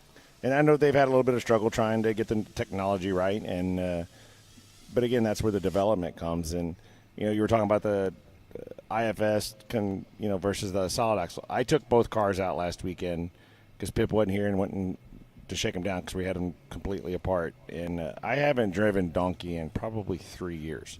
And I got in it, and I was like, oh, man, I've gotten lazy. You gotten spoiled, haven't you? I've gotten spoiled in that IFS car. But, hey, don't worry. Pip beat you in qualifying in a solid axle. So. That's a good point because Pip finished third place today against some pretty good heavy hitters, which he's a heavy hitter. But Donkey, I think, was built in 2014 or 15. That's a Tribe 16 chassis. Tribe 16, right? yeah. I think it was maybe the third one they built. And, Rowdy Truenbach built that car. Then Doug Jackson, maybe? Doug Jackson bought it from him, and I co-drove with Doug Jackson up until 2018. And when he decided that he was too old and needed to go get his AARP card, that's when I started driving. And that's actually when Rufus Racing was developed. Or invented. And so Donkey's our OG and will never go away. But just today, that car's almost 10 years old. And it's still competitive. Third place. Yeah, these cars are pretty impressive. We're getting a little update on my rugged radio. 4699 of Doug Langford is off course with a broken driver's side tie rod. Snapped right off at the ram, so tough break for Langford. There he is. Look at that. Talk about timing. But he is hitting me up on course. Let me know that he is broken out of the race. Tough break for Doug Langford, but watching Mick Henson cruise through is on that onboard is super cool. And Ryan Miller's giving a little update that Lauren Healy will be stopping in the Amsoil hot pits to switch out that spare tire. That way, if he gets another one, he's got a fresh tire. So I like watching this. I mean, some people might see it's kind of maybe boring because they're not as fast. But they're fun to watch. If you're inside these cars right now, I'm telling you, they're having more fun than we are. Absolutely. Like in the 4400 class. And it's just – wait, did I hear right? Did Disco Derek West, is he in one of the cars? He is riding with Mick Henson in the brown Toyota. Did he lose a bet? I don't know. He was all smiles when I saw him. We talked for about 10 seconds in line, but it's pretty cool to see him out there. He's like, yeah, this thing's got to ride smooth, and he said he's going to take it easy, and he's wrong. Yeah, well, I'd do it, maybe with some pain medication. But so are we still sitting around the 12-minute mark, 13-minute marks on these laps? It's still a 13:31 fastest lap by Lauren Healy. His last lap was a 13:46, so he slowed down by about 15 seconds. How far are we in? Is that with changing the tire? No, that's on this lap. So we're just over an hour into this race with 30 minutes left? Yep. We got 30 minutes before the white flag flies. 5 laps? It'll be probably right around 5 to 6 laps. Tom Biddle coming through to finish up his third lap. So I'm going back to the 4400 class tomorrow, and I know y'all like to make bets. I'm going to guess sub 12 minutes with us doing the waterfall and the Joker. It's going to be interesting, like you say, about that Joker, Chip, because the Joker, the waterfall has a couple of lines up it, doesn't it? Well, the waterfall is the... It's got 2 lines, It's got 2 lines, so which is good. If somebody's hung up, you can go the other way. But if you get over what we call the Joker, nosebleed, I think is what it's called. Which was the Joker that was last year. Nosedive. So there's not really a way around one anybody. Line up nosedive. Yeah. Well, so there's a couple of lines, but only one car can fit. Yeah, it would be you'd be bouncing off each other. So hey, racing's racing. Hey, but you might have to use those tires to get over it. Pip, just place your tire right for me, please. When I lap you. Who's lapping who? Hey, I put trees on everybody, so whether I'm lapping you or y'all are lapping me. So that'll be interesting. That nosedive line, if it gets traffic in there, being the 4400s have to do it every lap. So it'll be interesting to see if that causes a bit of traffic. Yeah, some cars will bounce right up it, no problem. Other people will struggle. But if you're a broken axle, you're probably going to have to winch. We will have a winch point up there. But, yeah, it could be interesting. That's right. It's going to cause a bit of pushing and shoving up there, and it's going to be interesting. There goes Lauren Healy, our physical race leader. And it does look like they did stack a new fresh spare in there, so he is ready to rock and roll, heading out for his 5th lap. I just have to say I'd appreciate, give my appreciation to all the people that came out here and made this course possible, Mid-America and Ultra4 USA and all the course workers, the volunteers. You know, we come out here and I think a lot of times we don't get to see the behind the scenes, and we had a whole bunch of rain here a week ago. Yeah, it was. It got with it the other night. Yeah, and so I appreciate and give a huge thanks from Rufus Racing that y'all do this for us. Yeah. So we can come entertain y'all, and you know what? Y'all entertain us too. It's a give and take. That's for sure. Very much so. But yeah, we're out here making it happen. Sharing it around the world, it just makes the Australian scene, makes us our Australian support be able to check in and follow us over here, flying backwards and forwards. So it's definitely appreciated all the effort that goes in from Ultra4 USA to get it streamed around the world. It's amazing. Absolutely, yeah. It's on AOE.TV, Speedsport.tv, Ultra4 USA, MAO, and BMR Facebooks, and we're blowing it out everywhere. So yeah, it's really cool to see. And I saw Robert Nucky was up there tuning in, so thanks for tuning in, Robert. And it looks like Mick Henson may be trying to get a pass on old Sergio and John Schaefer. I'm going to start calling him James Bond because I know when he passes him, that tailgate's going to come down, and I don't know, something might come out, like JT's birthday presents or something. Hopefully it doesn't squirt him with any water or anything. Oh, you got me with that yesterday. I got you last night, that's for sure. You did. So Pam was just showing us messages just before of Australians that are checked in and are watching this live. So it just gives us evidence that from around the world, it's not just here in America, around the world that people are checked in and watching and supporting. And eating breakfast. Yeah. So this is the 3rd race you've flown over for, if I remember right. This year? Yeah. Yeah, this year is our 4th, yeah. So this the 3rd or King 4th? of the Hammers. We've done Visions, and then we've done this, yes. And then you'll be back in Lake Havasu in a month. You're racing Havasu, huh? Legends of Havasu. We're turning it around, so we'll get back home. We're actually going to fly home quickly on Sunday. We'd love to hang around, but and then here comes Farley again. Yep, we've got the 2.5 week turnaround, and then jump on the plane again and come back. So yeah, I head home for I think a week, maybe 10 days, and then I'm hopping in the truck and heading out to there, and we'll start setting things up. We'll be out there for I think just shy of 3 weeks, but it's going to be an awesome event there for Legends of Havasu. So one of the cool things about Pip doing this back and forth is I hear him say a lot. Would JT come over saying acting like he knows something? Happy birthday, buddy. He was saying he couldn't quite understand you, Pip, but we'll get you through there. I can hear him just fine. Yeah, well, maybe we need a... Oh, if we're going to have a Kiwi on the stage, we need a translator. All right, he's throwing some stones. He can hear me all right once we're at the pub having a couple of stubbies. He's all right. Yeah, just don't get pissed. Yeah. So John Rance is back in the Amsoil hot pits, but there's Mick Henson and Derek West blowing by, getting ready to hit the Brannock Boulders. How long has that Toyota been racing this? So that's Justin Reese's old King of the Hammers car. So it's one. That thing has won King of the Hammers at least once, maybe twice. It's been in the trails racing for a very long time. Wasn't Cody Addington's the same color? No, Cody Addington was that black one back in. Okay. Yeah, and he raced way back in the day. I'm going to say 12 or 13 in the Everman Challenge. And then Dave Cole said, "Hey, if you want to race 4,400 with it, come on with it." And he did. I remember. He didn't finish, but he made his paces. He made his laps. So one of the cool things about Pip coming over, and we have our days where we get up and down, and emotionally, or you got thoughts in your head or whatever. But one of the things that Pip has taught me, he comes over and he always says, "I'm coming to race for the man," and that's Z. And he brought us together, and we're continuing the memories.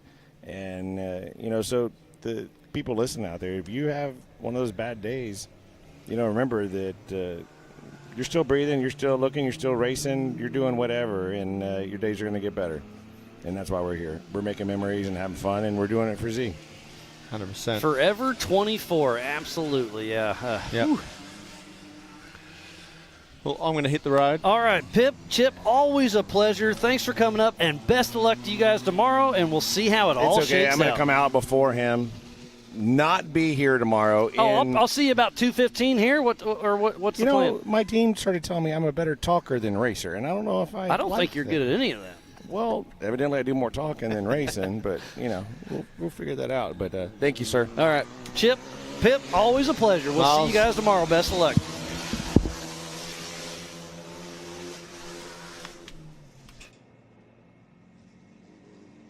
So there's John Rance. Erica Allreed is in the pits. She just gave me a little update that he was in there, and he was changing a driver front flat. So he's had a few flats out on course, but John Rance back going, and we are back on course with Lauren Healy. So Lauren Healy still making his way. We'll see Doug Langford still broke down there at race mile, just after race mile 2 at the entrance to the woods.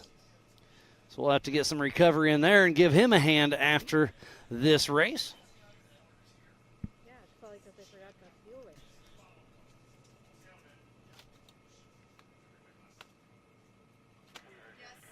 So Mick Henson's actually turned it up. He's 20 seconds faster than everybody out on course except Lauren Healy. So Mick Henson has the second fastest lap in that old Toyota. Mick is really throwing it down. But it's still all about Lauren Healy with that commanding lead right now. It's his race. We'll see what happens.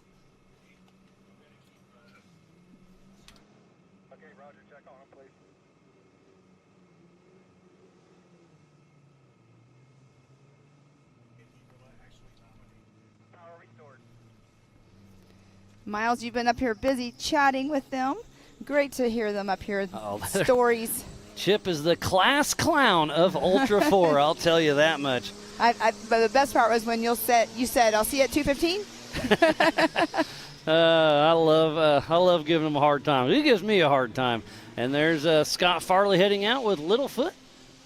Having a little bit of drivability pop, but he's still pushing strong. So we hope for a strong finish for Scott Farley, who's moved all the way into 5th position. But right now, the race right now is between Mick Henson, Sergio, and John Rance. We'll see how it all shakes out when this comes together as we get a podium for the 4600 Spider Track Stock Class for the Ultra4 USA Best Damn Race of the Year, presented by Rugged Radios. The sun is starting to set. The shadows are starting to come through.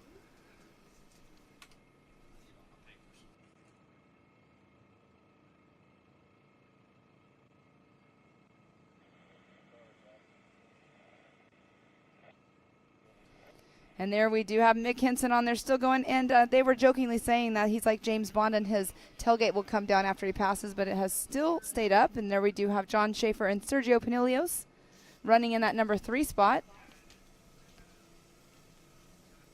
Sergio sitting in 4th position for the 4600 Western Series points. Looks like it's going to be John Rance, Tom Biddle, and Mick Henson. I believe it'll shake out that way. Again, everything is unofficial. But again, a huge shout out to our Eastern Series championships of Sergio Pinilios, Mick Henson, and Tom Biddle. 1, 2, 3. We did those awards there in Crandon. And then we'll give our national awards at Legends of Havasu. That's going to be a good time. It's going to be fun. We have our West Coast that we're finishing up this weekend as well. West Series.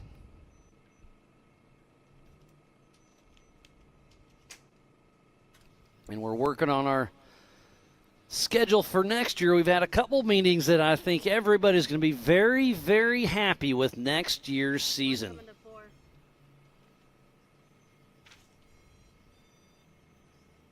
Thanks again for everybody tuning in. I know it's been a long, hot day for all of our camera crew and all of our racers out there. So, again, a huge shout-out to everybody who makes this possible. Jason and Gayla Robinette, all of the volunteers, the Ultra4 USA staff, the AOE crew, media, safety, USAC, racers, fans, and marketing partners. And all of our behind-the-scenes volunteers and safety crew out on course, and all our camera guys and gals. It's been a long, hot day, and we've still got one more to go. But it looks like Lauren Healy, I do think he'll get 2 more laps. White flag won't be coming out for another 17 minutes. And how fast is his lap times? Are they about a 19? Well, that was with a tire change. Okay. So his last this lap. fastest lap is a 13:30, so he's going to probably back it down a little bit. I'm sure they're communicating and tell him to slow down. There's Scott Farley and Littlefoot still trucking along. There's Sergio Panilios. Bouncing in the background there. So there's 2 lines going each way. Sergio's heading towards the woods, and Scott Farley was heading towards Little Blue. So there's our physical race leader of Lauren Healy with a commanding lead. Just needs to keep that Bronco together, and he'll get on that podium here.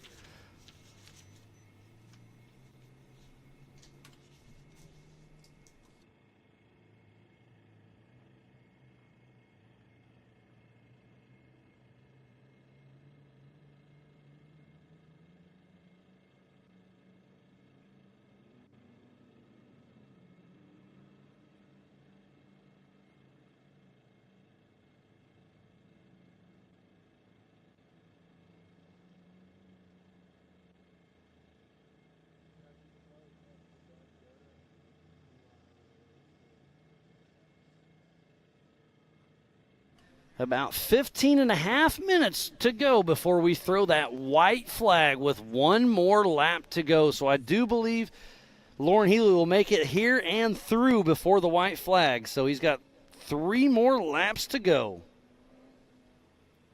for the 4600 Spider Track Stock Class for the best dam race of the year, presented by Rugged Radios below the Pensacola Dam here at the South Grand Lake Recreational Area, just out.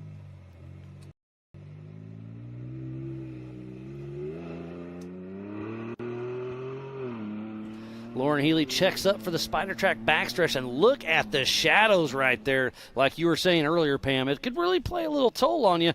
If you miss a line, miss a rock, you see a rut just wrong, it's the sun's coming down. That's where it really comes in play of how well you know the race course. I mean, the rocks are not moving around out here, so hopefully you know where those rocks are. Hopefully you know where those ditches are, that you can avoid them when they do start shadowing. I can't wait to see the photos after this race. They come out here, they take amazing pictures of the race course, the water shooting up around the cars when they're going through them. That's probably my favorite photos that we have out of any of our races that we have been at. Yeah, it's pretty cool to see. You know, there's thousands of pictures that get dumped on us, and we go through them and put them on social or give them to the racers, and they can put it on theirs. And it's really cool to see the aftermath of one of these races. And Lauren Healy, our physical race leader, is pulling into the pits. Now, let's look at this. Is this a strategy? This is strategy. No, they came to check it. He's going back out because it's 4 minutes before the white flag comes out. So I was wondering if they were going to hold him and act like they were checking on something, but they sent him out for another lap. So I believe Lauren Healy will have 3 more laps as he makes his way through the Brannock boulders. Back on screen with Mick Henson. He's going to go down this little steep hill and take a hard left, and now he's back in the riverbed. So at our far top right, you can't see it, but that's where we're at. There's Tom Biddle and Joe Fabrizio at the Spider Track backsplash. They're really going to check up. I could take a little splash right now. And you can see, I mean, right there, they're all in shade. So there's no sunlight in that section he's in. Lauren Healy, our physical race leader for the 4600 Spider Track Stock Class. Yeah, 3 more minutes, so it's not going to be the white flag. Lauren Healy slowing down for the water.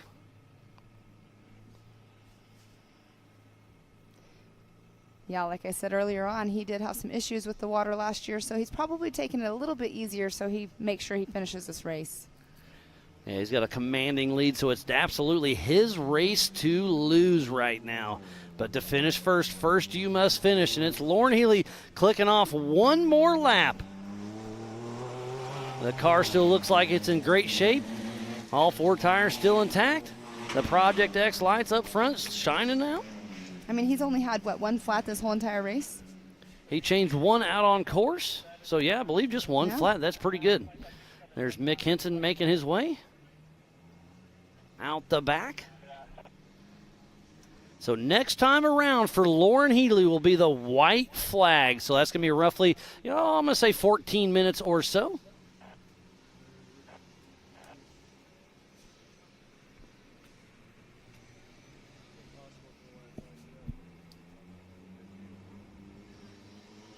And there we do have Mick Henson making his way through.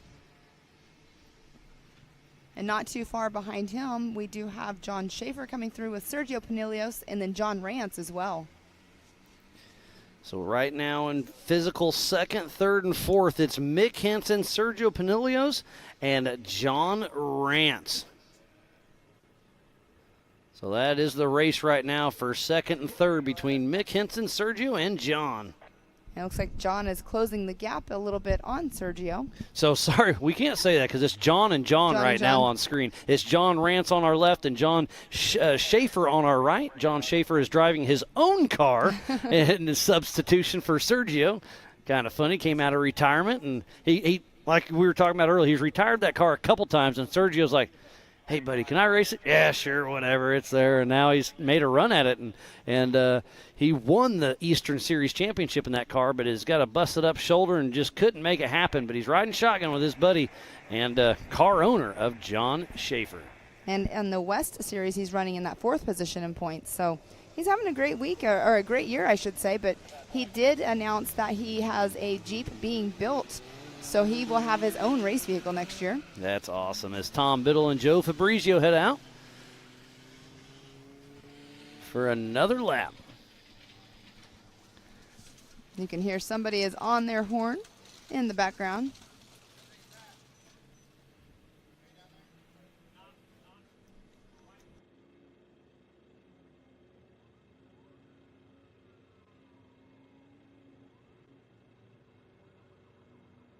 So there's a battle with John Rance trying to get around John Schaefer. And that's the Spider Track backsplash. Is John Rance going to commit and hit the water? Oh, he committed for a second, slows down, but John Rance does get around John Schaefer and Sergio. I mean, that's probably a smart move right there by slowing down just a little bit because the water getting into the electronics, as we always say. But and you hear Rufus. Scott Farley. Yeah, you hear Rufus back there hooting and hollering as he's heading around, still making it happen. Scott Farley has moved in that fifth position and is on the lead lap other than Lauren Healy. Lauren Healy is on his own lap. Everybody else is on the same. And they're speaking of Lauren Healy.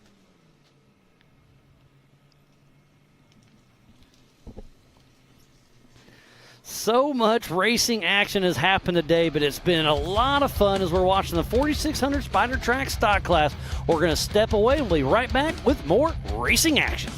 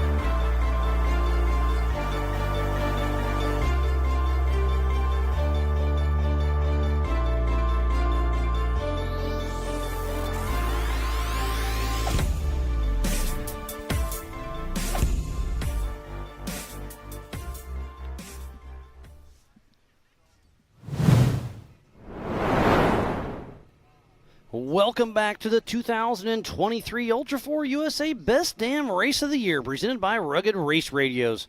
We are at the South Grand Lake recreational area just outside of Disney in Langley, Oklahoma, on the backside of the Pensacola Dam. And there's Josh Atterbury pulled over. Tough break for him. Where's he at? So Viagra's in our top left, and he is facing towards the Little Blue area. So they had the hood open. Is he having some water issues? I'm not sure. But all 4 Falcon tires were still holding there. Well, and we did hear John Rance while we were on break go by here for another lap, and he was sputtering just a little bit as well. So the water could be taking a toll on these guys. It's taking a toll on everything, whether it's engine-related, bearings, brakes. It's hard on equipment, but, hey, that's what Ultra4 is all about. So there's Tom Biddle and Joe Fabrizio heading down the Yukon Little Blue area. If he takes a hard right now, you go down the center, but everybody's been bypassing and going around and doing the little cliff next to the cliff drop. Oh, I got a picture of Albert Contreras getting pulled off also. Tough break for him. Yes, that's Benji and Karen. They will be towing him in whenever they get off of their duties over there. So thank you guys so much for being out here, but that is such a bummer for Albert Contreras. So Doug Langford's out. Now Albert Contreras is out. Is Josh Atterbury going to be able to keep going? We'll see. We saw his hood open, but it looks like Tom Biddle, Scott Farley, John Rance, Sergio Pinilios, Mick Henson, and Lauren Healy are still pushing strong. Back to Mick Henson. There's Gus Fisher, the manager of everything here at Mid-America Outdoors and Ultra4 USA, making sure everything's happening. He's got a great team that puts it all together. And you can see Scott Farley was over in the hot pits, the Amsoil hot pits, but they got him moving again, waving him on. And that is a beautiful photo right there, or a video, I should say. And there we do have Mick Henson still trucking along. And his tailgate's still up. For now. That Cheeto's not over. Still holding strong, huh? There's John Rance still pushing along. Looks like all 4 of his Milestar tires are holding up. And this is back on board, well, briefly on board with Mick Henson. This on board is such a cool situation. There he goes. So we're at the top of the Yukon Little Blue. He'll go, well, you can follow the water tracks, and there's a big crack he's got to cross. Here it is right here. It's a little filled in, but you got to slow down, check up, crawl through it. And they'll take a right, and then he'll drop down, bypassing the main object of Little Blue. So we'll see if this camera can hold its wits together. This is a pretty steep drop. You drop in and then take a hard left. So would you say that crack is kind of like if they were going too fast, it could be like a G out? Yeah, I mean, yeah, if you could stuff the front end, and you could make a mistake for sure. There's Scott Farley and Littlefoot blasting through the heads-up loop. So he'll be coming through to finish another lap. And I'm surprised I haven't physically put eyes on Lauren Healy yet. I feel like I should see him, but I haven't yet. Yeah, you said about, 14 minutes? I think it's been about. How long ago was that? I'm getting a little. It was 12 minutes ago. Okay, so, he's a little off pace. Because I looked at the ticker, and it was at 15 minutes. So Rufus Racing is hooting and hollering for Scott Farley as he heads through. Scott Farley and Littlefoot with Rufus Racing heading out for another lap. And speaking of Lauren Healy, he's in the sights. All right, I knew he should be coming soon. So he's at roughly race mile 3.5. He's in our qualifying run from this morning. He's taking it a little slow right in that area that he's in, but you can hear the gas picking up. Mick Henson again on board. He'll be heading into the woods right where Doug Langford's been parked for most of this race. Tough break for him. It happened early. But Lauren Healy, I got physical eyes on it. It looks like that little Bronco is doing well. So Lauren Healy and Jesse Amex with Fun Haver Off-Road really making a great showing here in Disney, Oklahoma. He has a very large lead.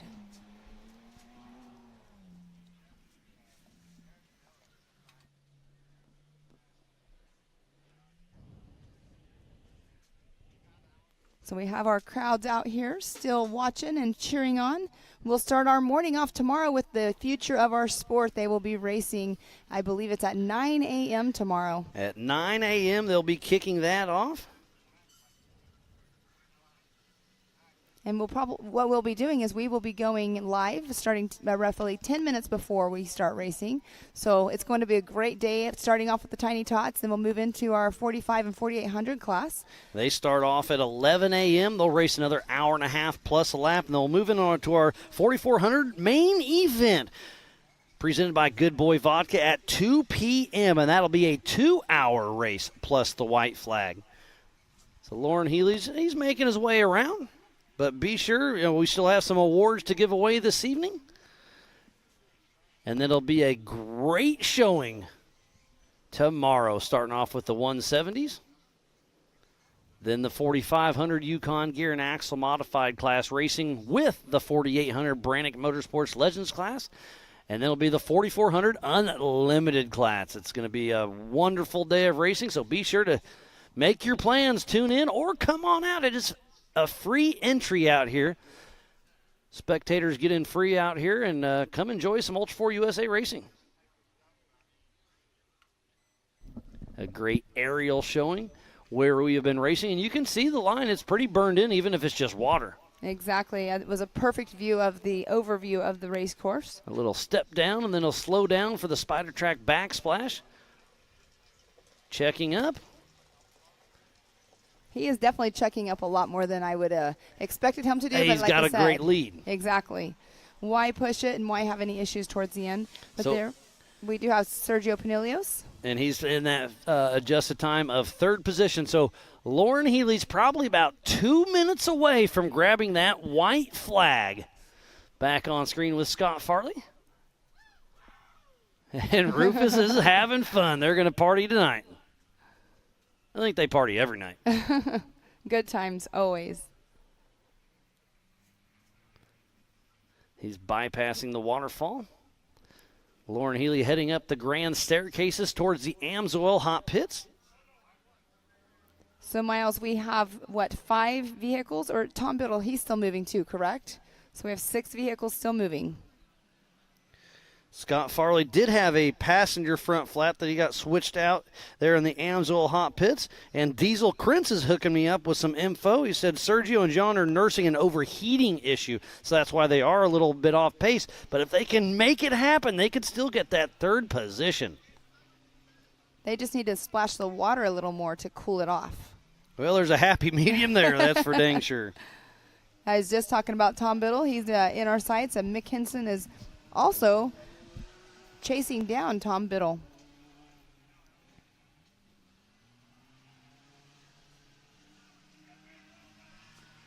So there's Josh Atterbury still stuck out on course. All the doors are open, the hood's open, but I can't quite see where they're at. So they're in the car, checking maybe fuses or something. Not sure what's going on, but tough break for Josh Atterbury. But he'll have his daughters racing tomorrow morning in the Youth 170 race. So they still get to have some fun. It's always so unfortunate. I mean, he's so close to, finishing the race. And here we are with issues, probably water, fighting issues, or who knows what's going on. I mean, we got John Schaefer and Sergio. They're fighting overheating issues. Yeah, I mean, the attrition has definitely been tough today, and I think it's going to be tough tomorrow because they're a little bit heavier, a little bit faster, and those tires are going to really show the attrition. And there is Lauren Healy, one more left, and he'll be grabbing the white flag for the last lap of the day for the best damn race of the year, presented by Rugged Radios. White flag is out for the rest of the field. So it looks like Mick Henson is still in that second position. He's already tripped one of our heads-up loops, so he'll be in here in the next 5 minutes or so. And then where's Sergio? Where's John Rance? We've seen Scott Farley. John Rance just came in our sights right behind us here. Mick Henson, he crossed through. He should be coming through here any moment, and with Tom Biddle in front of him. It's been a lot of fun today. Again, thank you to each and every one of you for tuning in and making this possible. It's been a lot of fun. I hope you guys and gals have had as much fun as we have. It's been a beautiful day. It's been a hot day, but it has been a great afternoon. You can see in the distance, and actually now on screen, we do have Mick Henson's kind of bobbling back and forth there, but Tom Biddle is behind him. Tom Biddle right behind him. So the two Toyotas, they're running along, but Mick Henson is a lap up on Tom Biddle. So Mick Henson and Derek West checking up for the Spider Track backsplash.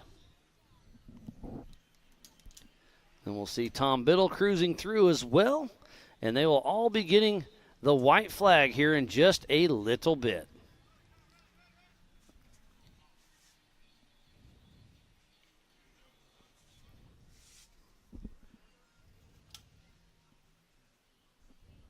And there we are now on board with Mick Henson. He's heading towards the grand staircases where the Amsoil hot pits are. They're kind of the top left of our screen right now. We'll weave around, take a little bit of a left, and head up the steep section.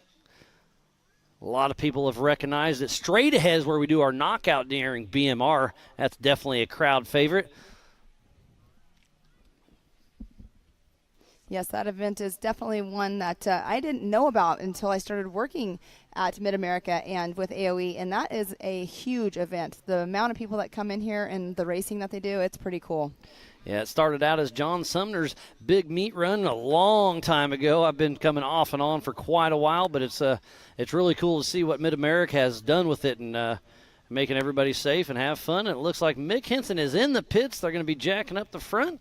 There's Zach and Hopper with the pit guys. They've been working their tails off in the Amsoil hot pits all day long. Not sure. So it looks like a right front flat tire probably. But that's a smart move to change it here so you don't have to get out of the car. Because Derek West hasn't been in a car for a while, so I assume he still remembers how to change a tire. But, again, if you can do it in the Amsoil hot pits, that is absolutely the place to do it. So Tom Biddle gets back around Mick Henson as Tom's in the Brannock Boulders. Yes, and Mick was definitely chasing him down earlier on before he passed him. Obviously, he got past him, and now they're passing back and forth. But we do have Sergio Pinilios on camera, and then now we are on watching Lauren Healy making his way through. Our physical race leader has a great lead because second place is in the Amsoil hot pits. Lauren Healy is at race mile number 1 as we speak, so he's got a great run ahead of him. Looks like the pit guys are still down there getting that tire changed. They've been helping out a lot of teams this weekend. Or this weekend, just today. And look at that. There's Brian Crofts. I saw one of Anthony Yount's team members out there. So, I mean, there's 4 or 5 teams hopping in to help get this tire changed. And there's Ryan Miller, part of Campbell Enterprises, checking everything out, doing a little sign language. That's what I love about this, that teams that are not racing today, they're out over there in the hot pits, and they're helping out the other race teams. And it's really cool to see that. And we see that normally at every single race. It's really a racing family all together.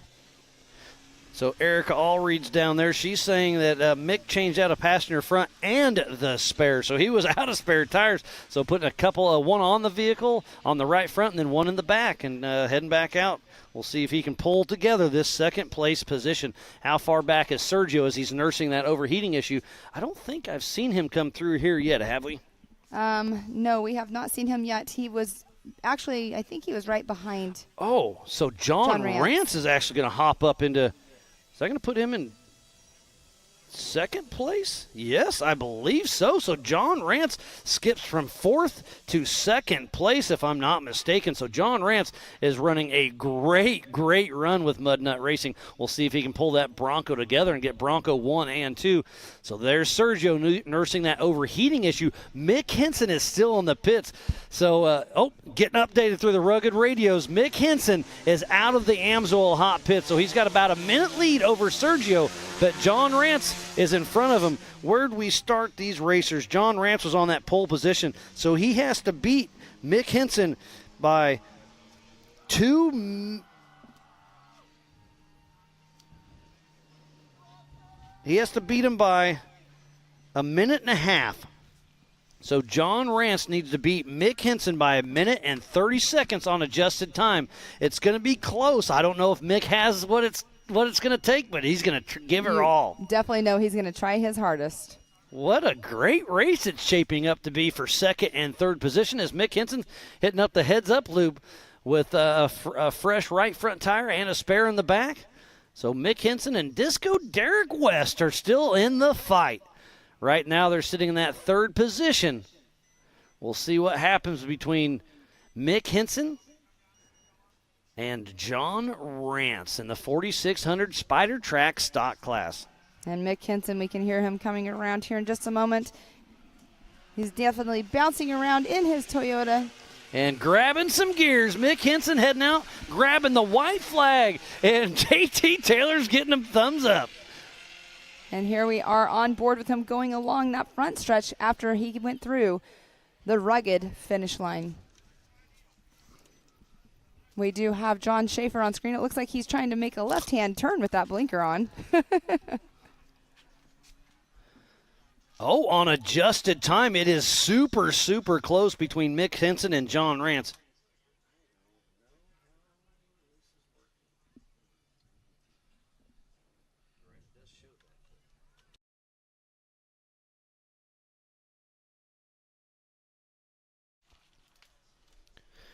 Remember, this race is on adjusted time. It was an hour and a half plus a lap, and we are on that last lap as we speak. This race is on adjusted time. We took off 2 at a time and 30-second increments as Lauren Healy, our physical first and on adjusted time, heading into his final wood section. This is a fun little spot. And there's Scott Farley heading towards the Spider Track backstretch. Backsplash. We'll see if he commits. No, he checks up. I don't blame him. I would too. I mean, we're almost done. Why would you even, chance it at this point in time? So Scott Farley in that physical 5th position and on adjusted time. But we saw Sergio having issues at the grand staircase. Well, we'll see. Scott Farley could move in that 4th position with Sergio having that overheating issue.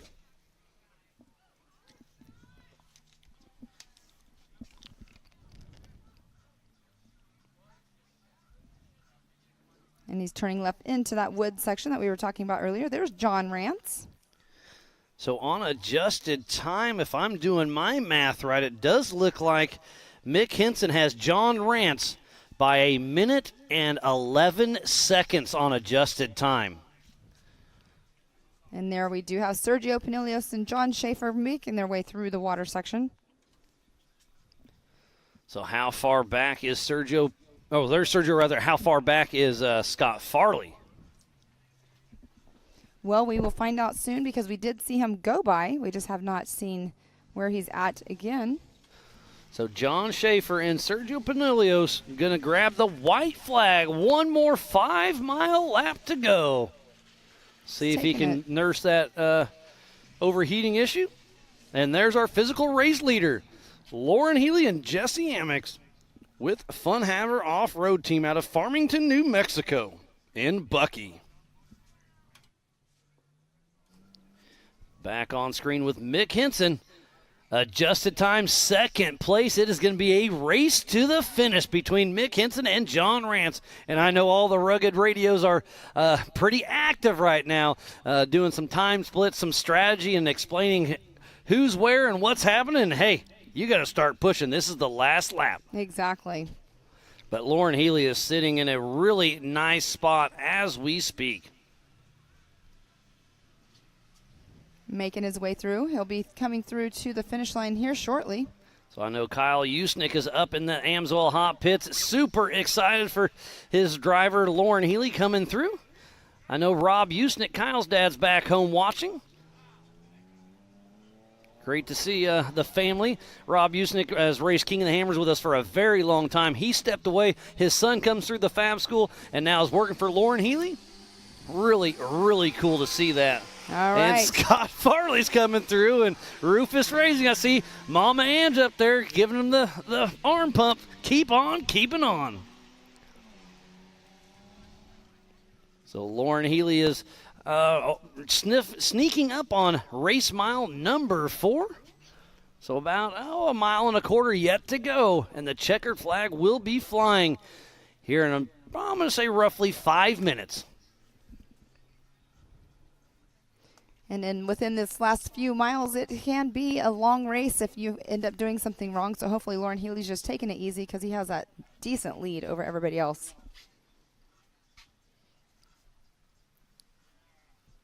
So Sergio is still pushing through. Heading into the last little wood section.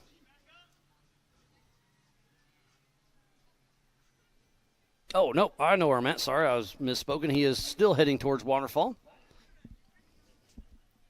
From up above all the trails, it can get a little tricky. It's been a long day. We'll see. Okay, that log right in the center of your screen, I tried moving that earlier in the week, and I got stung by a bee, so we just kind of had to kick that off to the side. All right, so Lauren Healy in that number 1 spot. Mick Henson in second. John Rance third. Sergio Pinilios with John Schaefer running. Scott Farley in fifth. So that is rounding out our top 5. And Benji has given me some split times that at the top of Little Blue, John Rance is 1 minute ahead of Mick Henson, and he has to beat him by a minute and a half. So right now it's still Mick Henson by 30 seconds on an unofficial time split. Thank you, Benji, for working so hard up there at Little Blue. And give me a little info through the rugged radios.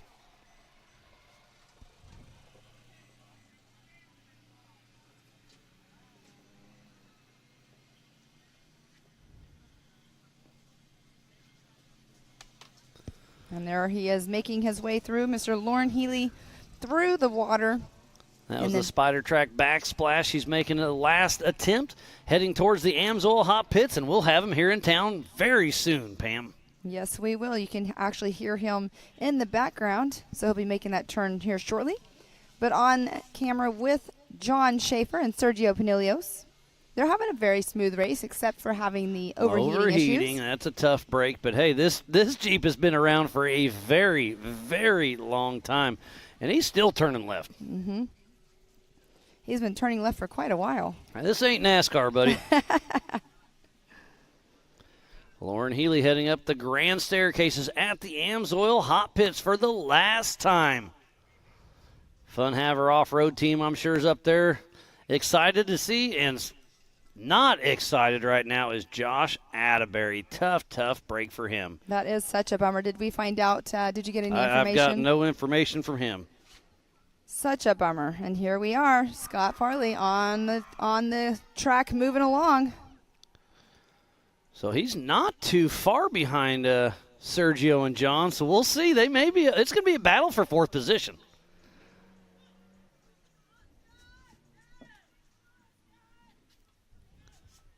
The whole Rufus Racing team's over there hooting and hollering. And there's our physical race leader, has cleared the Brannock boulders. He'll be in here in about 1 minute grabbing that checkered flag. And we got a race in the woods with Mick Henson and Tom Biddle, it looks like. The 2 Toyotas that could. And there is no passing in this situation. Well, and Mick Henson, he was in front of Tom earlier, but he went in for that tire change, and now he's trying to get that pass back. But like you just said right here, there is no passing, so I'll have to wait just a little bit and have some patience. Oh, and he does pull over. Oh, this one's a little tricky, and he bounces off that tree a little bit. And we have John Rance in our sights. So Mick Henson does make a pass where I said there wasn't very much passing. He found a way. And here's Lauren Healy coming around. 2 more turns to go, and he'll be grabbing the checkered flag. The number 2567 out of Farmington, New Mexico with Fun Haver Off-Road Team. Lauren Healy, one of our Mid-America Outdoor ambassadors, is going to grab the checkered flag for the 4600 Spider Track stock class. Lauren Healy unofficially just wins the best damn race of the year presented by Rugged Radios. You know, he's got to be feeling really good right now coming out here. He came out here with, not his whole entire crew because they were all kind of split up. There's also an event going on in Bowling Green, Kentucky this weekend. It's the Ford Fest. So that's where I believe Vaughn is at as well. So splitting up the team. Yeah, Vaughn's having some fun. Lauren's having some fun. Yeah. Ooh, how far back is Scott Farley? There he is. So Scott Farley and Sergio are about 20 seconds, maybe 30 seconds split. It's going to be down to the wire. But look at Mick Henson in the back. We have him in our sights. He is definitely pushing it. And here we are on board with Mick Henson. I love watching these on cameras. It's really super cool to see how much they're actually, taking a beating out there in this racetrack. So Scott Farley actually has to pass Sergio and beat him by 30 seconds. So it's about a minute time split between Farley and Pinilios on adjusted time. So we'll see how it all shakes out. But here is John Rance our physical second, but on adjusted time, it's really close between him and Mick Henson.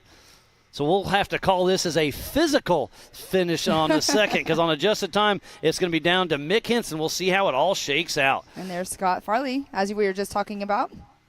And look at that. Sergio is right up there. Sergio and John Rance, they've closed the gap as they're passing Doug Langford in this first little wood section. So remember, Scott Farley has to get around Sergio and John Schaefer and pass him and gain 30 seconds. So it's, I mean, where are we at right now? This is roughly my race mile number 2. So we got 3 miles of racing yet to go for 4th position. And you know that he knows the time splits, and his team is more than likely telling him. And here we are with John Rance.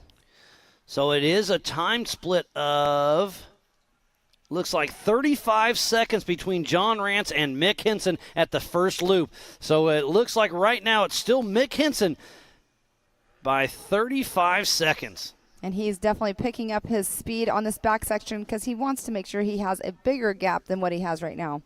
Well, it's going to be a race to the finish. John Rance knows he's got to push hard, but Mick Henson is not cutting him any slack.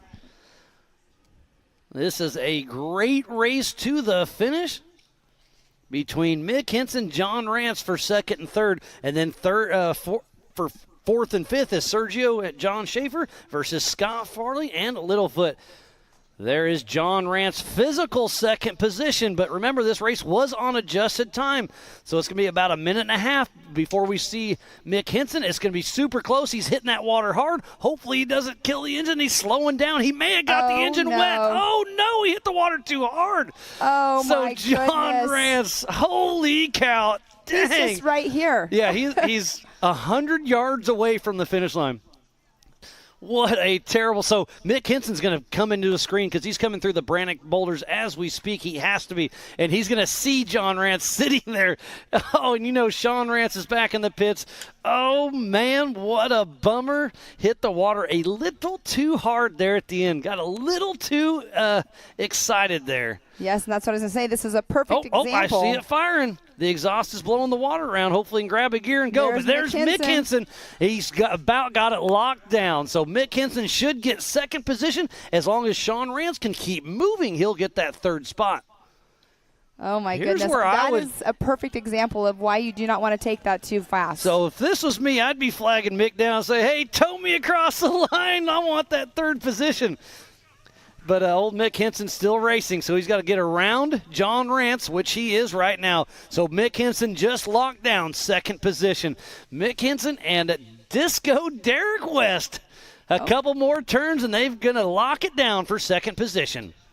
Wow, this has been an amazing race today, but the finish right here, this is an awesome race. So the checkered flag is flying for Mick Henson right now, second spot. And here's an instant replay by Rugged, showing how he went through that water just a little too hot.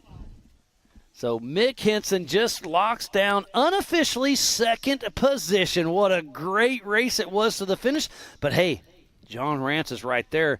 And there's that little rock section. They cannot push it. Oh, he's back running. No, this is the replay again. Sorry.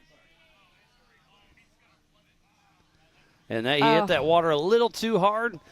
And the Rugged replay, man, just shows that the engine died. But I thought I saw him have it fired up a moment ago. Yeah, but, coming on over and getting into that intake. But Mick Henson revving up his engine.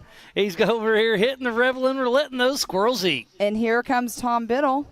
Tom Biddle is a lap down, but he will finish his lap. Tom Biddle and Joe Fabrizio splashed by John Rance. John Rance, this could come down to Sergio Pinilios and Scott Farley. This could turn into this is going to be interesting how this and shakes up. And here we do. We have Sergio in our sights right now. He is at race mile 3.5. How far back is Scott Farley? 20 seconds. Remember, Scott Farley has to pass Scott Sergio. Farley. So we'll see. Oh, nope, I hear some engine, but that's Tom Biddle finishing a lap down. But, hey, a finish is a finish. So the checkered flag, that should put him in, I'm going to say roughly 6th position. So right now the race is all about John Rance. Is he going to be able to get that Bronco fired up before Sergio and Scott Farley get there? Scott Farley has to pass Sergio and get 30 seconds on it. But is Sergio and John Schaefer going to push too hard? They're having overheating issues. Pam, this is an exciting finish for the 4600 Spider Track stock class. Yes, it is. And you know that right now Sergio Pinilios is definitely excited. He's probably cheering on John in the car, saying, let's get this done. But how exciting. We do have Lauren Healy right now unofficially in that number 1 spot. Mick Henson in that 2nd position. And then Tom Biddle came in. He was, like you said, a lap down, but he is in that 6th position. Oh, and they're underneath the front. So, look, I think I see the exhaust spraying down. So, I think it's running. Yeah, you see the middle of the car? You see? Yes, it looks I like see the it. water's splashing around. So, to me, that means the engine's running. The exhaust is splashing, but he's saying go. Leave me. Oh, if he can go, go, go, go. This is the race right now. If he can keep it running. He's trying. Start pushing. Can you hear us? Come on, Andrew Anderson. Give him a little push. That's all he needs. Oh, and you see he fired it up again.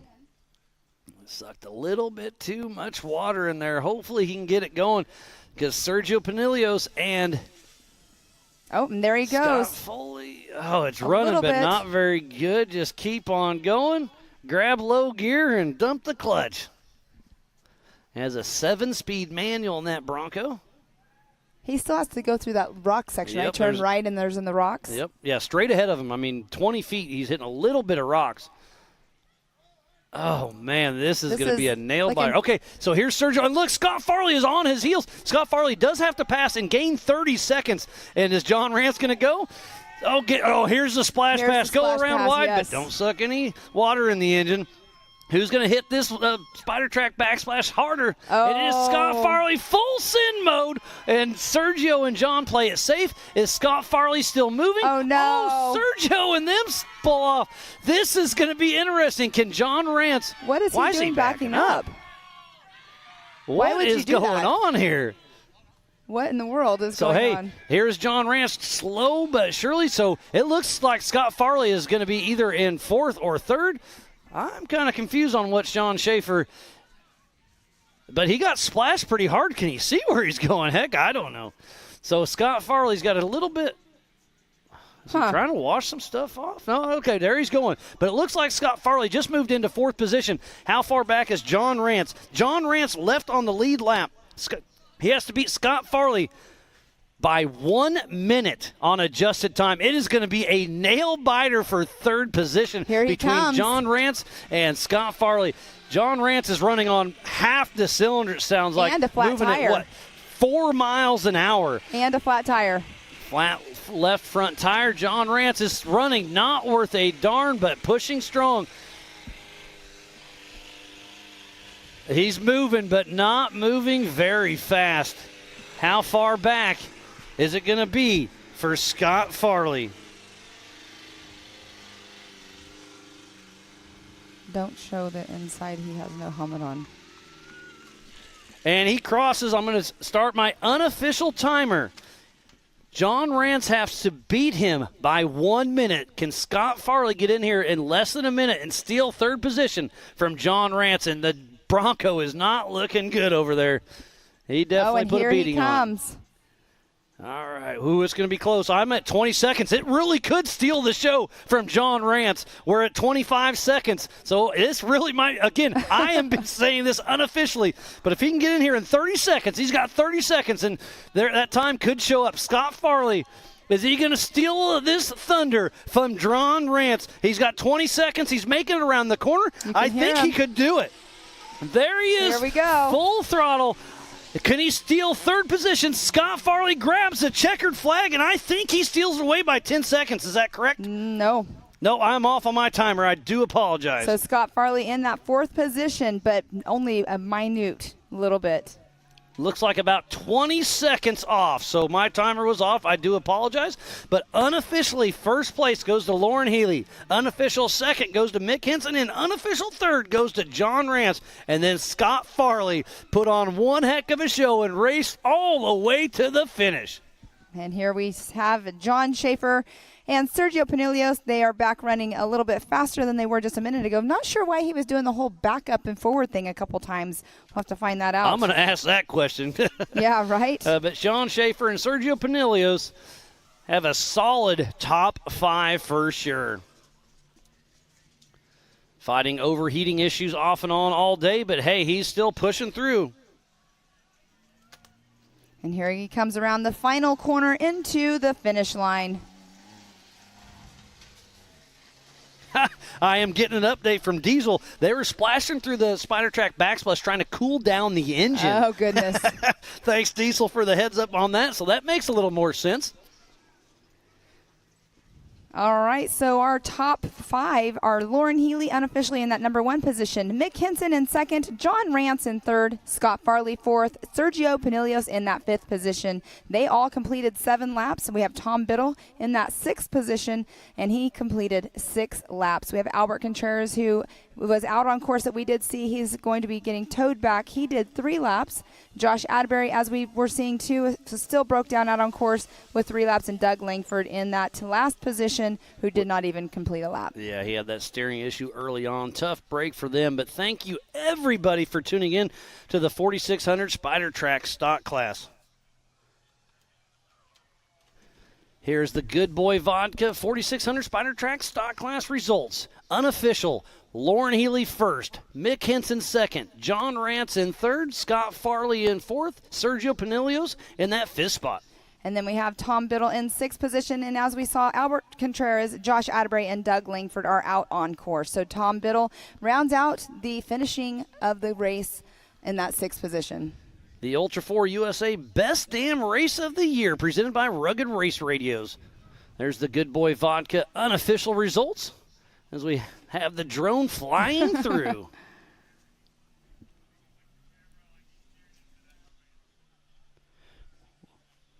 We've got to dot our I's and cross our T's to make sure everything's right in the computer to hand out some of those awards with Pam. So while we wait for all that to shake out, we're going to step away for just a moment. We'll give away some of those Laser Nut Awards here in just a little bit.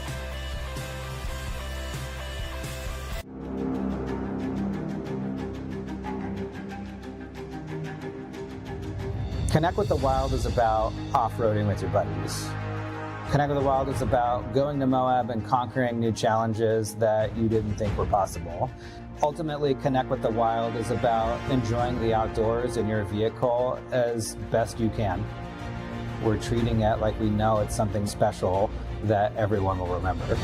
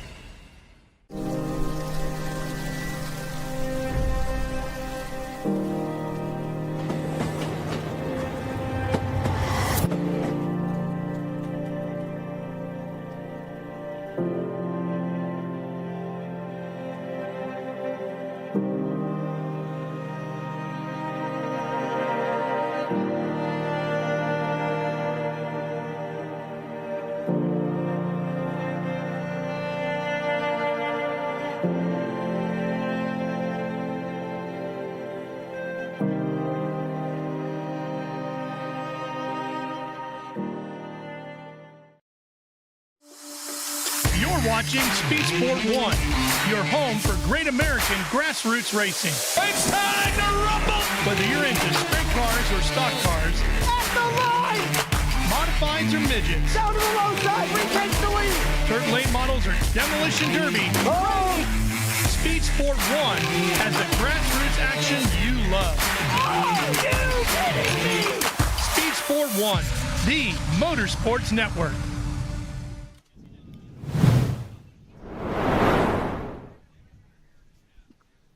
Welcome back to the 2023 Ultra4 USA Best Dam Race of the Year, presented by Rugged Radios. We are on the backside of the Pensacola Dam in the South Grand Lake Race Recreational Area, just outside of Disney and Langley, Oklahoma.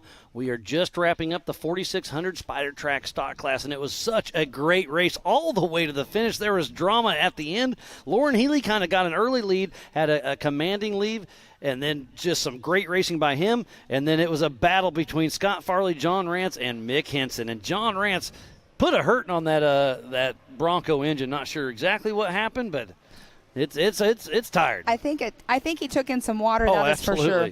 But you know what? I have to say that the ending to this race has been the most exciting one I've seen in quite a while, especially in the 4600 stock class. It was exciting down to the wire, literally. I mean, John Rance, like you were just saying, having the engine issue, but he took that just a little too hot, and that's what happened to him, as we have been talking about that all day long. And we've been seeing a lot of our drivers, they have actually been, taking it easy. But look at the drone flying over our water area and part of our track that we're racing. And, Miles, it's just been an amazing day out here. It's been great. Yeah, we've been out here for over a week making sure the track is set and lined out, and it was some great racing today. This drone's having a little fun flying around. Yes, having some fun at the end of the day.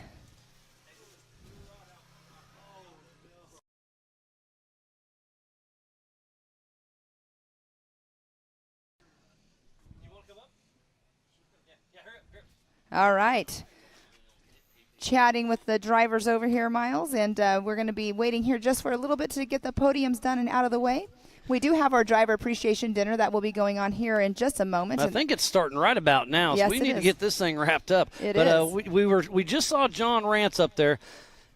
And I'm going to switch out, Miles. I'm going to go get ready for the podiums here in just a minute, but I'm going to hand off my headset to Mr. John. So we saw him splash through there at the end, hit the water a little bit too hard. What happened, buddy? This is John Rance, by the way, in that white and red Bronco. So we had the pick in our ears telling us that Mick Henson could have us, and we needed second to get the Western points. And so I told my co-driver, we're going to hit this water harder than we've hit it yet. And I hit it too fast. And it was the wrong move, huh? Sucked enough in that it hydrolocked and threw a rod. So you finished the race with a blown engine. Yes. It was running. I heard it. I mean, it's a four-cylinder, right? Yeah. And it had about two of them running that still. Poor little four-cylinder across the finish line with zero oil pressure and locking up. Yeah, and then you went across the line, and it was smoking pretty good. Did it lock up again on, or did you shut it off? It's seized right Okay, there. it's done. It made it 20 feet past the checkered flag, and that's it. It welded itself tight. That's all you needed to get that third position. And I believe that'll put you in second for Western Series? It should, yep. Okay. Yep, that let Lauren take it from us. Yep, it was pretty interesting to see how that shakes out. And you know what? If I can thank Lauren Healy while I'm up here. Absolutely. A week ago, so I have that Bronco, first of all, because of Lauren Healy. But a week ago, I had no front locker in that thing. The only person that could help me out with parts was Lauren, and he gave me the parts His to spares? come here. Yeah, to come here and race against him, knowing against that, him. Yeah, that's what That's what we always talk about Ultra4 USA. Is we want to beat you on the track, not in the pit. So everybody's all hands on deck, shipping you some parts so you can get the front end working. And then he went out there and he ran a great race, and you had it so close to the end. Such a bummer. I blew it in the last half mile. Well, hey, that racing's racing. That's just part of it. So now we'll have to find a new engine and see if we can get it out in time for finals. Yeah, that's interesting because that's a fairly new model, so it's going to be a little tough to find one at a salvage yard or whatnot. So what is your game plan? I have to start looking. So get on the horn. Yep, might be hitting up Lauren here real soon. Yeah. I mean, maybe give Chad Hunt a holler. He runs a scrap yard out in Indiana. Okay. He comes through some stuff. So, yeah, well, so Chad, get on the horn. Try to find a Bronco that's wrecked, and we need an engine for old Mud Nut Racing. All right, thanks, Mike. All right, John Rance, congratulations. Tough luck, but thanks for the little update, and what a wonderful, wonderful day it has been. Thanks again for everybody for tuning in. It's been a wonderful day, but we are going to step away and give away some of those trophies here very soon. So while we have a quick break, we'll talk to the winner when we get back, so don't go anywhere. We'll be right back. AMSOIL runs on freedom and has since 1972. We punish our products firsthand in our world-class laboratories and beyond, because some things can't be learned from a test tube. Run with us.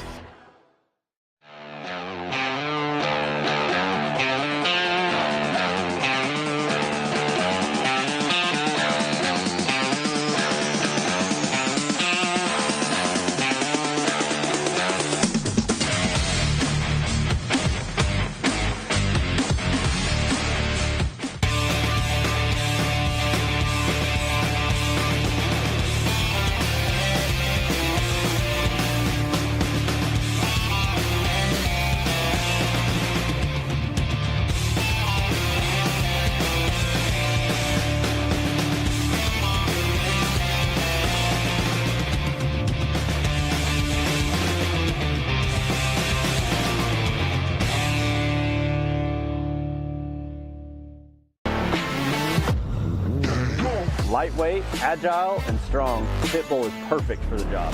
The Pit Bull is the first and only lift that can be used in the pits and in your garage. Elevate your racing with a Handy.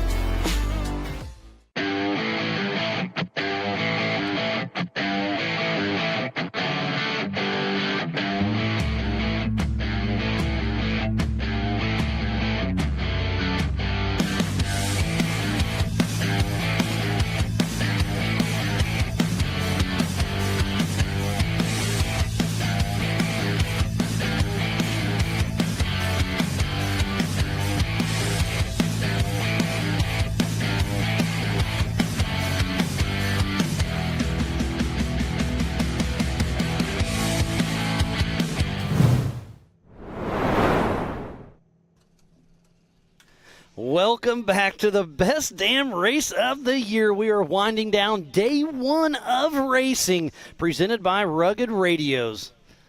We just wrapping up the 4600 Spider Track stock class. We raced UTVs all day. We started out this morning with qualifying all classes. It's been a wonderful day, but we still have one more day to go. Yes, we do. We will start off our morning like we were talking about earlier with our little tiny tots, the future of our sport. Starting off our day tomorrow. They are the only class that did not qualify today because we obviously, the kids class, we don't qualify them. But we will be doing tomorrow morning with that. And then we'll move on into our 4500 and our 4800 class at 11 o'clock. And then at 2 o'clock, we will be going into our 4400 Unlimited class.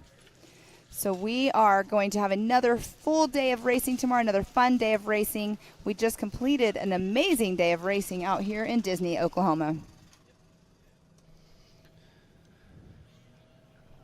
We will be recording most of these awards later on this evening, but we do have Erica Allreed running down there trying to catch up with Lauren Healy, so we'll be throwing down to them here in just a moment. But man, what a great race that was.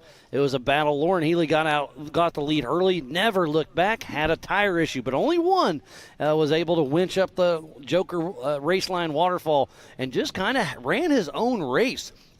Definitely had some lap traffic, but it was a Lauren Healy show for sure. But man, what a fun race it was there at the end between Mick Henson, John Rance, and Scott Farley. It was absolutely amazing out there.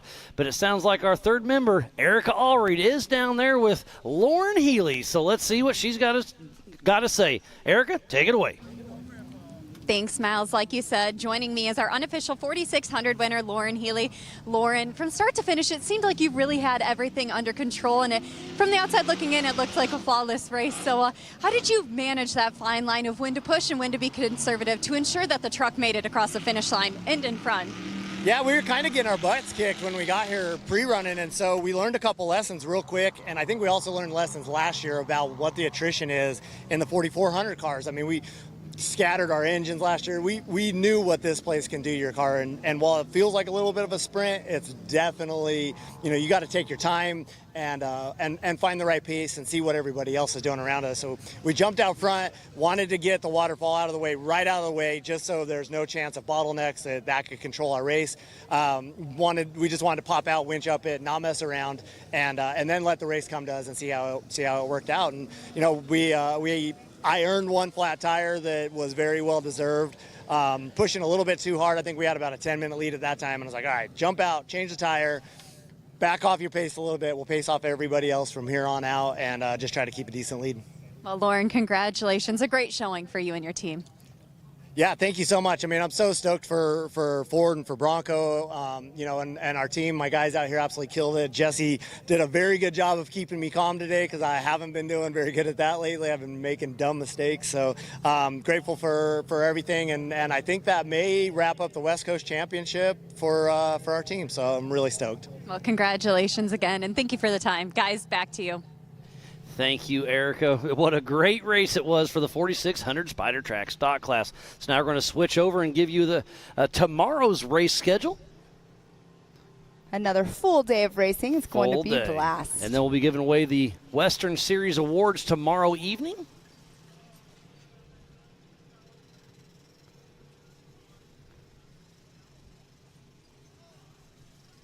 So we'll show you what's going on tomorrow. Be sure to tune in, AOE.TV and Speedsport.tv. Here it is, the best damn race of the year. At 8:45, we'll go live for a 9 o'clock race for the Ultra4 USA Youth. And then at 11 o'clock, we'll be racing the 4500 Yukon Gear and Axle Modified class and the 4800 Brannick Motorsports Legends class.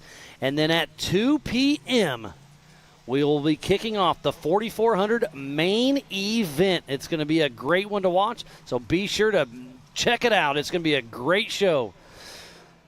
But it sounds like Erica Allred's down there with Mick Henson, unofficial second. Erica, what's he got to say? Thanks, Miles. Mick, despite starting in 7th place, you were able to make your way through the pack. So what was it like negotiating all that traffic and chaos all the way to the 2nd place finish? It was pretty wild. There was a lot of times where it was really tight and I couldn't get around anybody, but we just took our time and played it safe and got around people in the right spots, and that did us right. Well, a true good drive by you and your team, so congratulations on the 2nd place finish. Thank you. Thank you, Erica, and congratulations to Mick Henson. What a great show. Pam, I hope you had fun. I know I had fun. I definitely had a blast. All of our safety crew, they're all coming in because the course is cold now, as we call it, and tomorrow we're going to start on over. So, Miles, it's going to be fun. It's been a wonderful day, and tomorrow's going to be another great day. So be sure to tune in, AOE.TV, Speedsport.tv, go on Ultra4 USA Facebook. So thanks again for tuning in to Ultra4 USA for the 2023 Best Damn Race of the Year, presented by Rugged Radios. From the entire broadcast crew from AOD.TV and Speedsport.tv, I am Miles Hasquist alongside Mrs. Pam Hall and Erica Allred. Thank you, and we'll see you tomorrow.